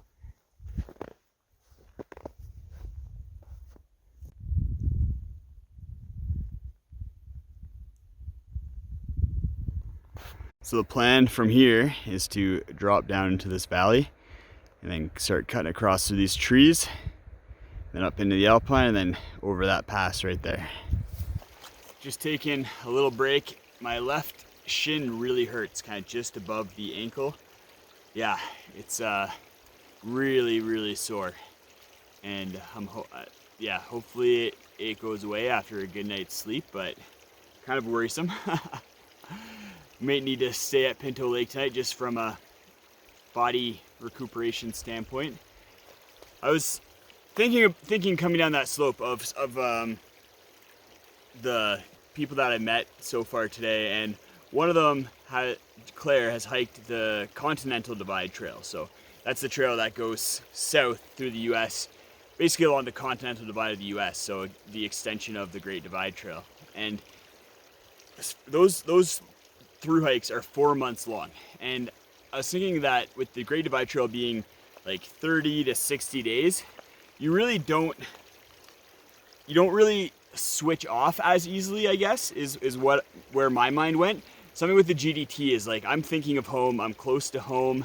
I haven't really kind of detached myself and fully given myself over to the trail and through hike, I guess. And I think that's something that's, I don't really know if it's holding me back, but it's definitely just a factor in my mindset. And I kind of had a switch this morning when I was walking, and that's what kind of triggered this. Was I felt like my determination kicked in. I was like, you know what, I'm gonna finish this thing. It's gonna take a lot to not. I feel like to this point I've kind of been looking for excuses to maybe dip out because I have missed home, but yeah, I had a switch today, and I was like, you know what, this is it. I'm gonna do it. I'm gonna get this done.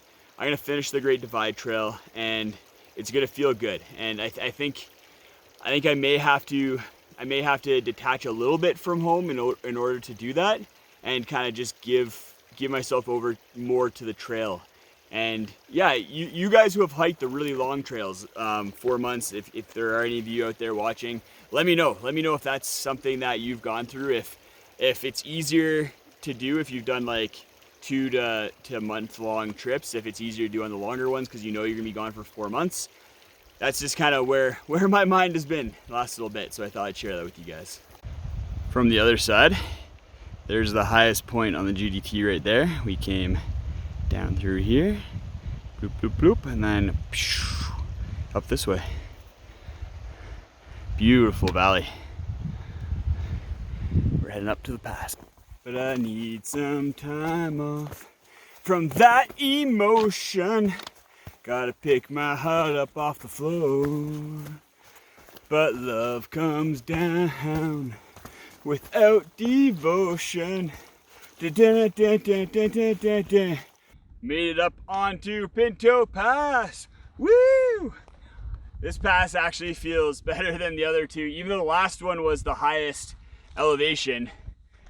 These were a grind. I think partly due to my shin injury, but also just the elevation. Like these are the highest passes that I think we encountered the entire trip. So, whew. But those views, they're awesome. Oh, hello, Karen. Fancy seeing you here. Woo!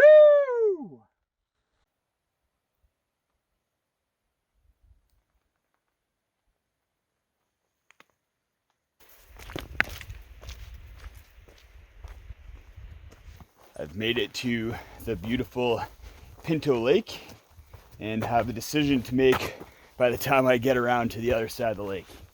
Do I want to camp here tonight after 30 kilometers of hiking and then make tomorrow a 50-kilometer day? Or do I want to kind of get dinner going, eat dinner here, and then hike another 9-10 kilometers to the next campsite so that tomorrow is not a 50-kilometer day? Playing into this in a big part is my shin. It's pretty sore. So on one hand, I could rest it today, not put as much mileage on it. But then on the other hand, that leaves a really big day tomorrow. So if it is still hurting tomorrow, I don't think I can safely do a 50-kilometer day. So tough choice. I got 1.5 kilometers to figure that out. Because, yeah, it's a tough decision. Not making it easy is how phenomenal of a lake this is. And I'd be able to get to go for a nice little swim.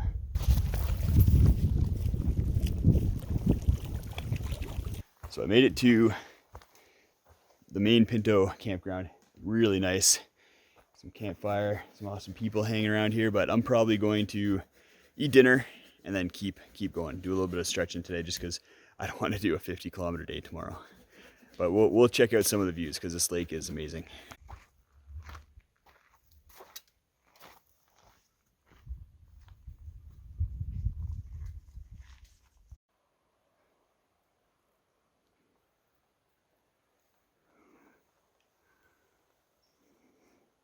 So the sun is starting to set. It's 8:30 right now. It'll probably be set in half an hour here, especially since we're in the mountains. So I'm still probably an hour away from the spot that I know there's somewhere to camp. And yeah, if I find something sooner, I'll probably take it just to avoid night hiking, but might need to night hike a little bit. We'll see. Some pictographs on this rock, which is really cool and means we're a few kilometers from the planned campsite. I made it, and it's still a little bit light out. This is a nice little camp spot. Very hard to spot from the trail, the way I was coming, but glad I got it. I'm gonna just set my tent up, grab some water, and head to bed because got another big day tomorrow, and I'm pretty pooped after today.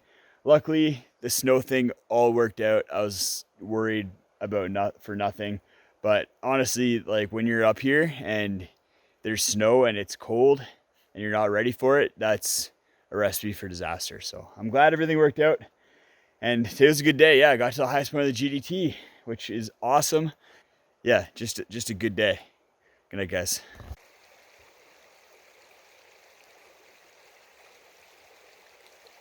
A little bit concerning is the fact that my left shin ankle is a lot more swollen than my right one. You can see just all over there. That's concerning.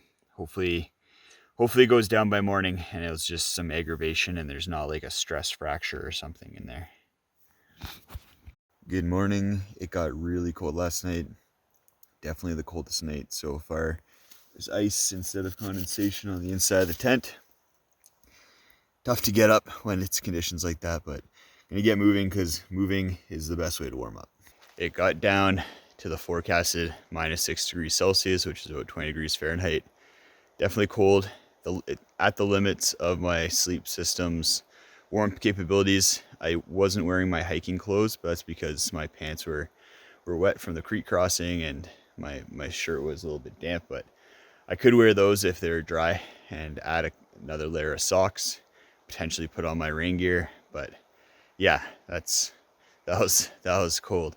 My ankle / shin is feeling a lot better. It's not as sore as it was yesterday, but definitely still sore and definitely still swollen. So yeah, a little bit worried that it might be an injury. Hopefully it just kind of goes away, but I'm not sure that's how these things work. I forgot how much I dislike putting on frozen shoes in the morning, if I even can.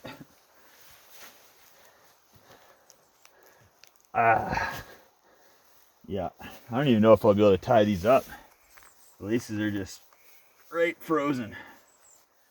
Yeah, not ideal. Nothing like a little creek crossing to wake you up in the morning. So Steph looked into the shin ankle issue that I've been having, and most likely it's shin splints, which I've never had before, so that's why I haven't really been able to identify it. But not ideal because it can lead to stress fractures if you don't rest. But hopefully I can just take some longer days over the next 4 days before I hit Jasper, and hopefully that rests it.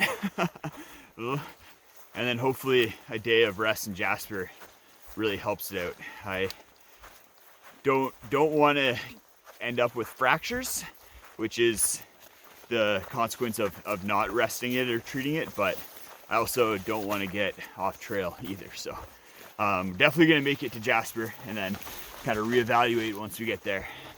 So we're going to be following the Cataract Creek River Valley somewhere over yonder to Cataract Pass, and then crossing over Cataract Pass, and then the second pass we're going to be hitting is Jonas Pass. So 2 passes today, blue skies so far, so should get some really nice views, which is awesome.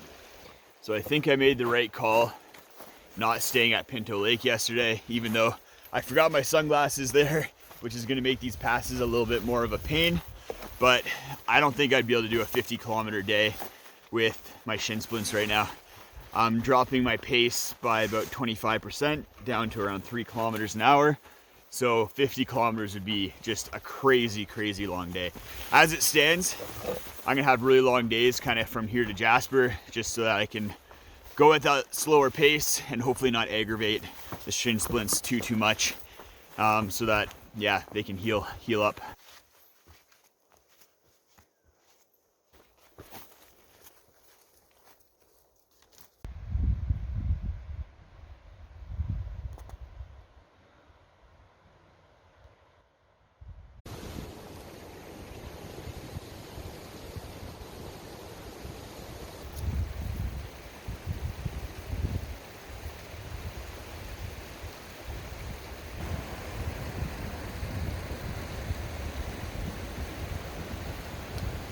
There's Cataract Pass that we're gonna be heading up and over.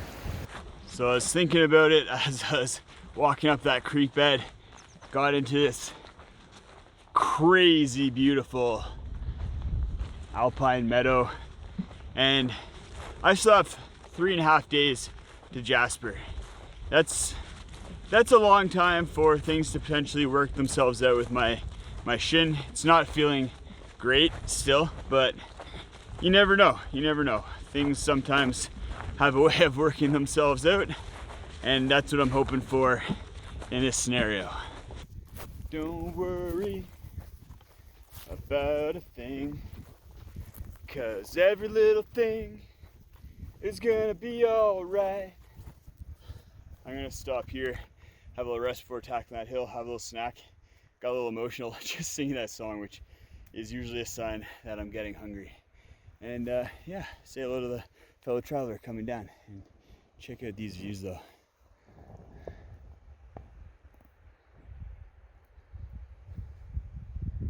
We just came down up this valley, following the creek basically the whole way. So I made it up onto Cataract Pass. I'm also entering into the national park system.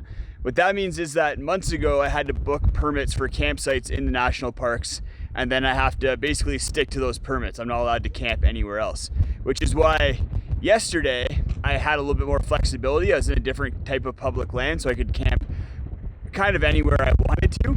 But now that I'm in the national parks, I'm much more locked in, and I'm gonna be in national parks for the next 3 days. So that's why, compared to some other trails, whereas if you run into injuries or any sort of other issues, you can kind of adjust your schedule. On the Great Divide Trail, that's a lot harder to do. So yeah, I'm not moving fast. The shin splints are really acting up, but I'm gonna try my best and might hopefully don't need to night hike, because I've avoided it so far, but my pace right now is on pace to night hike.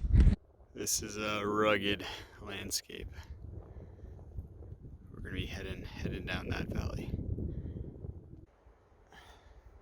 I'm in so much pain right now. Coming down hills really aggravates everything. Really swollen. I don't know what to do. I guess I could take some ibuprofen, try to mask it, hope that the trail is less downhill. It's frustrating, super frustrating.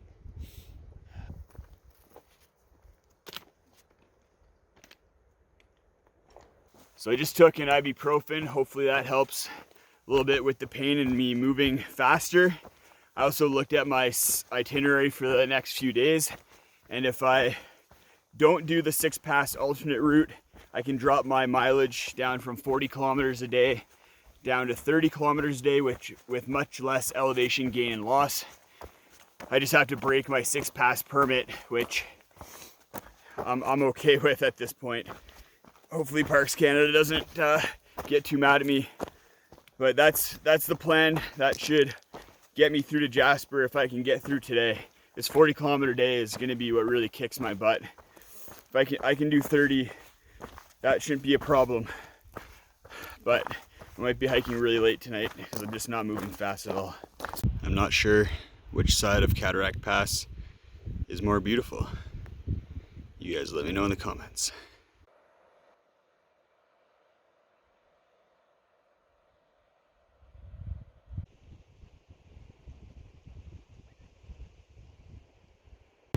So we're going to be heading down the valley. You can see the trail right there, crossing the bridge, and then I think Jonas Shoulder and Pass are up that way.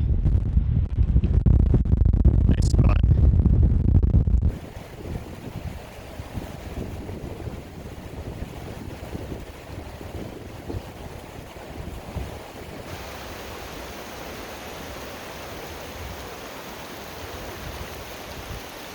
It's a big bridge. So I'm making my way up to Jonas Pass and Jonas Shoulder. It is 5 p.m. and I still got 14 kilometers to go. So lots of hiking. My current pace, that'll probably take me around 4.5 hours. I'm gonna try and keep it under 5.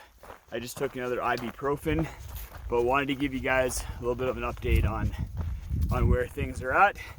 The shin is feeling better, probably because of the ibuprofen and because I haven't had to go downhill in a while, but I'm gonna have to go downhill to get to the campsite for the night.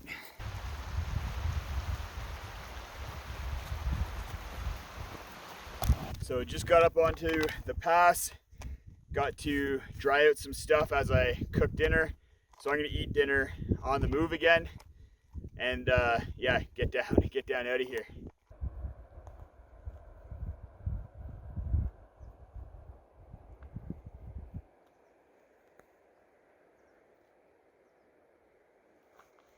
So we're continuing along towards this ridge, and then I think we're either gonna pop over there, or maybe on the other side there. Just one big long traverse to get to the gap in the shoulder, and then just a quick drop down to the campsite.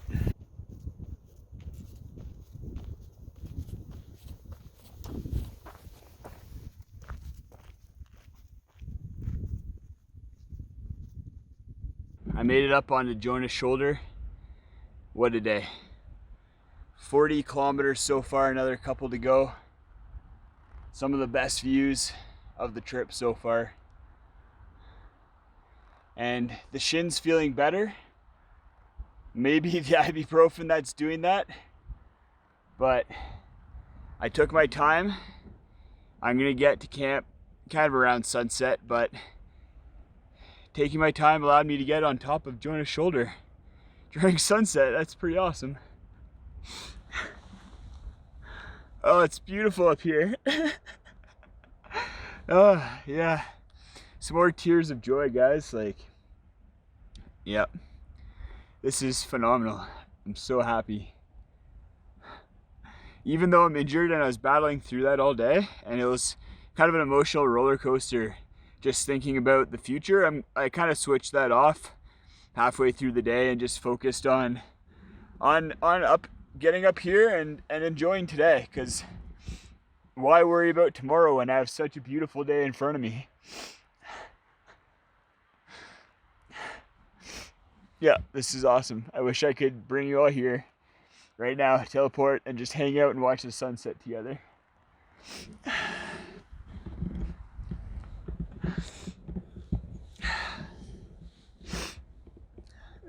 This is what it's all about.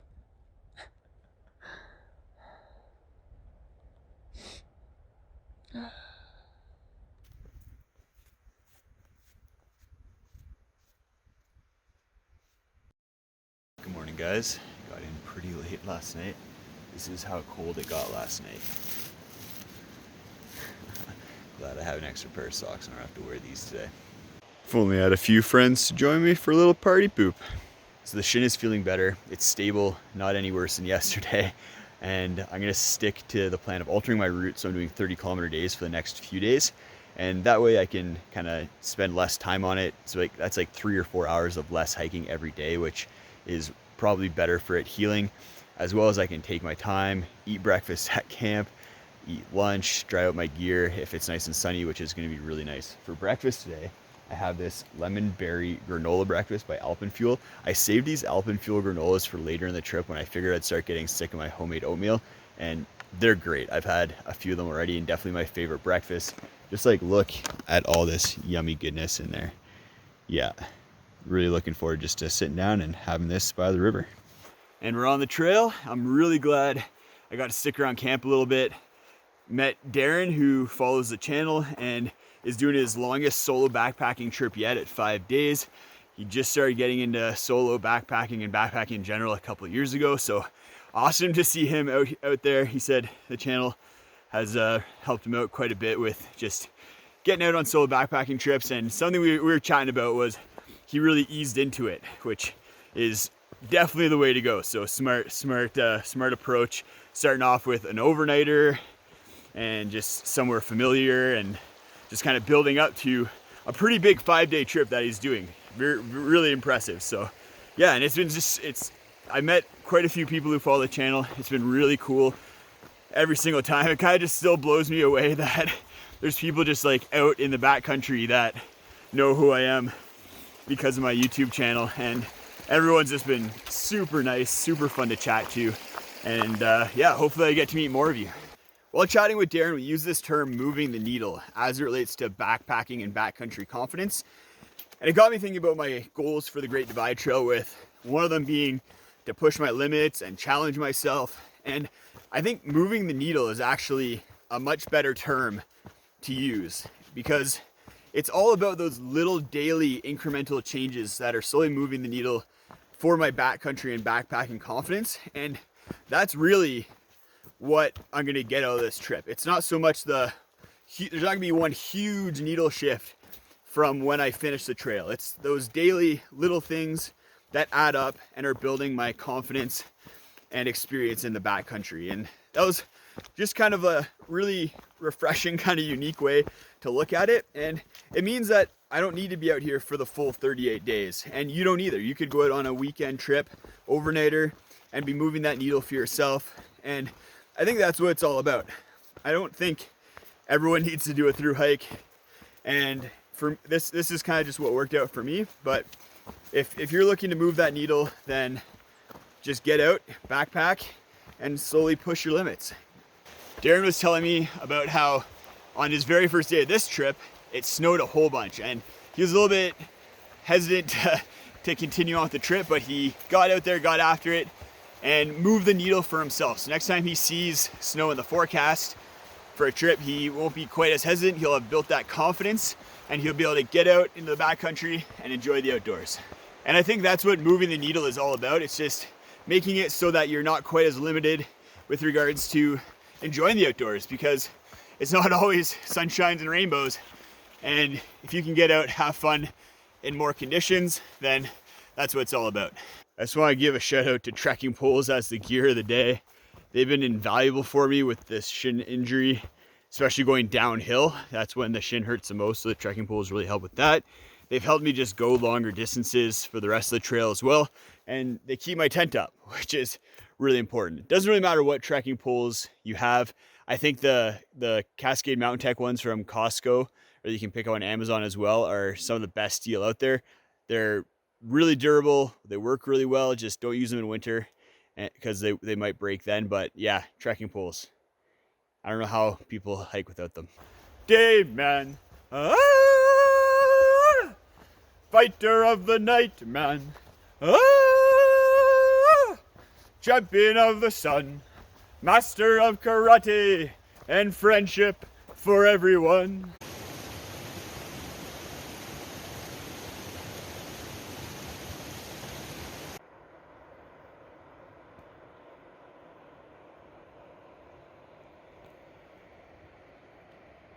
I really hope these clouds either blow over or burn off. We maybe get some of the sunshine that you see a little bit more south there, because all my gear is really wet from moisture and condensation because it was so cold last night.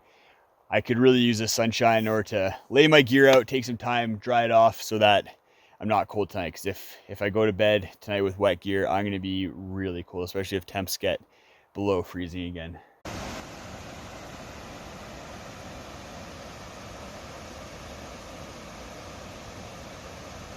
Found a good little spot for lunch. Gonna do a little dry sesh.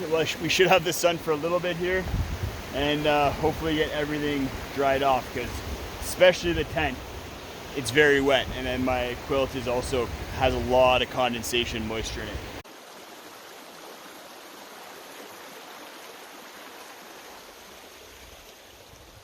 So there is a big moose just off trail up ahead.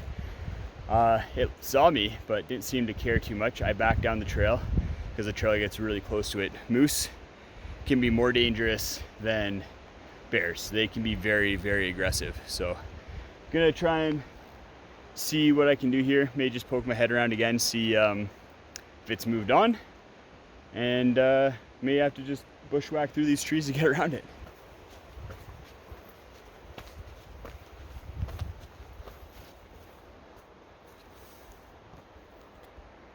There he is, right through there. Pretty little guy, doesn't seem to care about me too much. A part of the trail in the national park that Parks Canada has abandoned trail maintenance on, so a lot of river crossings without bridges, or bridges that look like this, and then overgrown trail once you get onto the trail.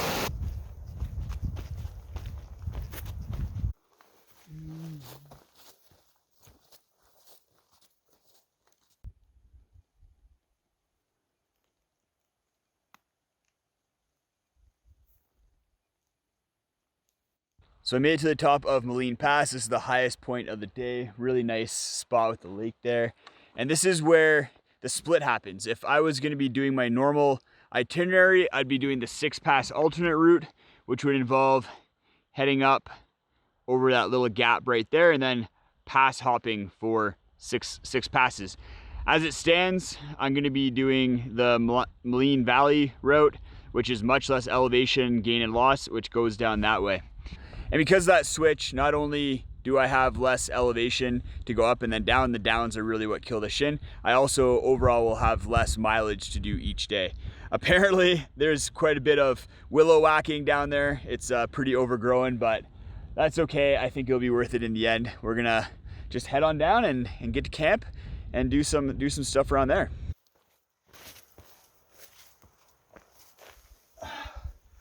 Made it to camp. Got a nice picnic table to sit at. Not a ton of flat spots to set up my tent, but I did see a couple. A big thing that I'm gonna do, because it's 5 o'clock, so I got here super early, way better than the 9:30 that I've been arriving at for the other campsites. I'm gonna make sure I get a really good stretch in, and then Jesse gave me some tips for my shin splints. He said that kind of go into the groove on the side of your leg and just massage. He says there's usually a nerve that's been irritated, and that's what's causing the shin splints. So I'm gonna be just really massaging in there, massaging as much as I can, not right on the shin splint, but everywhere around it, trying to loosen things up.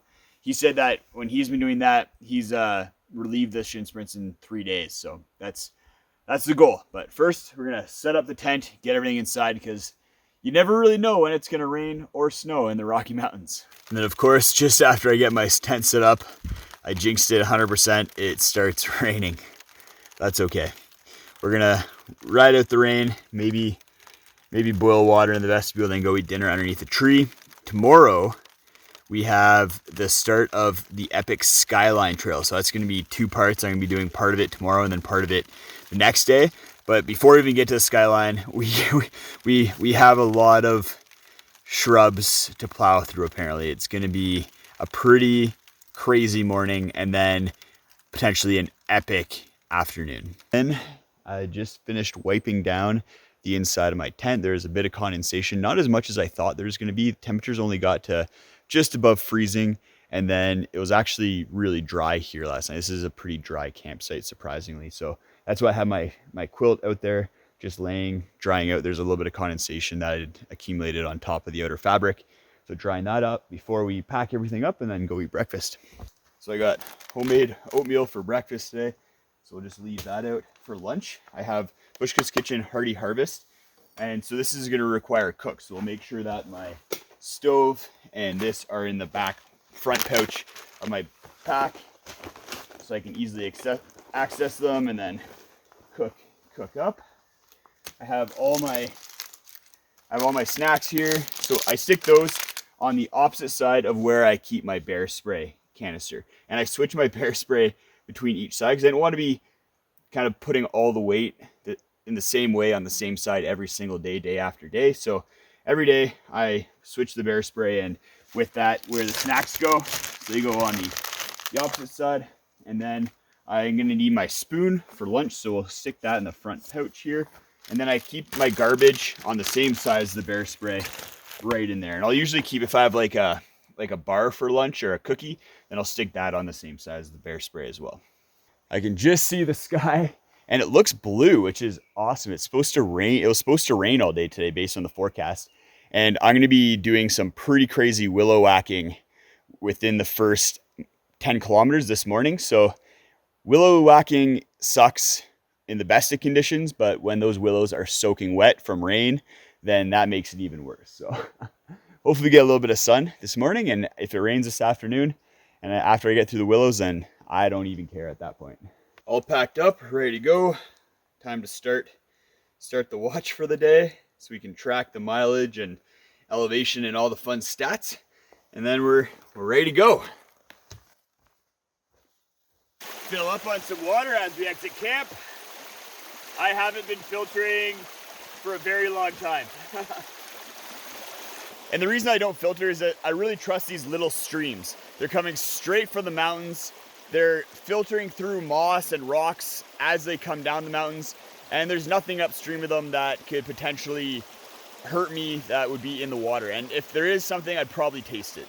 So I just added my Tailwind Nutrition powder into my water. If you watch my food video, then you know that these are my secret weapon on the Great Divide Trail. I've used these before, and what they are is there's a bunch of electrolytes in them, but what really set them apart is that there's 200 calories per little packet. So sometimes when I'm on the trail, it's really hard to eat an extra protein bar or granola bar to get that extra 200 calories. So being able to add one of these in the morning, one of these in the afternoon, get an extra 400 calories throughout the day really easily has been awesome. And these have definitely made the difference on some of my really big days and really hot days. And then before we get into too many Willows, toothpaste tab and toothbrushing time.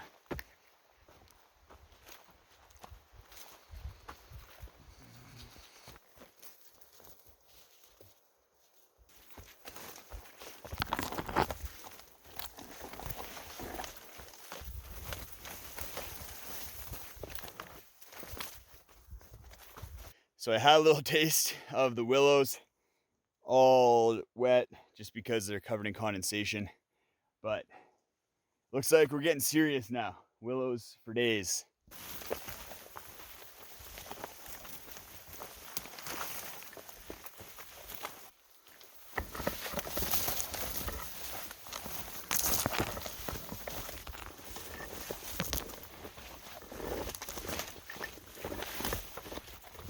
I made it to one of the campgrounds along the trail. It just started raining.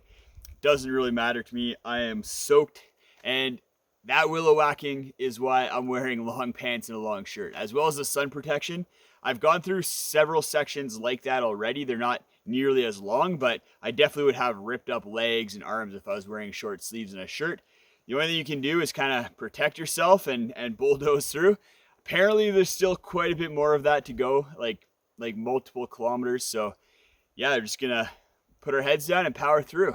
And then once we're done with kind of this valley willowy section, we're gonna be starting onto the first part of Skyline Trail, which is one of the epic trails in the Canadian Rockies.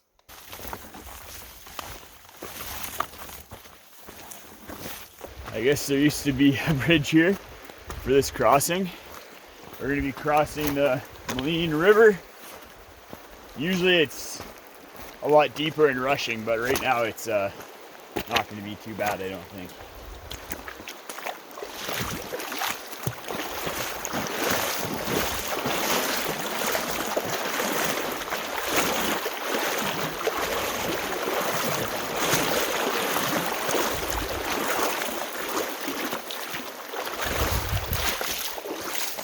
Yeah, just knee deep, not bad. Hiking pretty fast right now. That's because I'm survival hiking. I'm just hiking to stay warm at this point. It's under 10 degrees Celsius. I'm wet, it's cold, and yeah, not a great situation, but it stopped raining for now, and we're out of some willows for now as well. But I need to just, keep hiking hard so that I keep my body warm. Otherwise, if I stopped, I'd probably start getting hypothermia pretty quick. Having a nice hot lunch is gonna be really nice. And luckily the Bushka's Kitchen only takes 3 minutes to rehydrate once you put boiling water in it. So I don't even have to really wait around too long. You can get hiking really quickly afterwards. The Hearty Harvest is probably my favorite, not only meal from Bushka's Kitchen, but I think my favorite freeze-dried meal ever. This is delicious. It has wild boar in it, and then a mushroom risotto with like green beans and apple chunks. It's phenomenal, and kind of turning today around actually. It's been a pretty miserable morning, but when I eat this, I'm starting to feel really good. It's kind of, Steph described it when she had it before as like Thanksgiving in a bowl, but I'd say it's even better than that. I'm not sure how much longer we can trust this bridge, but we're gonna go for it.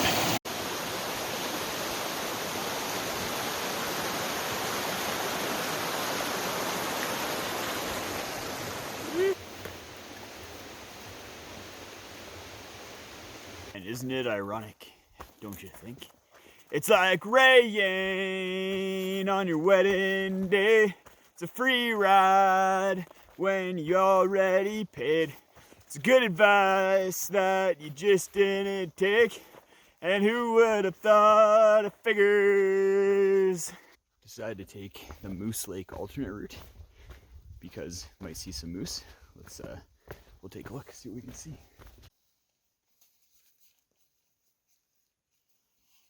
And then a kilometer after Moose Lake, we hit the beautiful Moline Lake. And just chilling right by the Parks Canada boat, another moose. You can get a little bit closer.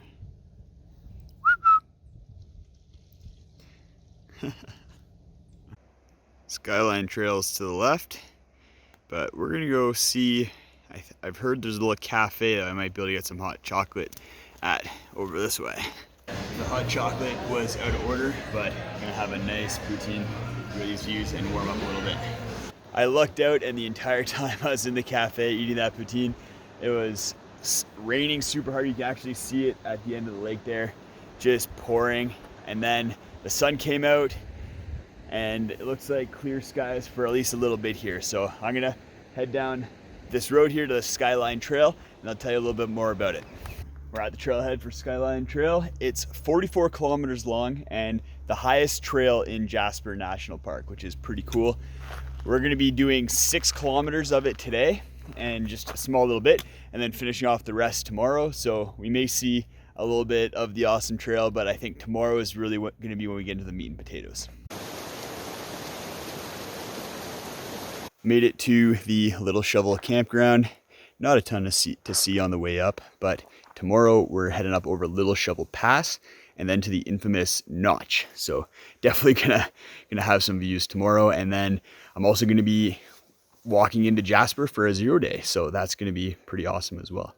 I'm gonna finish eating dinner, go to bed, and we'll see you guys in the morning. Good morning, guys. Having breakfast on trail because I want to get up to Little Shovel Pass as quick as possible because I want to see more of that sunrise, because right now the sun's just coming up, and if I can book it up to Little Shovel Pass, I might be able to get some amazing views over into the mountains there and the lake in front of it. Made it up here hiking pretty quick. Very beautiful.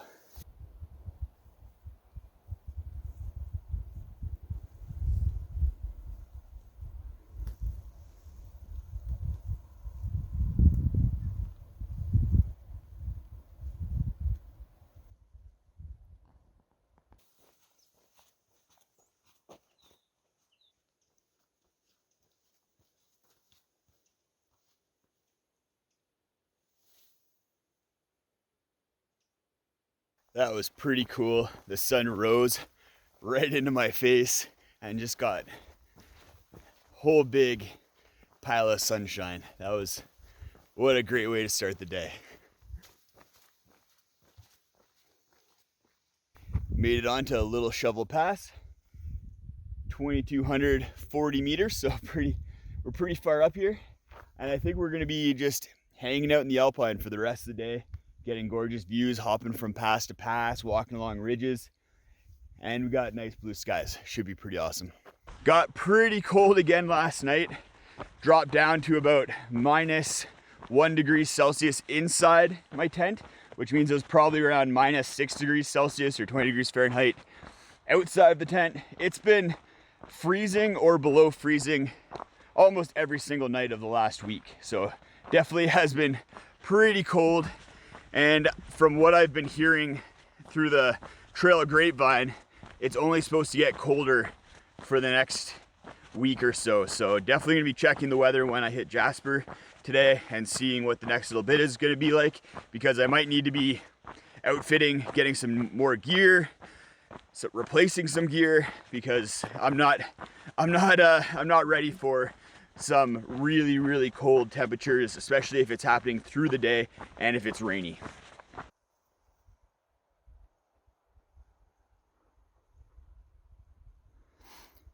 From here, we're going to be continuing down into the valley and then hitting the bottom of this shoulder here and then contouring around it and then following the other side of this ridge up to Shovel Pass.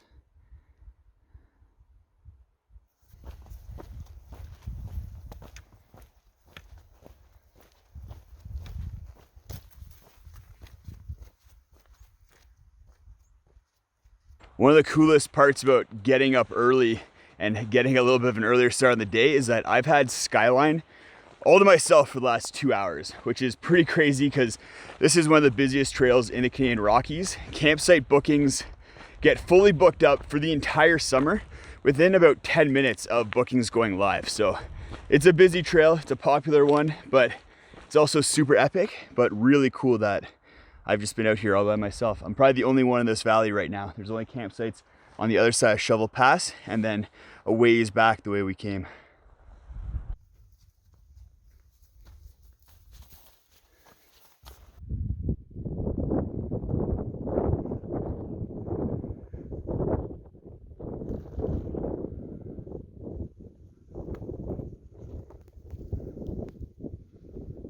Made it up onto Shovel Pass, 2,300 meters and 20 meters. We're gonna be heading that way. So you can see the trail comes along here and then just kind of contours along that ridge right along there. Boop, boop, boop. There's a little lake right there, so past lake on the right hand side and then up over what's called the notch right there.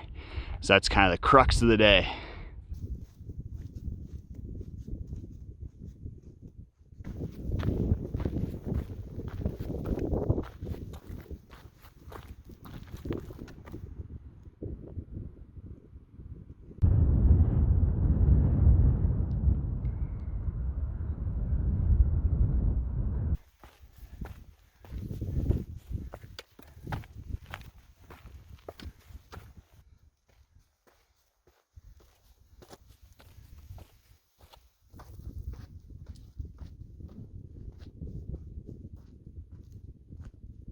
Made it up onto the notch. Good little hill to come up to, but definitely realized I have my trail legs because I was just able to fly up that. And then we get this beautiful view on the other side.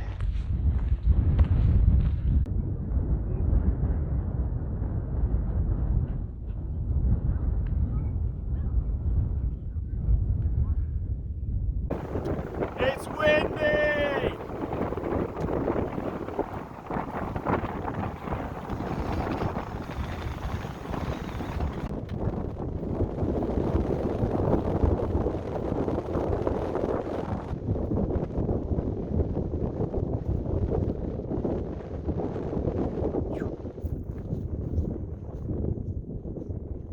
Gotta do the summit dance, do the summit dance, do the summit dance.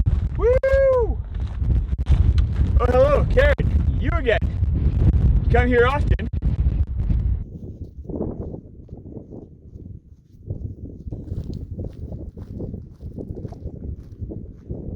From here, we head down to the town of Jasper, where I hopefully have a warm bed, shower, and maybe some pizza waiting for me.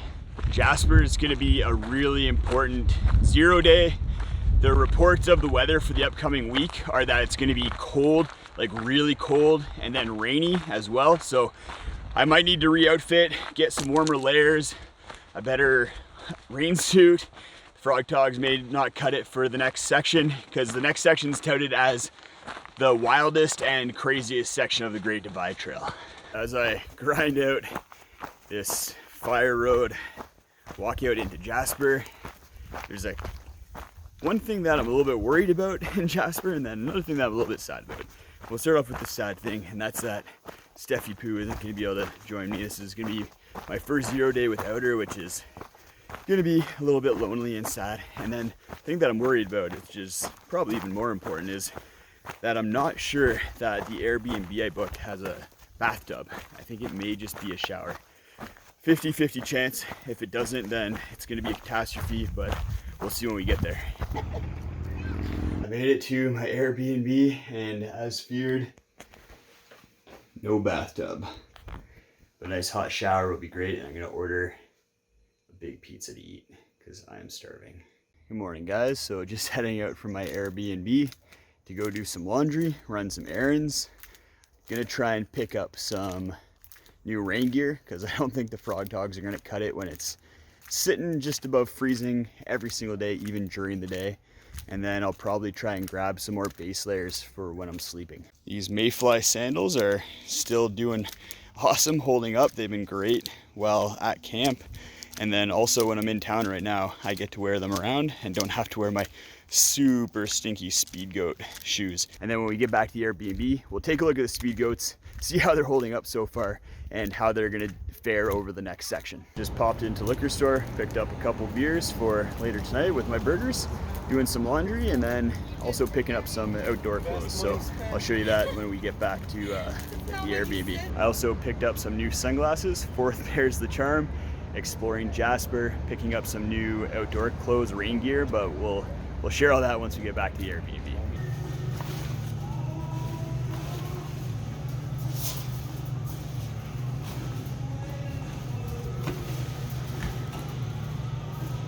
Also trying to choose which chips to get for tonight. I think I'm gonna go with the wavy salt and vinegar. So I figured I'd do some show and tell in the park, avoid heading back to the Airbnb because it's such a nice day for food. Like I said, I picked up the wavy salt and vinegar chips. Num num num. I got this Electric Boogaloo Hazy IPA by Bent Stick.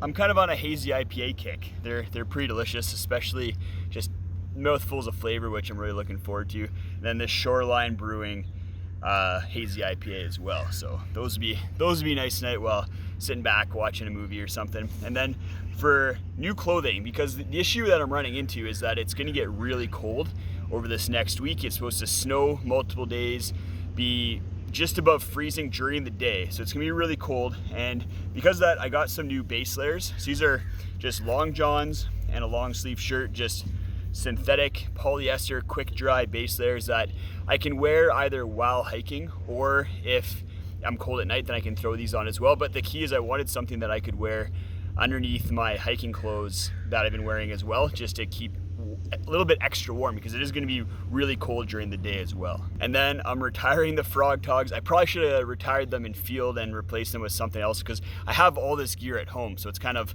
a little bit annoying that I have to buy it all again here, but it is what it is. So I'm replacing all my rain gear. I found some really awesome stuff by North Face. So there's this North Face jacket.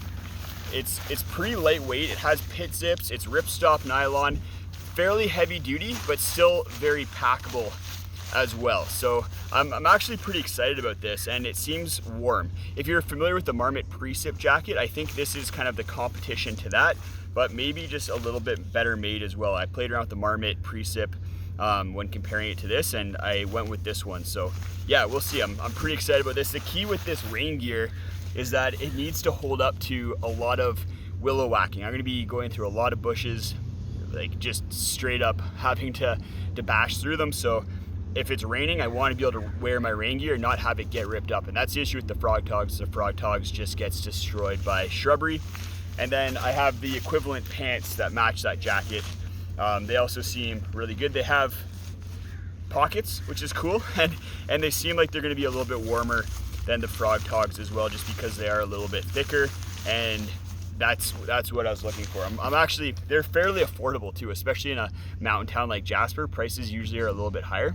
And then I picked up a couple other pieces of gear for my extremities. These are some liner gloves I can wear underneath my hiking waterproof mitts, because my hands have been getting a little bit cold, so I wanted these for that. They're synthetic, so they're gonna be quick drying, not hold on to a lot of moisture. They should be great. And then I picked up some warm socks. The thing that I'm thinking might happen is that I might need to wear my current nighttime camp socks along with my Injinji toe socks while hiking if it gets really cold, just to keep my feet warm. So I wanted a nice thick pair of wool socks for when I'm sleeping and at camp if I need to do that. So that's what I got these smart wool socks for. All around, I spent less money than I thought I was going to need to in Jasper here, and got everything that I needed. All the gear, the rain gear I got from Wild Things Outdoor Store, so shout out to them for having that stuff and also good prices. And then it was Everest Outdoors that I got those base layers. So those base layers are actually really affordable, under $100 for both, which is awesome and are exactly what I need. Just a plain polyester lightweight synthetic base layer. I'm gonna go pick up some food somewhere, head back to the Airbnb, and then just hang out for the rest of the day. When I get back there though, I'll kind of talk about the gear that I've been using so far and how it's been faring, and if there's any sort of repairs or issues that I'm going to be encountering. Oh yeah, I also got these sunglasses, just cheap sunglasses from the pharmacy. Like honestly, this is the 4th pair of sunglasses, so I'm not gonna be spending a lot of money on them. I just need them to get me through the next week. Just ran into a really cute dog, got to have some dog cuddles, now heading to grab a burger, back to the Airbnb. So I promised we'd do a little bit of an overview of the gear that I've been using so far, starting off with the Hoka Speed Goats. So remember, these were brand new Speed Goats when I started the trail. So they have about 300 kilometers on them or so, and no lifting of the heel yet. I will be bringing super glue for the next section just in case. The sole's looking really good. This part, the midsole, is looking a little bit beat up. That's just from rocks and sticks and everything, but otherwise they're in great shape. No delaminations anywhere, and they still feel really, really good on my feet. So super happy that these are holding up. My other gear is all working really, really well. Still loving my Zerk 40 backpack. It's probably going to be one of my favorite pieces of gear. I'm thinking of doing a full video talking about my favorite pieces of gear from the trip. My Ultiplex tent, which is hanging up and drying right now, is still going strong. Lots of room there. I've been very impressed with that tent. My quilt, remember this is a 20-degree quilt or -6-degree quilt from Enlightened Equipment.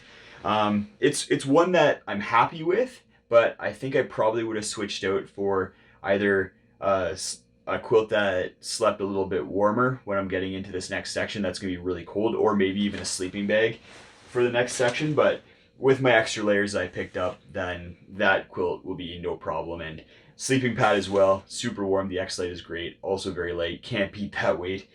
Yeah, everything's going well. I think I have things dialed in for this next section, and I'm excited that I was able to pick up all those new pieces of gear because, like I've been saying, it's going to be cold, it's going to be wet, and there's going to be a lot of willow whacking coming up. But I've also heard that this next section is one of the most amazing, rewarding sections of the entire trail. People have told me it's their favorite part of the entire trail, so a light bulb just went out. But yeah, I'm really excited to go to this next section. The Shin Splints are still acting up, but we're going to power through, and I just want to get out there, finish this trail, finish my goal, and hopefully learn some more lessons and keep moving that needle. Good morning. This is the beginning of the end, about to start the last section of the Great Divide Trail. Heading out of Jasper, got a 22-kilometer road walk to start the day, which isn't fun, but it'll give me some time to tell you a little bit about the crazy week that we have ahead of us. So this next section of trail is 8 days long. So that's an 8-day food carry. My pack has never been heavier. With the food and then all the extra gear that I picked up, I'm sitting at well over 30 pounds, but the pack's carrying it well and it fit everything, which is awesome. This next section is just the most remote and wild section of the entire trail. It doesn't really see anyone other than Great Divide Trail through hikers for large sections of it. It's overgrown in lots of parts. There's huge river crossings. Like, we'll see the deepest river crossings for sure on this section, and there's lots of them. Some that I've heard you have to swim, and yeah, and then compounding all of that is just the consequence of things going wrong. Because it's so remote, the bailout points aren't really bailout points. Other sections you could hike out within the same day if you need to bail out for certain parts, but this section, at best, you're looking at a day or two of hiking out in order to bail. So if you're in a really bad emergency situation, helicopter is your only choice. And even then, if it's raining or snowing or nighttime, you're not getting a helicopter, and things can get dicey really quickly. That being said, I'm feeling really well prepared to get out on trail. I got all the gear that I need in Jasper in order to stay safe and comfortable and warm. And physically, I'm feeling really good. My shin splints are still acting up. It's probably gonna be a factor for the rest of the trail, but it's healed a little bit, and an ibuprofen or two still allows me to push really big miles. And luckily, on this next section, I don't have any really big days and not a ton of elevation. It's mostly gonna be dealing with the rivers, the overgrown trail, and just remoteness and wildness of the trail. I've never been in better hiking shape in my entire life. So I think if there's any time that I'm gonna be able to pull off finishing the GDT, this is it. I'm excited to get out there, take on what the trail has to throw at me, and yeah, try and finish strong. Just walking down the highway, me and my buds. The hardest part with this road walk is walking slow enough I don't want to aggravate my shin splints, so I'm trying to keep it down to a 4 km/h pace. But my legs want to go at 6 km/h. So yeah, just trying to take it easy. Luckily I have my watch to keep track of my pace. Without that, I'd probably be going a little bit too fast and potentially re-injuring myself a little bit more.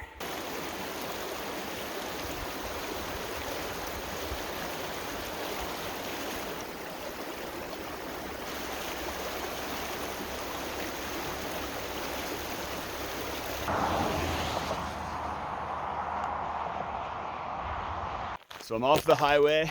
That was pretty mind-numbing, walking on there onto this logging road for a little bit before we hit the trail. And I've just been thinking about how crazy it is to be here. Like 8 days left. 8 days left. I'm on the final section of trail. There's been so many times where I've just been like, I don't think I'm gonna be able to make it to Jasper, never mind past Jasper. So this feels really special.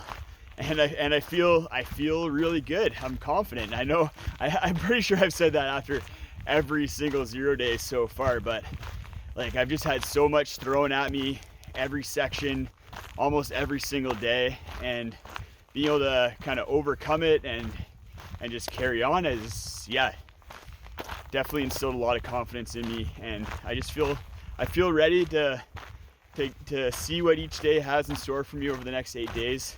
Enjoy these last few days and yeah, finish off the GDT and complete this pretty big challenge in my life.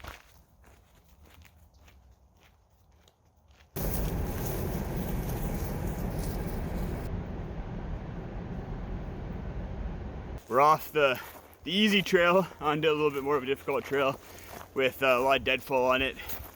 And with this pack, today's a tough day. My pack, like I said, is the heaviest it's ever been.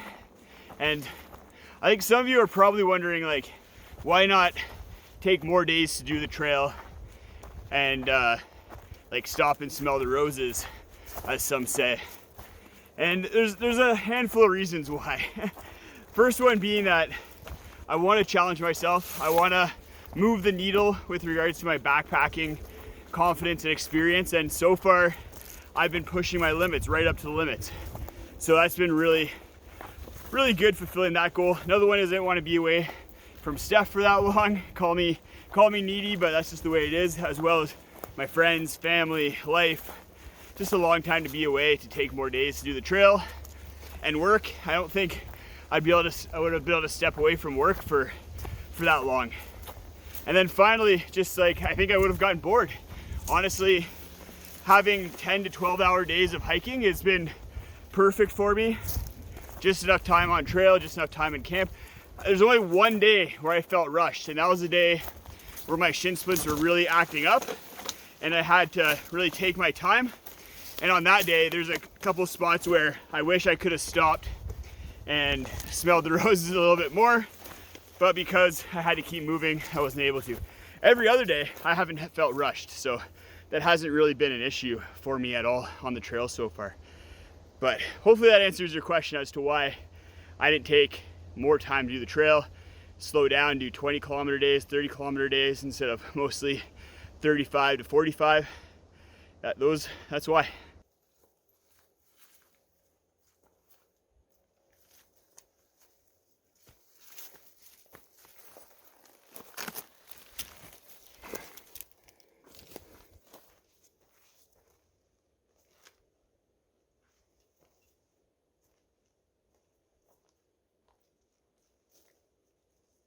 Cause I'm in too deep and I'm trying to keep up above in my head instead of going under again. Just before we get to camp, I want to swing back to something that I mentioned on the 0 day, and that's how happy I have been with all of my gear. Other than a couple things I switched out in Coleman, like the Cat-Ion B-Free filter, and then I added some things in Jasper in order to be warmer and safer on trail. Everything's been amazing. It's allowing me to put in big miles. It's reducing my injuries. It's allowing me to be comfortable on trail. And for those of you who have been following the channel for a while, it's probably not really a surprise to you. You know that a lot of this gear I've been using for multiple years. And the GDT is in my backyard. So these are the kind of trails that I'm on. So the gear has been tested in the right environments, and that's why it's performing well for the most part.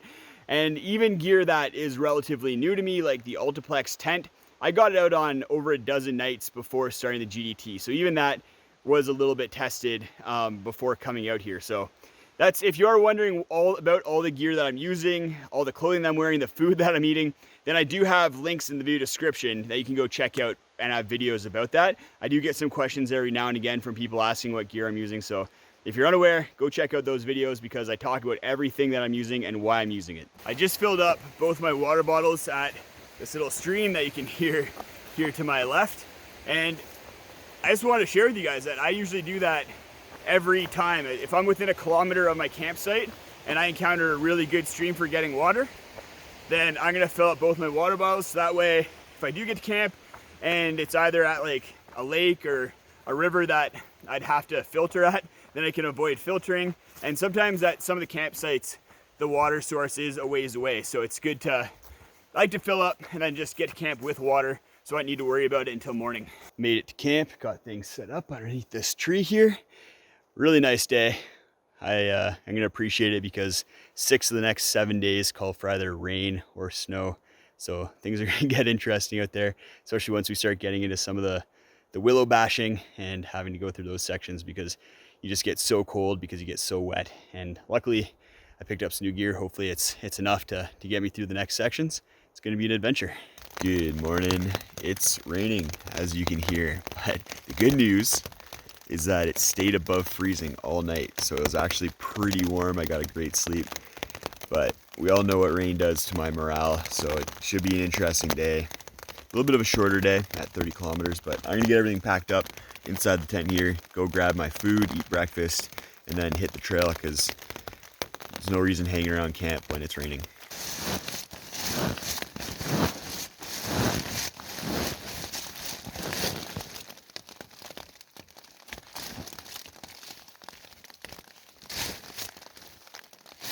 You guys might have saw when I was filling up water by the highway that my toothbrush fell out of my pocket into the stream. So I don't have a toothbrush anymore. So I'm gonna be trying the old finger method. Yesterday I tried to use a stick. Seemed like a good way to get splinters. So we're gonna try the finger. We might try some other things over the course of the week. I really don't want to get gingivitis. So yeah, gonna try this out. We'll see how it goes.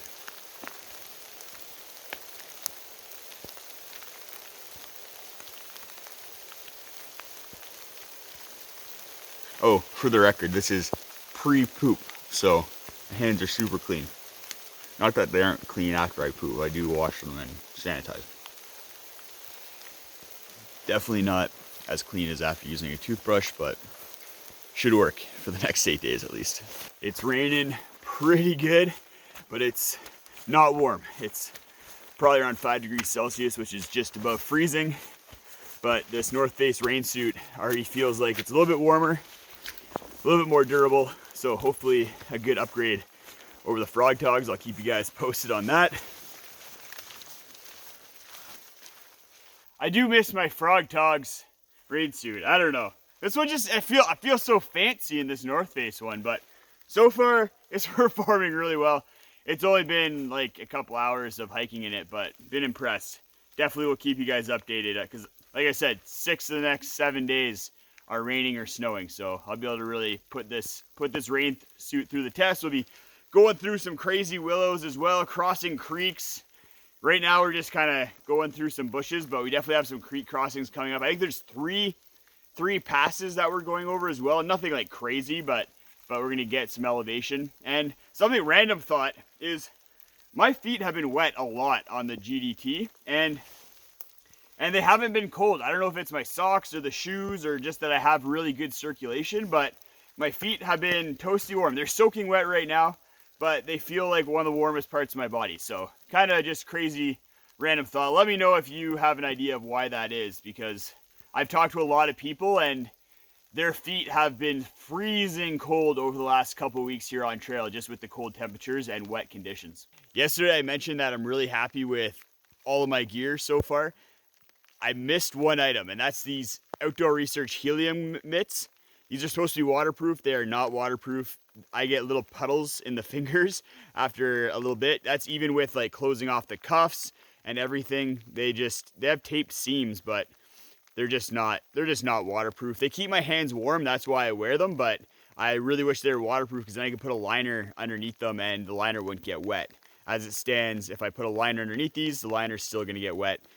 So yeah, not super impressed with these. Probably going back to the Decathlon rain mitts because they're waterproof, I know that, and aren't much heavier than these. So there's another GDT hiker at my campsite last night. We've been hiking together this morning. First time hiking with someone, which is really cool. You know, to have some great conversations. First creek crossing of the day. I think they just get deeper after this, from what I've heard. And we have tomorrow some of the biggest creek crossings of the entire trip. So it will be really interesting to see what those look like, especially with all the rain and snow that we're getting. Woo! So just walking through a bog. That's Blaze, just for introductions. And yeah, there's a lot of bog walking on this trail.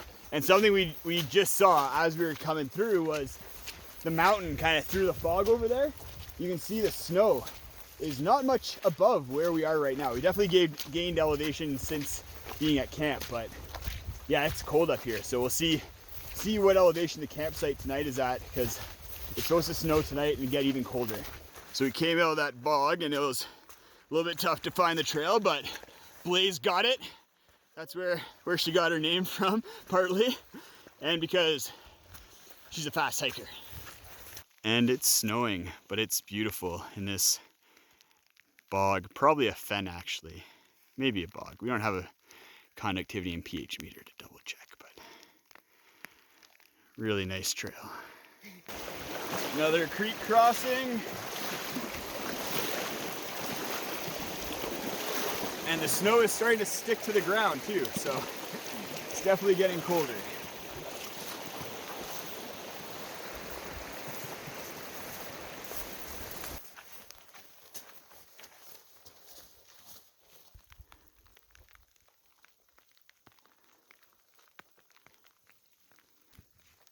So we got a little bit off trail at that lake, but we got to see the beautiful Miette Lake, which was awesome. Really nice spot if you're looking to camp.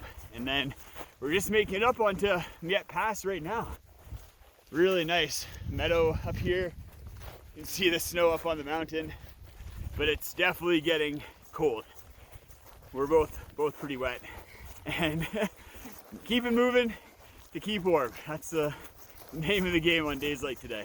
So the last couple kilometers have been interesting in that there's no trail, it's wide open, but we're just route finding, trying to stay kind of on course.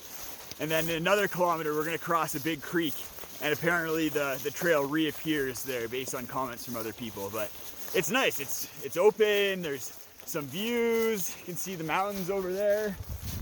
And yeah, not the worst bushwhacking you could do.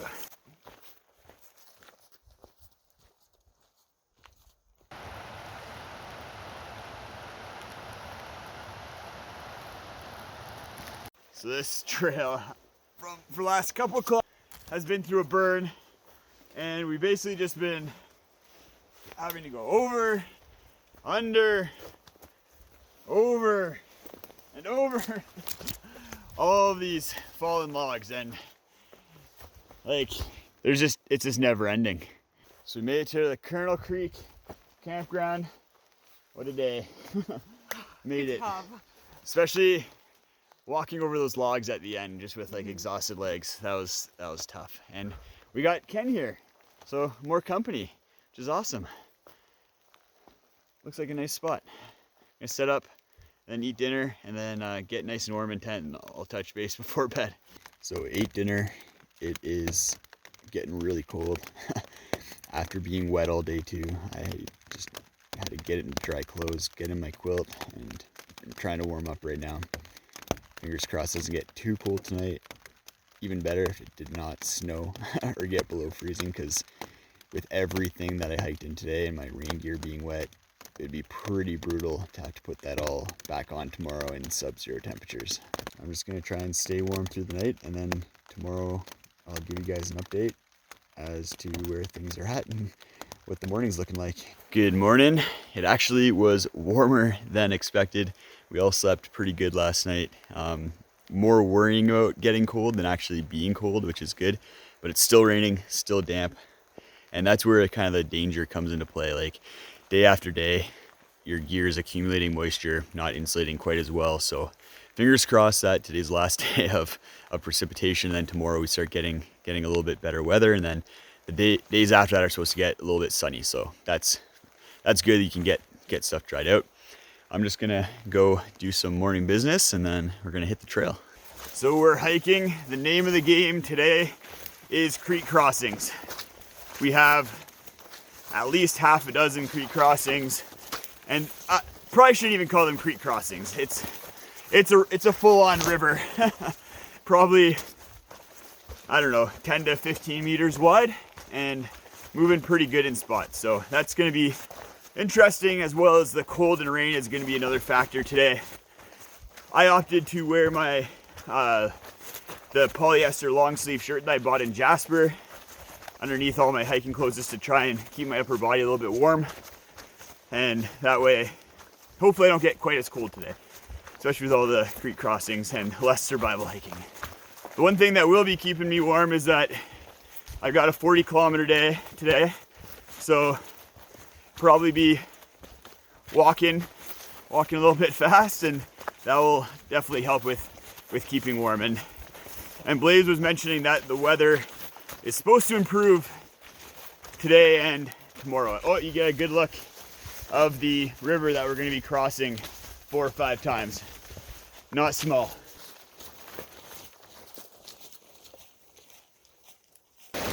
Semi-major creek crossing of the day. This is Little Upright Creek to warm us up.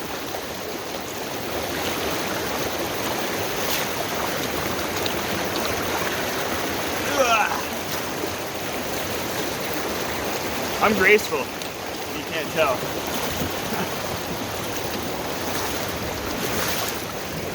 So it's about knee deep, not too bad. The other ones might be a little bit bigger. It's bigger rivers, so could be deeper. We hit our next set of creek crossings. So it's a little bit braided here, so each little channel isn't quite as deep as if it was all in one main channel. So that's why the crossing's up here, then we'll continue heading west.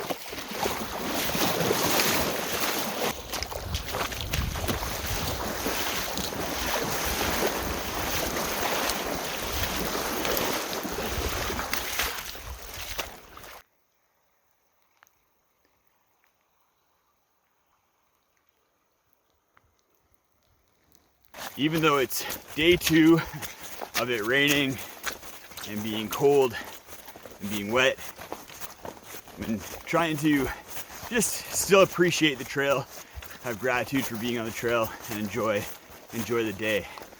It's actually a really cool area that we're walking through. It's totally different than almost any other part of the trail. We're in this river valley, walking through bogs and fens, and like, seems like perfect moose habitat. Hopefully we see a moose. That'd be really cool. It is called Moose River, I guess.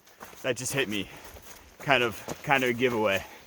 But that'd be really nice. We're just following this river, crossing it a few times.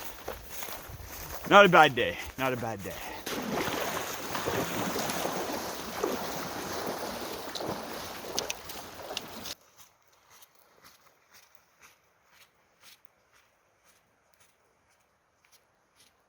Just walking through some clouds and fog, and they're lifting up and exposing these beautiful snow-capped mountains. The thing I am worried about for today, though, is staying warm tonight. My quilt has absorbed a lot of moisture and is not operating at full efficiency, and then same with my sleep clothes. And then the campsite tonight is apparently not a very nice one, and is right in a very wet area, which is just gonna compound the moisture problem. So yeah, that's the one concern for today. I'm warm right now and the hiking's good, but camp could get a little bit sketchy.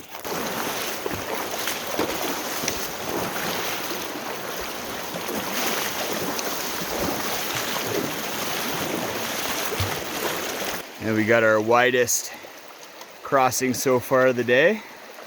This might be our last crossing of the Moose River actually, but we'll see. We definitely have more crossings after this, but not of this river specifically, I don't think. So we've been hiking and following the Moose River for pretty much the whole day. And you guys remember what the Moose River was like earlier in the day. This is what it turns into once you kind of follow it further up the mountains. So just a cute little creek. And then you can kind of see behind me, the sun's starting to poke out. How does it make you feel? Woohoo, I'm so happy. She's been singing for the last like 20 minutes while the sun has been slowly coming out. Here comes the sun. Da-da-da-da. Here comes the sun, and I say it's alright.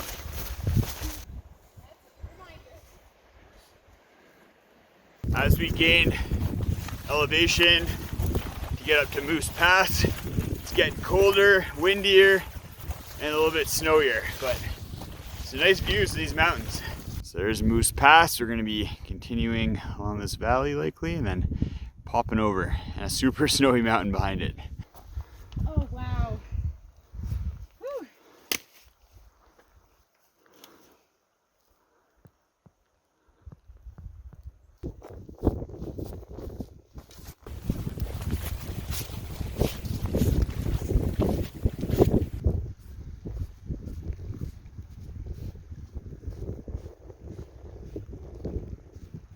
So we made it up to Moose Pass. A lot of snow up here, but it's beautiful. The meadows, these kind of alpine meadows with big mountains around are just epic, and then the creeks flowing through, really nice. It's cold, but it's beautiful. There's a good peak right there.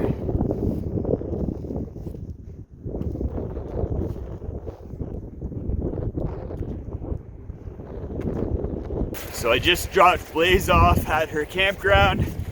I'm heading another 12 to 14 kilometers to another spot because I got some big days tomorrow and the next day and the next day and the next day. So don't want to get too far behind, but yeah, it was probably the first and last person that I hike with on trail, and it was just awesome having the company, especially the last 2 days where it's been miserable out. Let's say it's been miserable out. Views are nice, but we were able to kind of keep each other's morale up, and that was, yeah, made for the start of Section F. A really good start to Section F. So thanks, Blaze. Hope you have a good rest of your trip. We're gonna be carrying on and hitting probably a couple pretty big creek crossings, and otherwise I really don't know what the next 5 days have in store, because there's not a ton of information. A lot of people stop at Jasper, so there's just not a lot of information for these sections.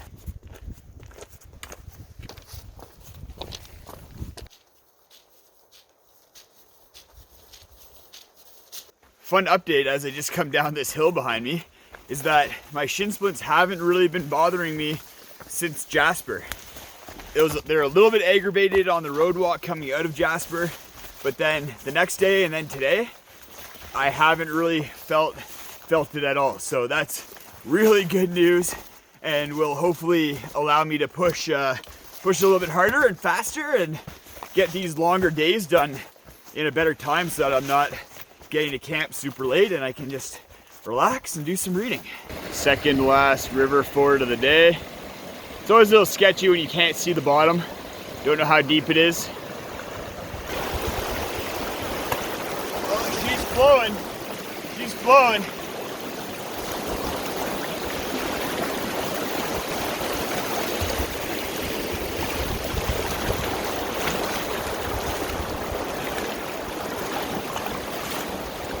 Knee deep, not too bad.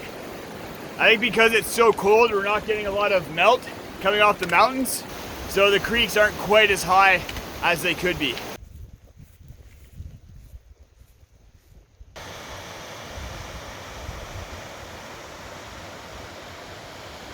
So I'm about 1.3 kilometers from the campsite, apparently from a river crossing that I'd be doing very quickly here. From there to the campsite, it's very, very wet. And then the campsite has flooded in the past, but I heard from someone that there's a rainfall warning for this area. So if it rains a lot overnight and the campsite floods, that's not a good scene and not something that I want to be taking part in. So I'm in this area. I'm gonna camp here, leave no trace. It'll be like I was never here, and then move on tomorrow. I feel bad not camping in the designated campsite, but also safety first, right? So we're gonna set up just kind of right underneath this tree and enjoy the views, because it's actually a really nice spot and dry and no risk of flooding unless the water level rises like 5 meters. Overall, good day. My feet have been wet all day and very cold because I don't know, it's probably a dozen or more creek crossings, river crossings, and then like another 20 or more little stream crossings where my feet were getting wet. So my feet, I'm wet, my rain suit's wet. Some of you have asked, why don't I just get more waterproof gear? And honestly, when it's raining all day and you're walking through wet shrubs, there's really nothing you can do unless you're wearing like a full dry suit, which would just get way too hot. Well, not on days like today, but it would not be practical. Looks like those rain clouds that I was talking about are starting to roll in, so we'll probably have some rain overnight tonight, but tomorrow 50-50 that it's going to be a nice day. We're going to be in the Alpine a lot of the day, so I'm really excited for that. We're going to be walking some ridges, and if it's a nice beautiful day, then that'll be perfect. I'll be able to dry out some stuff. We'll get some really nice views. Looking forward to it. We'll see you guys in the morning. Good morning. I'm just wiping down the outside of my tent. I already wiped down the inside and got all the condensation off the inside. If there's one tip I can give you, it's wipe down the inside of the Altiplex tent, because I had a ton of condensation yesterday morning when I woke up, wiped it all down, and then when I got to camp last night and got into the tent, it was basically dry on the inside. So I didn't have to deal with not having to touch the walls or being very careful. And then when I went to sleep, I didn't have all that moisture inside the tent getting into my sleep system. So definitely worthwhile, worth the 5 minutes. I slept super warm last night, and I think that's part of the reason. As well, I used my 1/8 inch thick thin light sleeping mat underneath my X-Lite, and I think that added a little bit of warmth as well. So even though it got to the same temperature as the previous night, I was toasty warm last night. I'm gonna finish wiping down the tent, pack up, eat breakfast, and then we got a creek crossing within the first 200 meters. So we're gonna get the feet wet and cold right away. And then I'll tell you a little bit more about the day, because it should be a really interesting and diverse day with a lot of different things going on, and it's my first day hiking alone in a couple of days, so we'll see if I end up crying. Looks like I got a few down trees that I could use to cross this creek, maybe keep my feet dry, but the dismount looks like it might be tough.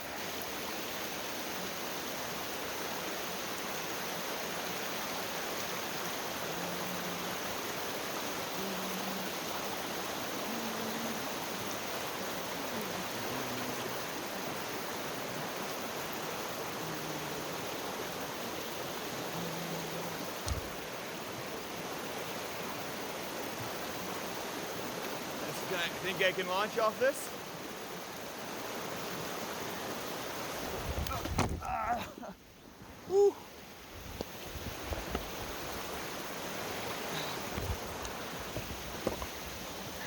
That was a close one. So I launched off of there to here, but then the shore gave out on me. I had to tuck and roll to get on. Whew. Probably shouldn't have done that. Probably should have turned the camera off, stepped down to there, and hopped over here, but, well, it is what it is. If you're wondering why I'm still wearing my rain gear, it's because, as you can see, there's still snow up there, and it's just above freezing temperatures, so it is really cold, even though it looks like the sky is clearing up and we might get some sunshine today. Probably won't get warm. If at all, it'll be in the afternoon. Today starts with a bit of a forest walk. Then we should get out onto a river floodplain, which should be really nice. I love those floodplains. And then the third stage of the day is getting up into the Alpine onto Jack Pine Ridge, which I've heard is one of the most beautiful parts of the GDT. So really excited to get up there. And then the big question mark for the day is, will the sun come out? It's rained the last 3 nights, so my sleep system has a lot of moisture in it. It'd be great to dry it out in the sun. As well, this is my first day in a couple of days hiking alone, so if it's cold and wet, that may end up getting to me. Like I really just don't like being cold and wet. It just does not do good things for my mental state. So come on, sun. Or maybe I've figured out how to deal with that, and I'll have a better positive attitude.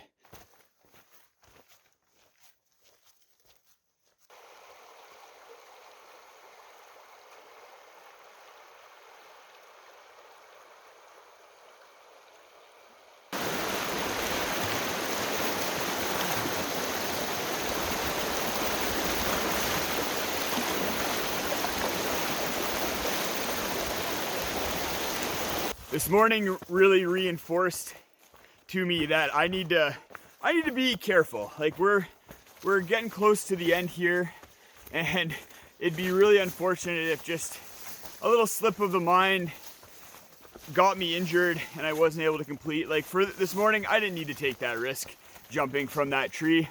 That was completely unnecessary. And walking through this wet forest, I'm just trying to be careful about the wet roots and rocks, and I don't need to go super fast on a lot of these days because they're a little bit lower mileage. So I can just take my time and be careful. We're so close. It'd be really unfortunate to have a twisted ankle or tweaked knee and the trip. So I'm out of the forest, made it to Chown Creek. So we're gonna be crossing this creek and then following it up to Jack Pine Pass and the ridge walking that we're gonna get to do this afternoon. Hopefully the sun comes out a little bit here and I can set up on one of these gravel bars and dry out all my gear.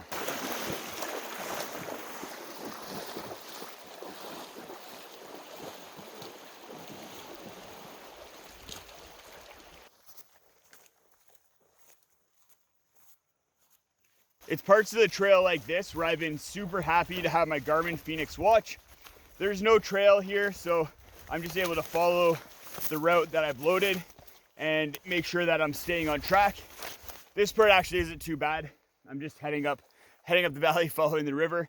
But a couple days ago, Blaze and I were on a part of the trail where you were having to contour different elevations and go around patches of trees, avoid willows. It took a lot of micro navigation, but we were able to follow the watch and make sure that from a macro navigation standpoint, we are still on the trail.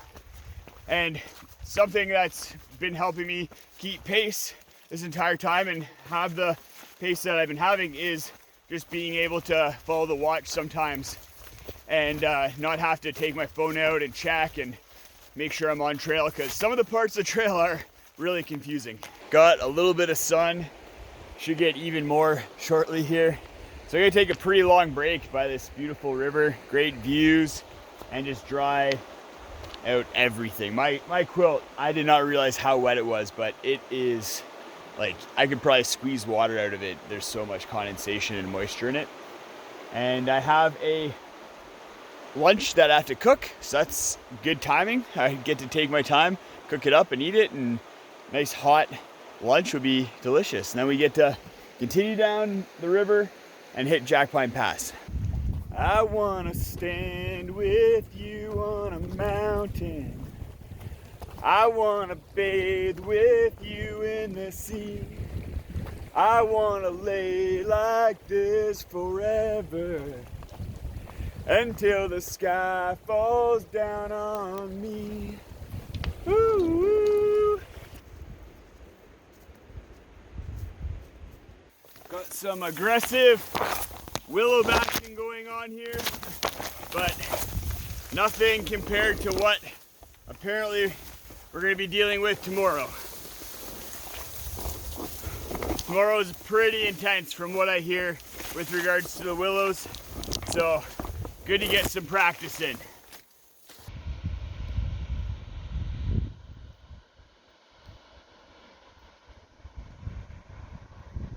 Feels like I'm hiking through a mountain jungle right now. I'm just hiking up streams, through willows. It's hot, humid. Whew. You really go for a machete right now. Clear all these willows out. I made it up and over Best Pass. That was where that beautiful waterfall was and all those willows.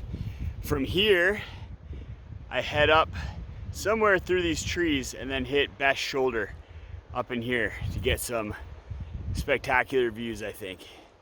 Even from here, it's really nice.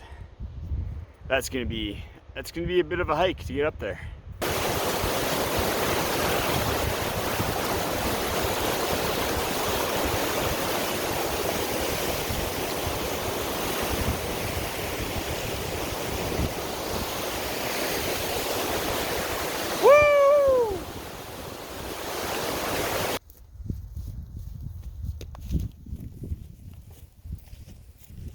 Made it up onto Best Shoulder.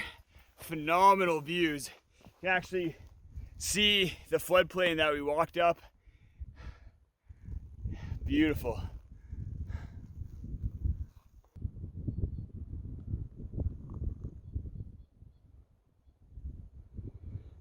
From here, we're gonna contour around the side of the shoulder here, drop down a little bit, hit a camp, and then continue on just to the right of this tree on the side of the peak that's behind it, onto Jack Pine Ridge and Jack Pine Pass.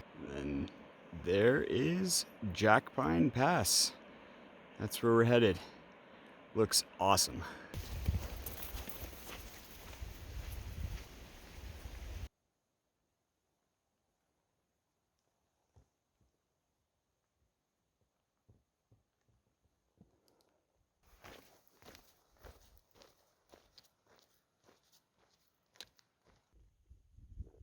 Where the heck am I?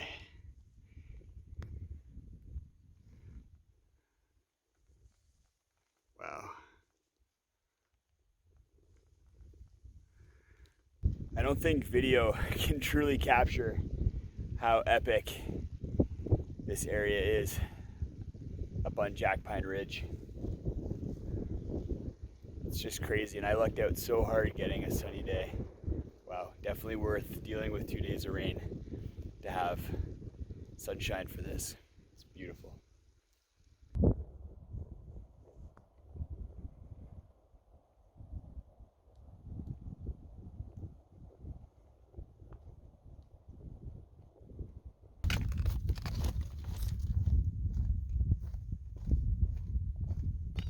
I slipped back into hiking solo pretty easily. Today was a tough day, way tougher than I thought. It's gonna end up being about 40 kilometers and 2,000 meters of elevation gain, which is not an easy day. I'm gonna be getting into camp pretty late probably.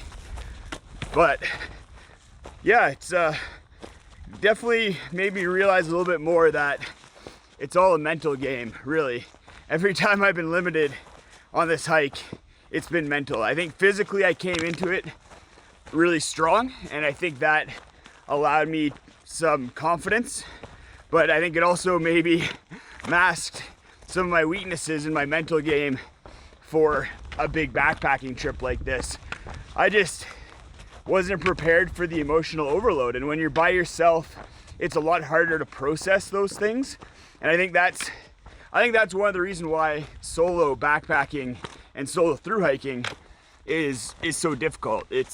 You're just by yourself trying to process things, and if you're feeling an emotion and you're unable to process it, it's just gonna get stronger and stronger, and eventually that's gonna lead to a breakdown, which you saw me do a couple times so far on this trip. Might happen again, but I think the solution probably is just better understand yourself, better understand your emotions, and understand what your emotions are telling you day to day. Plan from here, I think, is to continue through this rock valley and then cut across that green and then drop down right where those trees are, down to Blueberry Lake. And there's Blueberry Lake, home for the night. Made it to camp, Blueberry Lake. That might have been one of the toughest physical days on trail so far. That just beat me right up. My feet hurt, my knees hurt, my hips hurt. I'm just sore, my back hurts. I'm just sore all over. So I'm gonna have to make sure I get a good stretch in today, because tomorrow I have a lot of willow whacking to do. Apparently it's the worst section for having to bash through willows on the entire trail. So that might break my soul. But we'll see you guys in the morning. Good morning. I am not looking forward to today.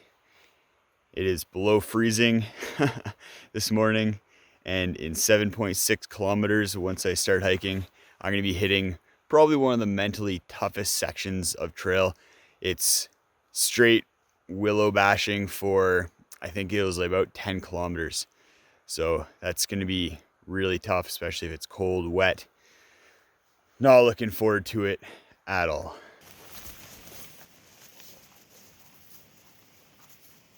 Yesterday definitely kicked my butt. 40 kilometers, 2,000 meters of elevation. My knees and all my muscles are definitely sore. I got a good stretch in, but still sore. I think what compounded the big day was the fact that my pack had 5.5 days of food in it and all the gear I picked up in Jasper. So it was really heavy relative to any of the other bigger days that I've done so far. I had kind of always planned to do bigger days with less weight in my pack. But just goes to show, even when you're 2 days out, 3 days out from the end of the trip and you have your trail legs and you're feeling great, a day can still sneak up on you and kick you in the butt.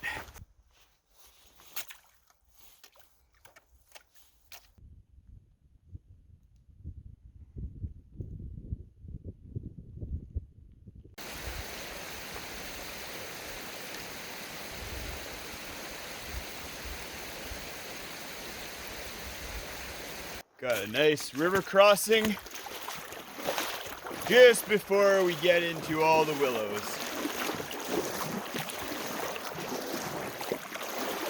I was gonna put on my rain gear for the willows, but it's getting pretty warm. It actually should be a really nice day. So I think I'd get too hot in the rain gear. I'll just get my hiking clothes soaking wet and deal with the willows as they come. You can see the evaporation of the moisture off of the willows just back there where the sun's hitting it. Hopefully that continues and the willows that I go through for the next 10 kilometers aren't too wet. The trail actually hasn't been too bad to this point. Just walking along the river back there. Some nice views. But I have no doubt that it's gonna get worse before it gets better.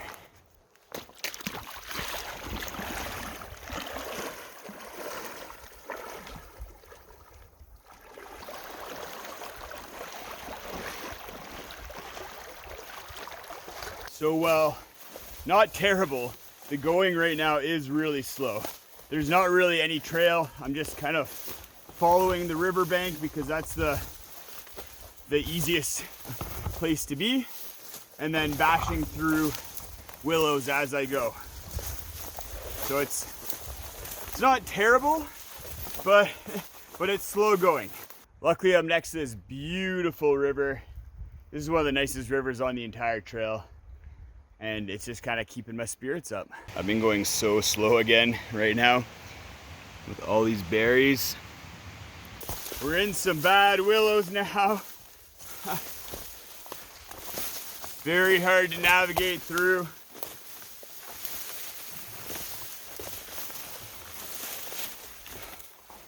But then we still got nice views when we stop to take a break.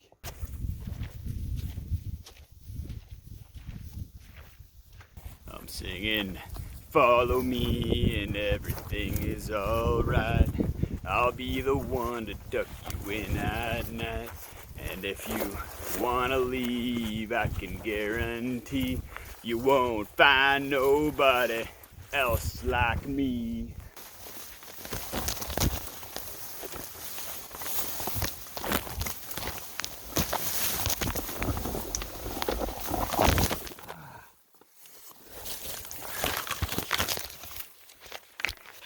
Ow, just fell in a hole. I'm gonna have to watch out for those. That hurt. I'm losing my mind! Ah! Ah! Ah! I'm the willow stopper! Ah!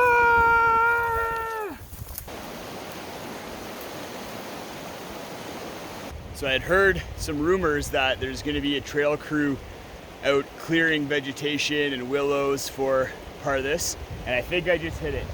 This would have been all willow encased, and now it's nice and clear. So thanks to the trail crew and GDTA volunteers for coming out here and clearing this, because ooh, that last 6 kilometers or so was tough. Some of the toughest section of trail on the GDT.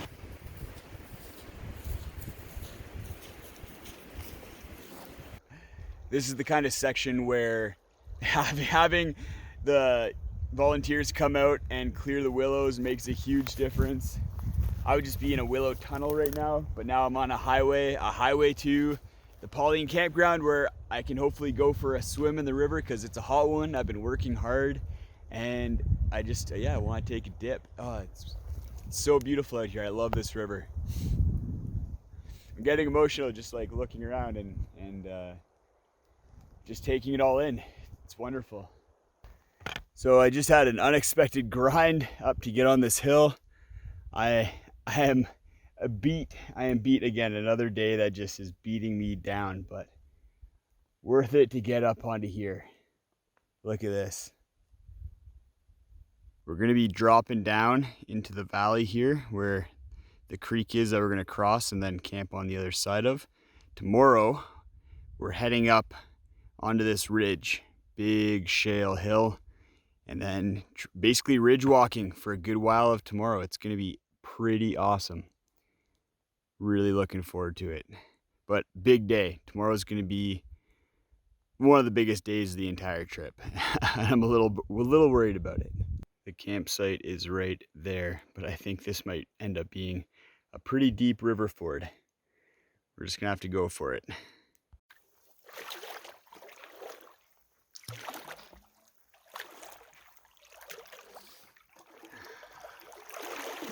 Woo.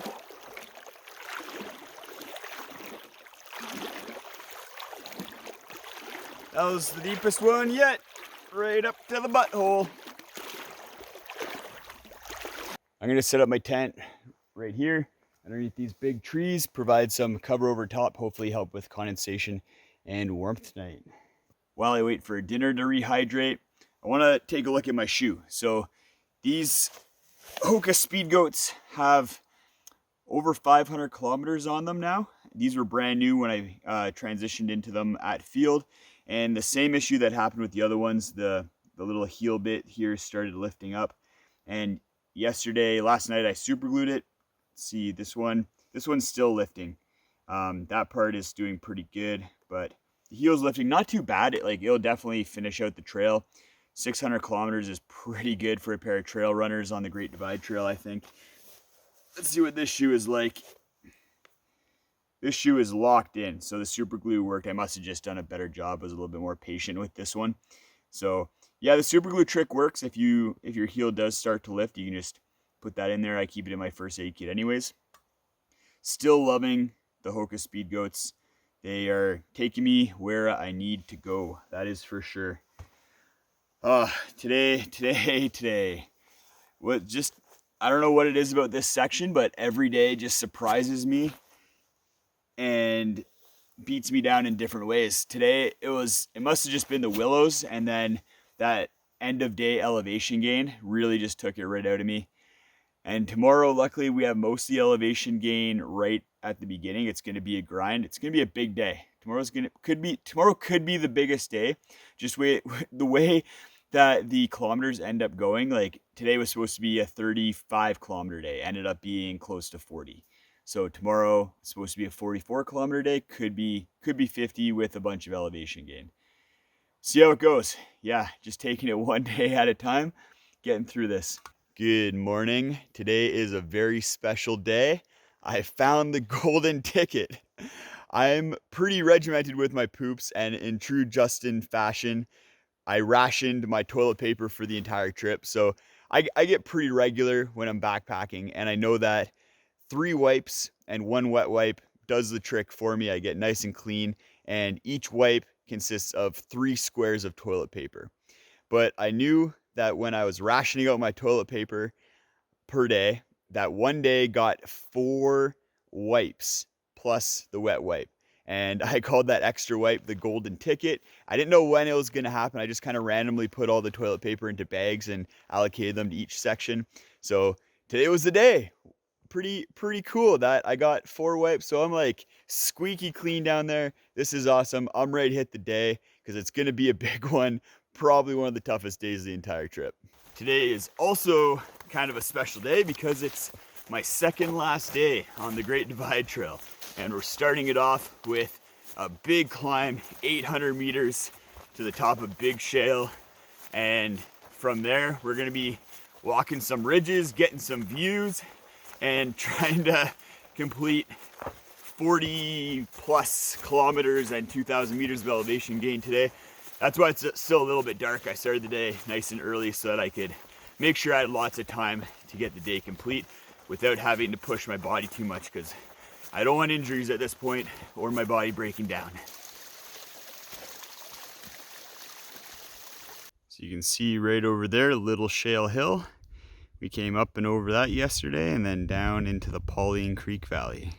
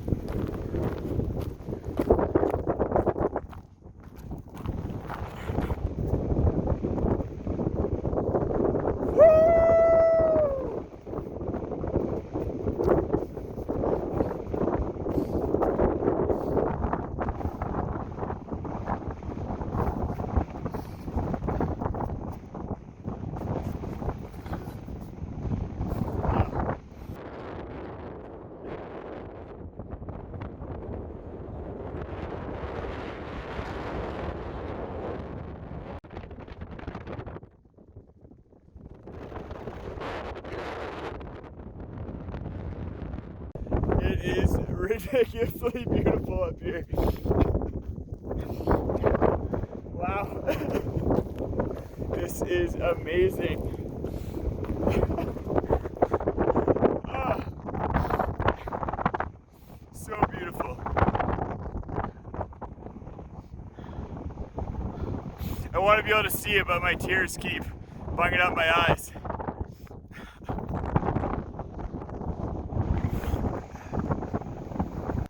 Wind kind of died down for a second, and kind of getting a hold of how happy I am up here.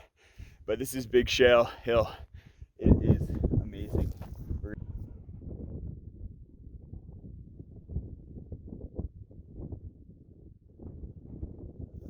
You may be wondering, like, why are you crying on top of a summit? Like, I've done lots of day hikes and I've never cried getting to a summit, but I think it's more about what it means. You put a lot to get to the summit. You put a lot into a through hike like the Great Divide Trail, and when you get to the summit, it just all kind of crashes into you as to what you're accomplishing and what you're doing. Especially right now for me, like second last day, it's just really crashing into me. It's probably going to be a pretty emotional couple of days here.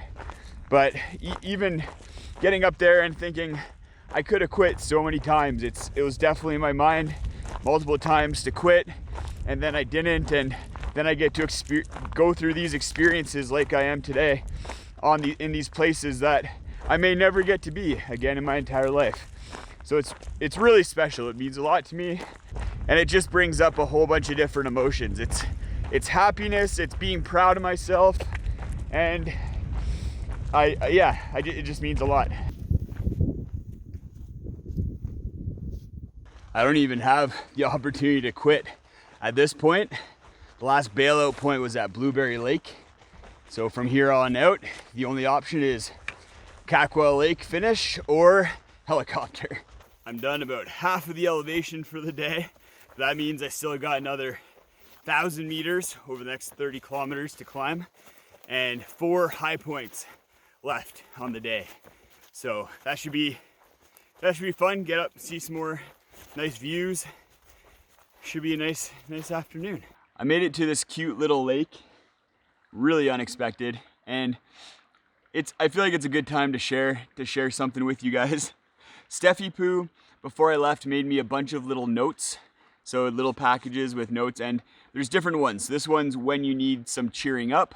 There's one that's when I was starting out, when I was having a bad day. A whole bunch of little notes that just had little messages from her that were really nice and super uplifting and motivational, just really exactly what I needed when I needed them. And I've been saving the when you need cheering up. I don't need cheering up right now, but I just want to highlight such a good day and good moment with this note. And I actually just read it, and she wrote a song on the back that I want to share with you guys. So here we go. My name is Justin, I love the woods. You'll see me walking and eating goods. I really like gear, it makes me smile. It helps me stay out here for a while. I also like bears, they're really cool. But if I see one, I'll jump in a pool. If only I had a pool when I saw that bear. And if only she knew when she was writing this that I'd actually get charged by a bear. That probably wouldn't have made it quite so crazy. Definitely a fun little song. I really appreciate her so much. She did so much for me on this trail, coming and visiting me, bringing me resupplies, the emotional support, the just general support. And yeah, I can't wait to get back home and just spend every day with her, because I miss her a lot. It's been tough being away for 38 days, but these notes definitely helped make me feel like she was with me some of the way, and really helped me on some really tough days. There's times where I was just feeling really down. I'd read one of her notes or reread one of her notes, and it would just pick me right back up. So thanks Steffi.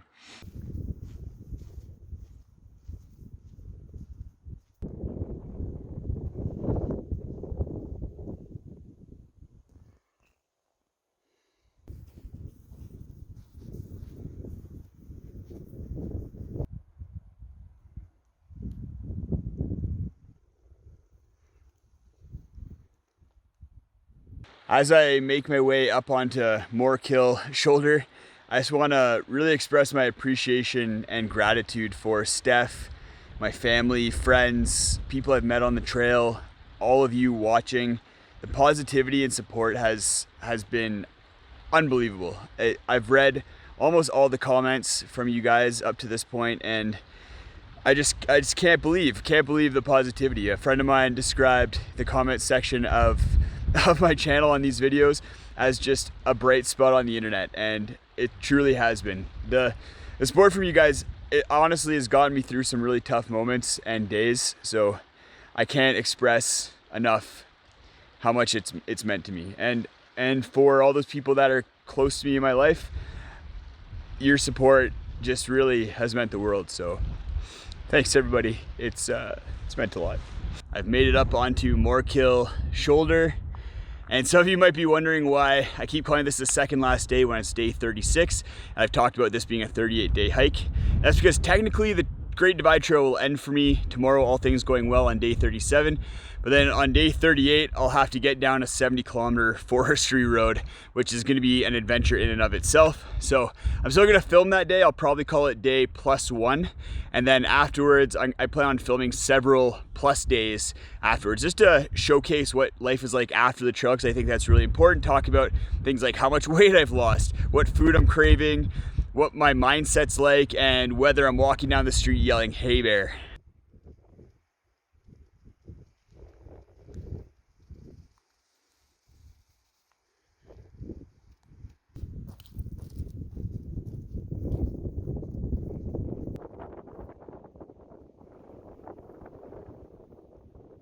Just made it onto the Featherstonehoe Ridge crest. You can see the Moorkill Shoulder right over there, and then came down the valley up over the Featherstonehoe Shoulder, and then came down that way, and then crossed back up to get onto the ridge. Then from here, we're gonna just hit the bottom part of that shoulder, drop into that valley, and then follow the valley down, a little bit of elevation gain, and then over to the Sheep River campsite.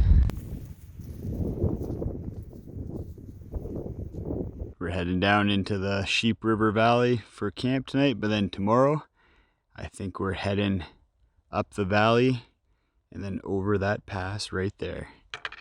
Tomorrow should be an awesome day. A little bit of everything from the GDT. Nice way just to finish it off. Made it to camp, got everything set up, got a great little campsite here. And yeah, hopefully I get a good night's sleep. I have a feeling it's gonna be a little bit tough because I'm gonna be pretty excited for tomorrow. Good morning, last day, woohoo! All things going to plan, I'll be at the Great Divide Trail northern terminus at Kakwa Lake in 30 kilometers. It's raining, it's supposed to rain all day today, and it's dark right now. I don't know what the deal is with the time zones. My watch doesn't know. I don't know what time zone I'm in, but I'm waking up, I think, in Alberta time, even though I'm in BC right now. And as a result, I'll probably have about an hour of night hiking. The last little bit here has been pretty sketchy. You can see those dark clouds behind me there. So I was seeing lightning coming out of those clouds and hearing thunder, and as I'm walking through this big open floodplain field, I'm seeing charred remains of trees that have been struck by lightning. So I definitely tried to stick as close to the tree line as possible for most of that walk, but the trail just went right through the open area, which just seemed sketchy to me under the conditions. From here we're gonna enter into the forest, and then I think we head up to Surprise Pass. That's between these two peaks. The rain stopped for now, so hopefully we get a nice day. That'd be a lovely surprise. There's a bunch of stuff I want to talk about today, and I know I'm gonna get the question of, well, what's the next big hike? So I'll address that at the end, whether I do have plans for something like the CDT or PCT. With that lightning, even on the last day, the Great Divide Trail is still trying to kill me. But I think if anything, the last 36 days have shown that I've been physically prepared for the trail with my training and the gear I brought. And it kind of highlighted that I'm my own worst enemy. Between different insecurities that I have, lack of self-confidence, and then the ever-present fear of failure, I definitely was what was holding myself back and making for some really tough parts of the trail and days overall. I don't think the insecurities and fear of failure are going anywhere anytime soon, so I just need to not let them control my actions and not let them overwhelm my emotions when they do kick in.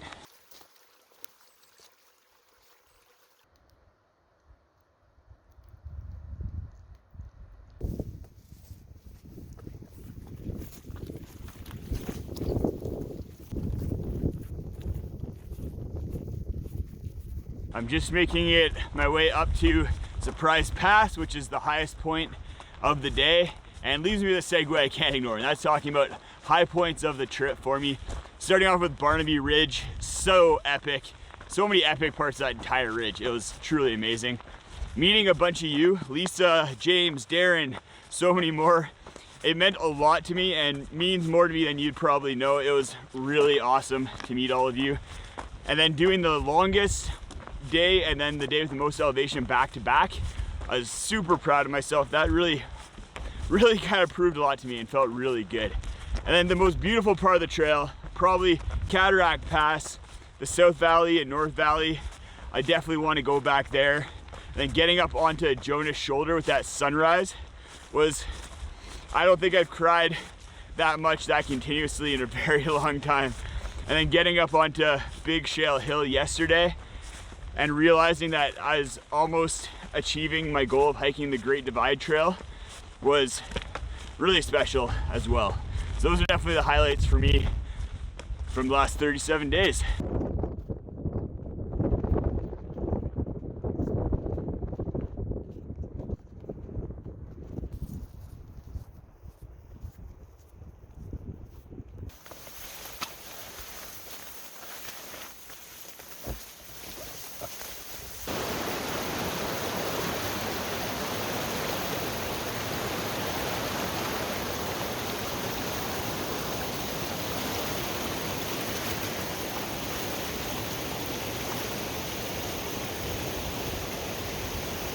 Some of you wanted to know what an avalanche path looks like.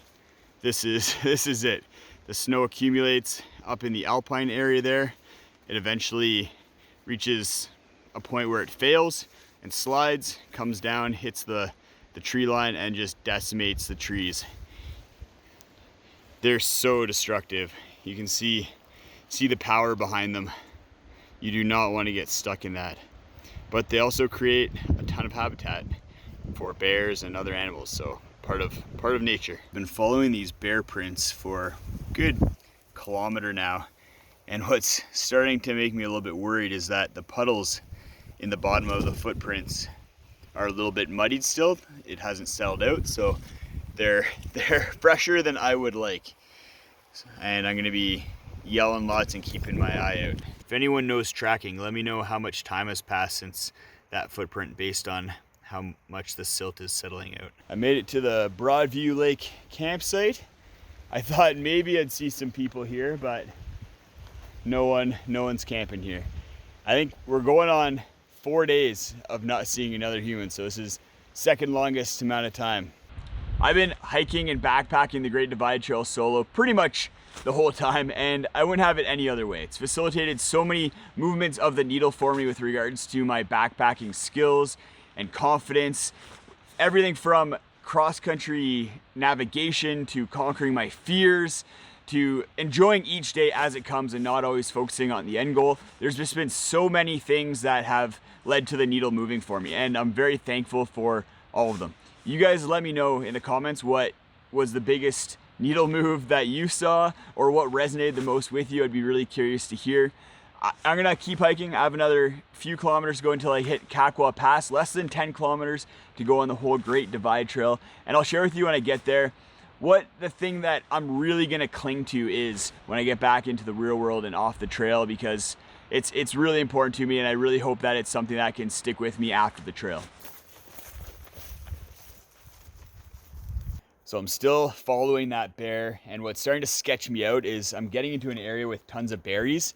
So that's where the bear was probably going, into this area with the berries, and the wind is blowing into my face. And that's the same scenario that happened with the bear that charged me. Is the wind was blowing in my face, so it wasn't able to smell me coming. I smell a lot worse now, much more strongly, so hopefully that helps. But at least there's no running water yet to mask me yelling, because that's what happened last time as well. I'm just gonna be so noisy, and hopefully the bear hears me coming and allows me to just pass through and moves over to another berry bush.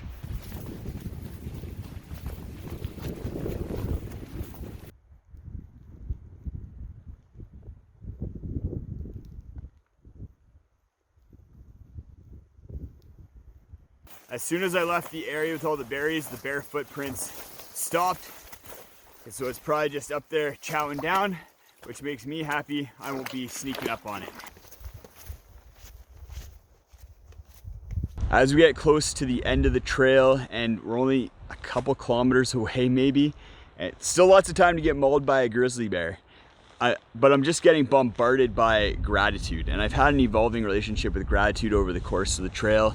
It's kind of developed into this North Star for me, starting off by just driving home how grateful I am for the relationships that I have in my life, where I live, the opportunities that I have, and then also was critical for the bad days that I was having. When I was feeling really down or having a tough day, gratitude just was able to bring me back up.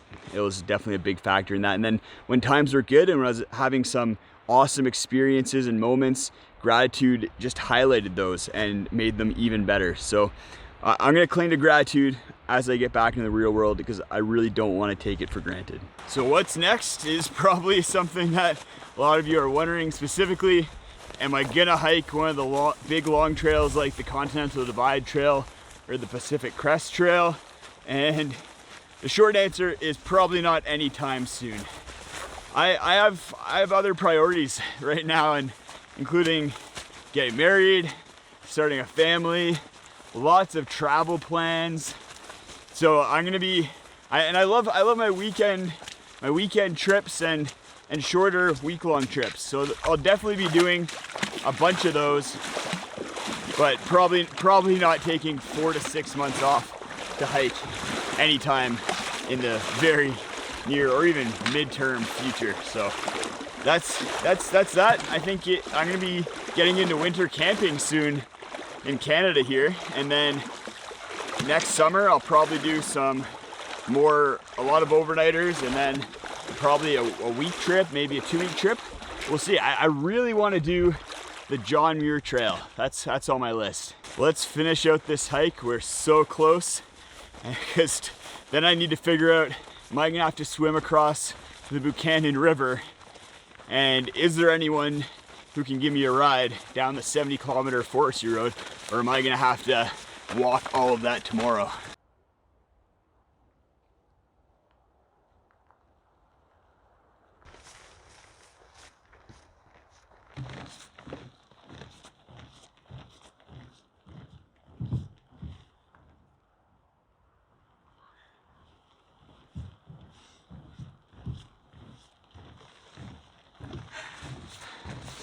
Woo! I made it. I'm at the end of the Great Divide Trail, and it's all hitting me. A month ago, just over a month ago, I wouldn't have thought, like, it was just special just to take that first step on the trail, and then to get here and take that last step is really special. There's been so many tough times through snow, cold, bear charges. So many times I didn't think I'd make it, and then here I am. I got to the end of the Great Divide Trail, one of the toughest experiences of my life, and it feels so good, so good. Look at this. Yep. This was a journey. This was awesome. All those tough times just make moments like this that much more special. With that being said, it's closing time. You don't have to go home, but you can't stay here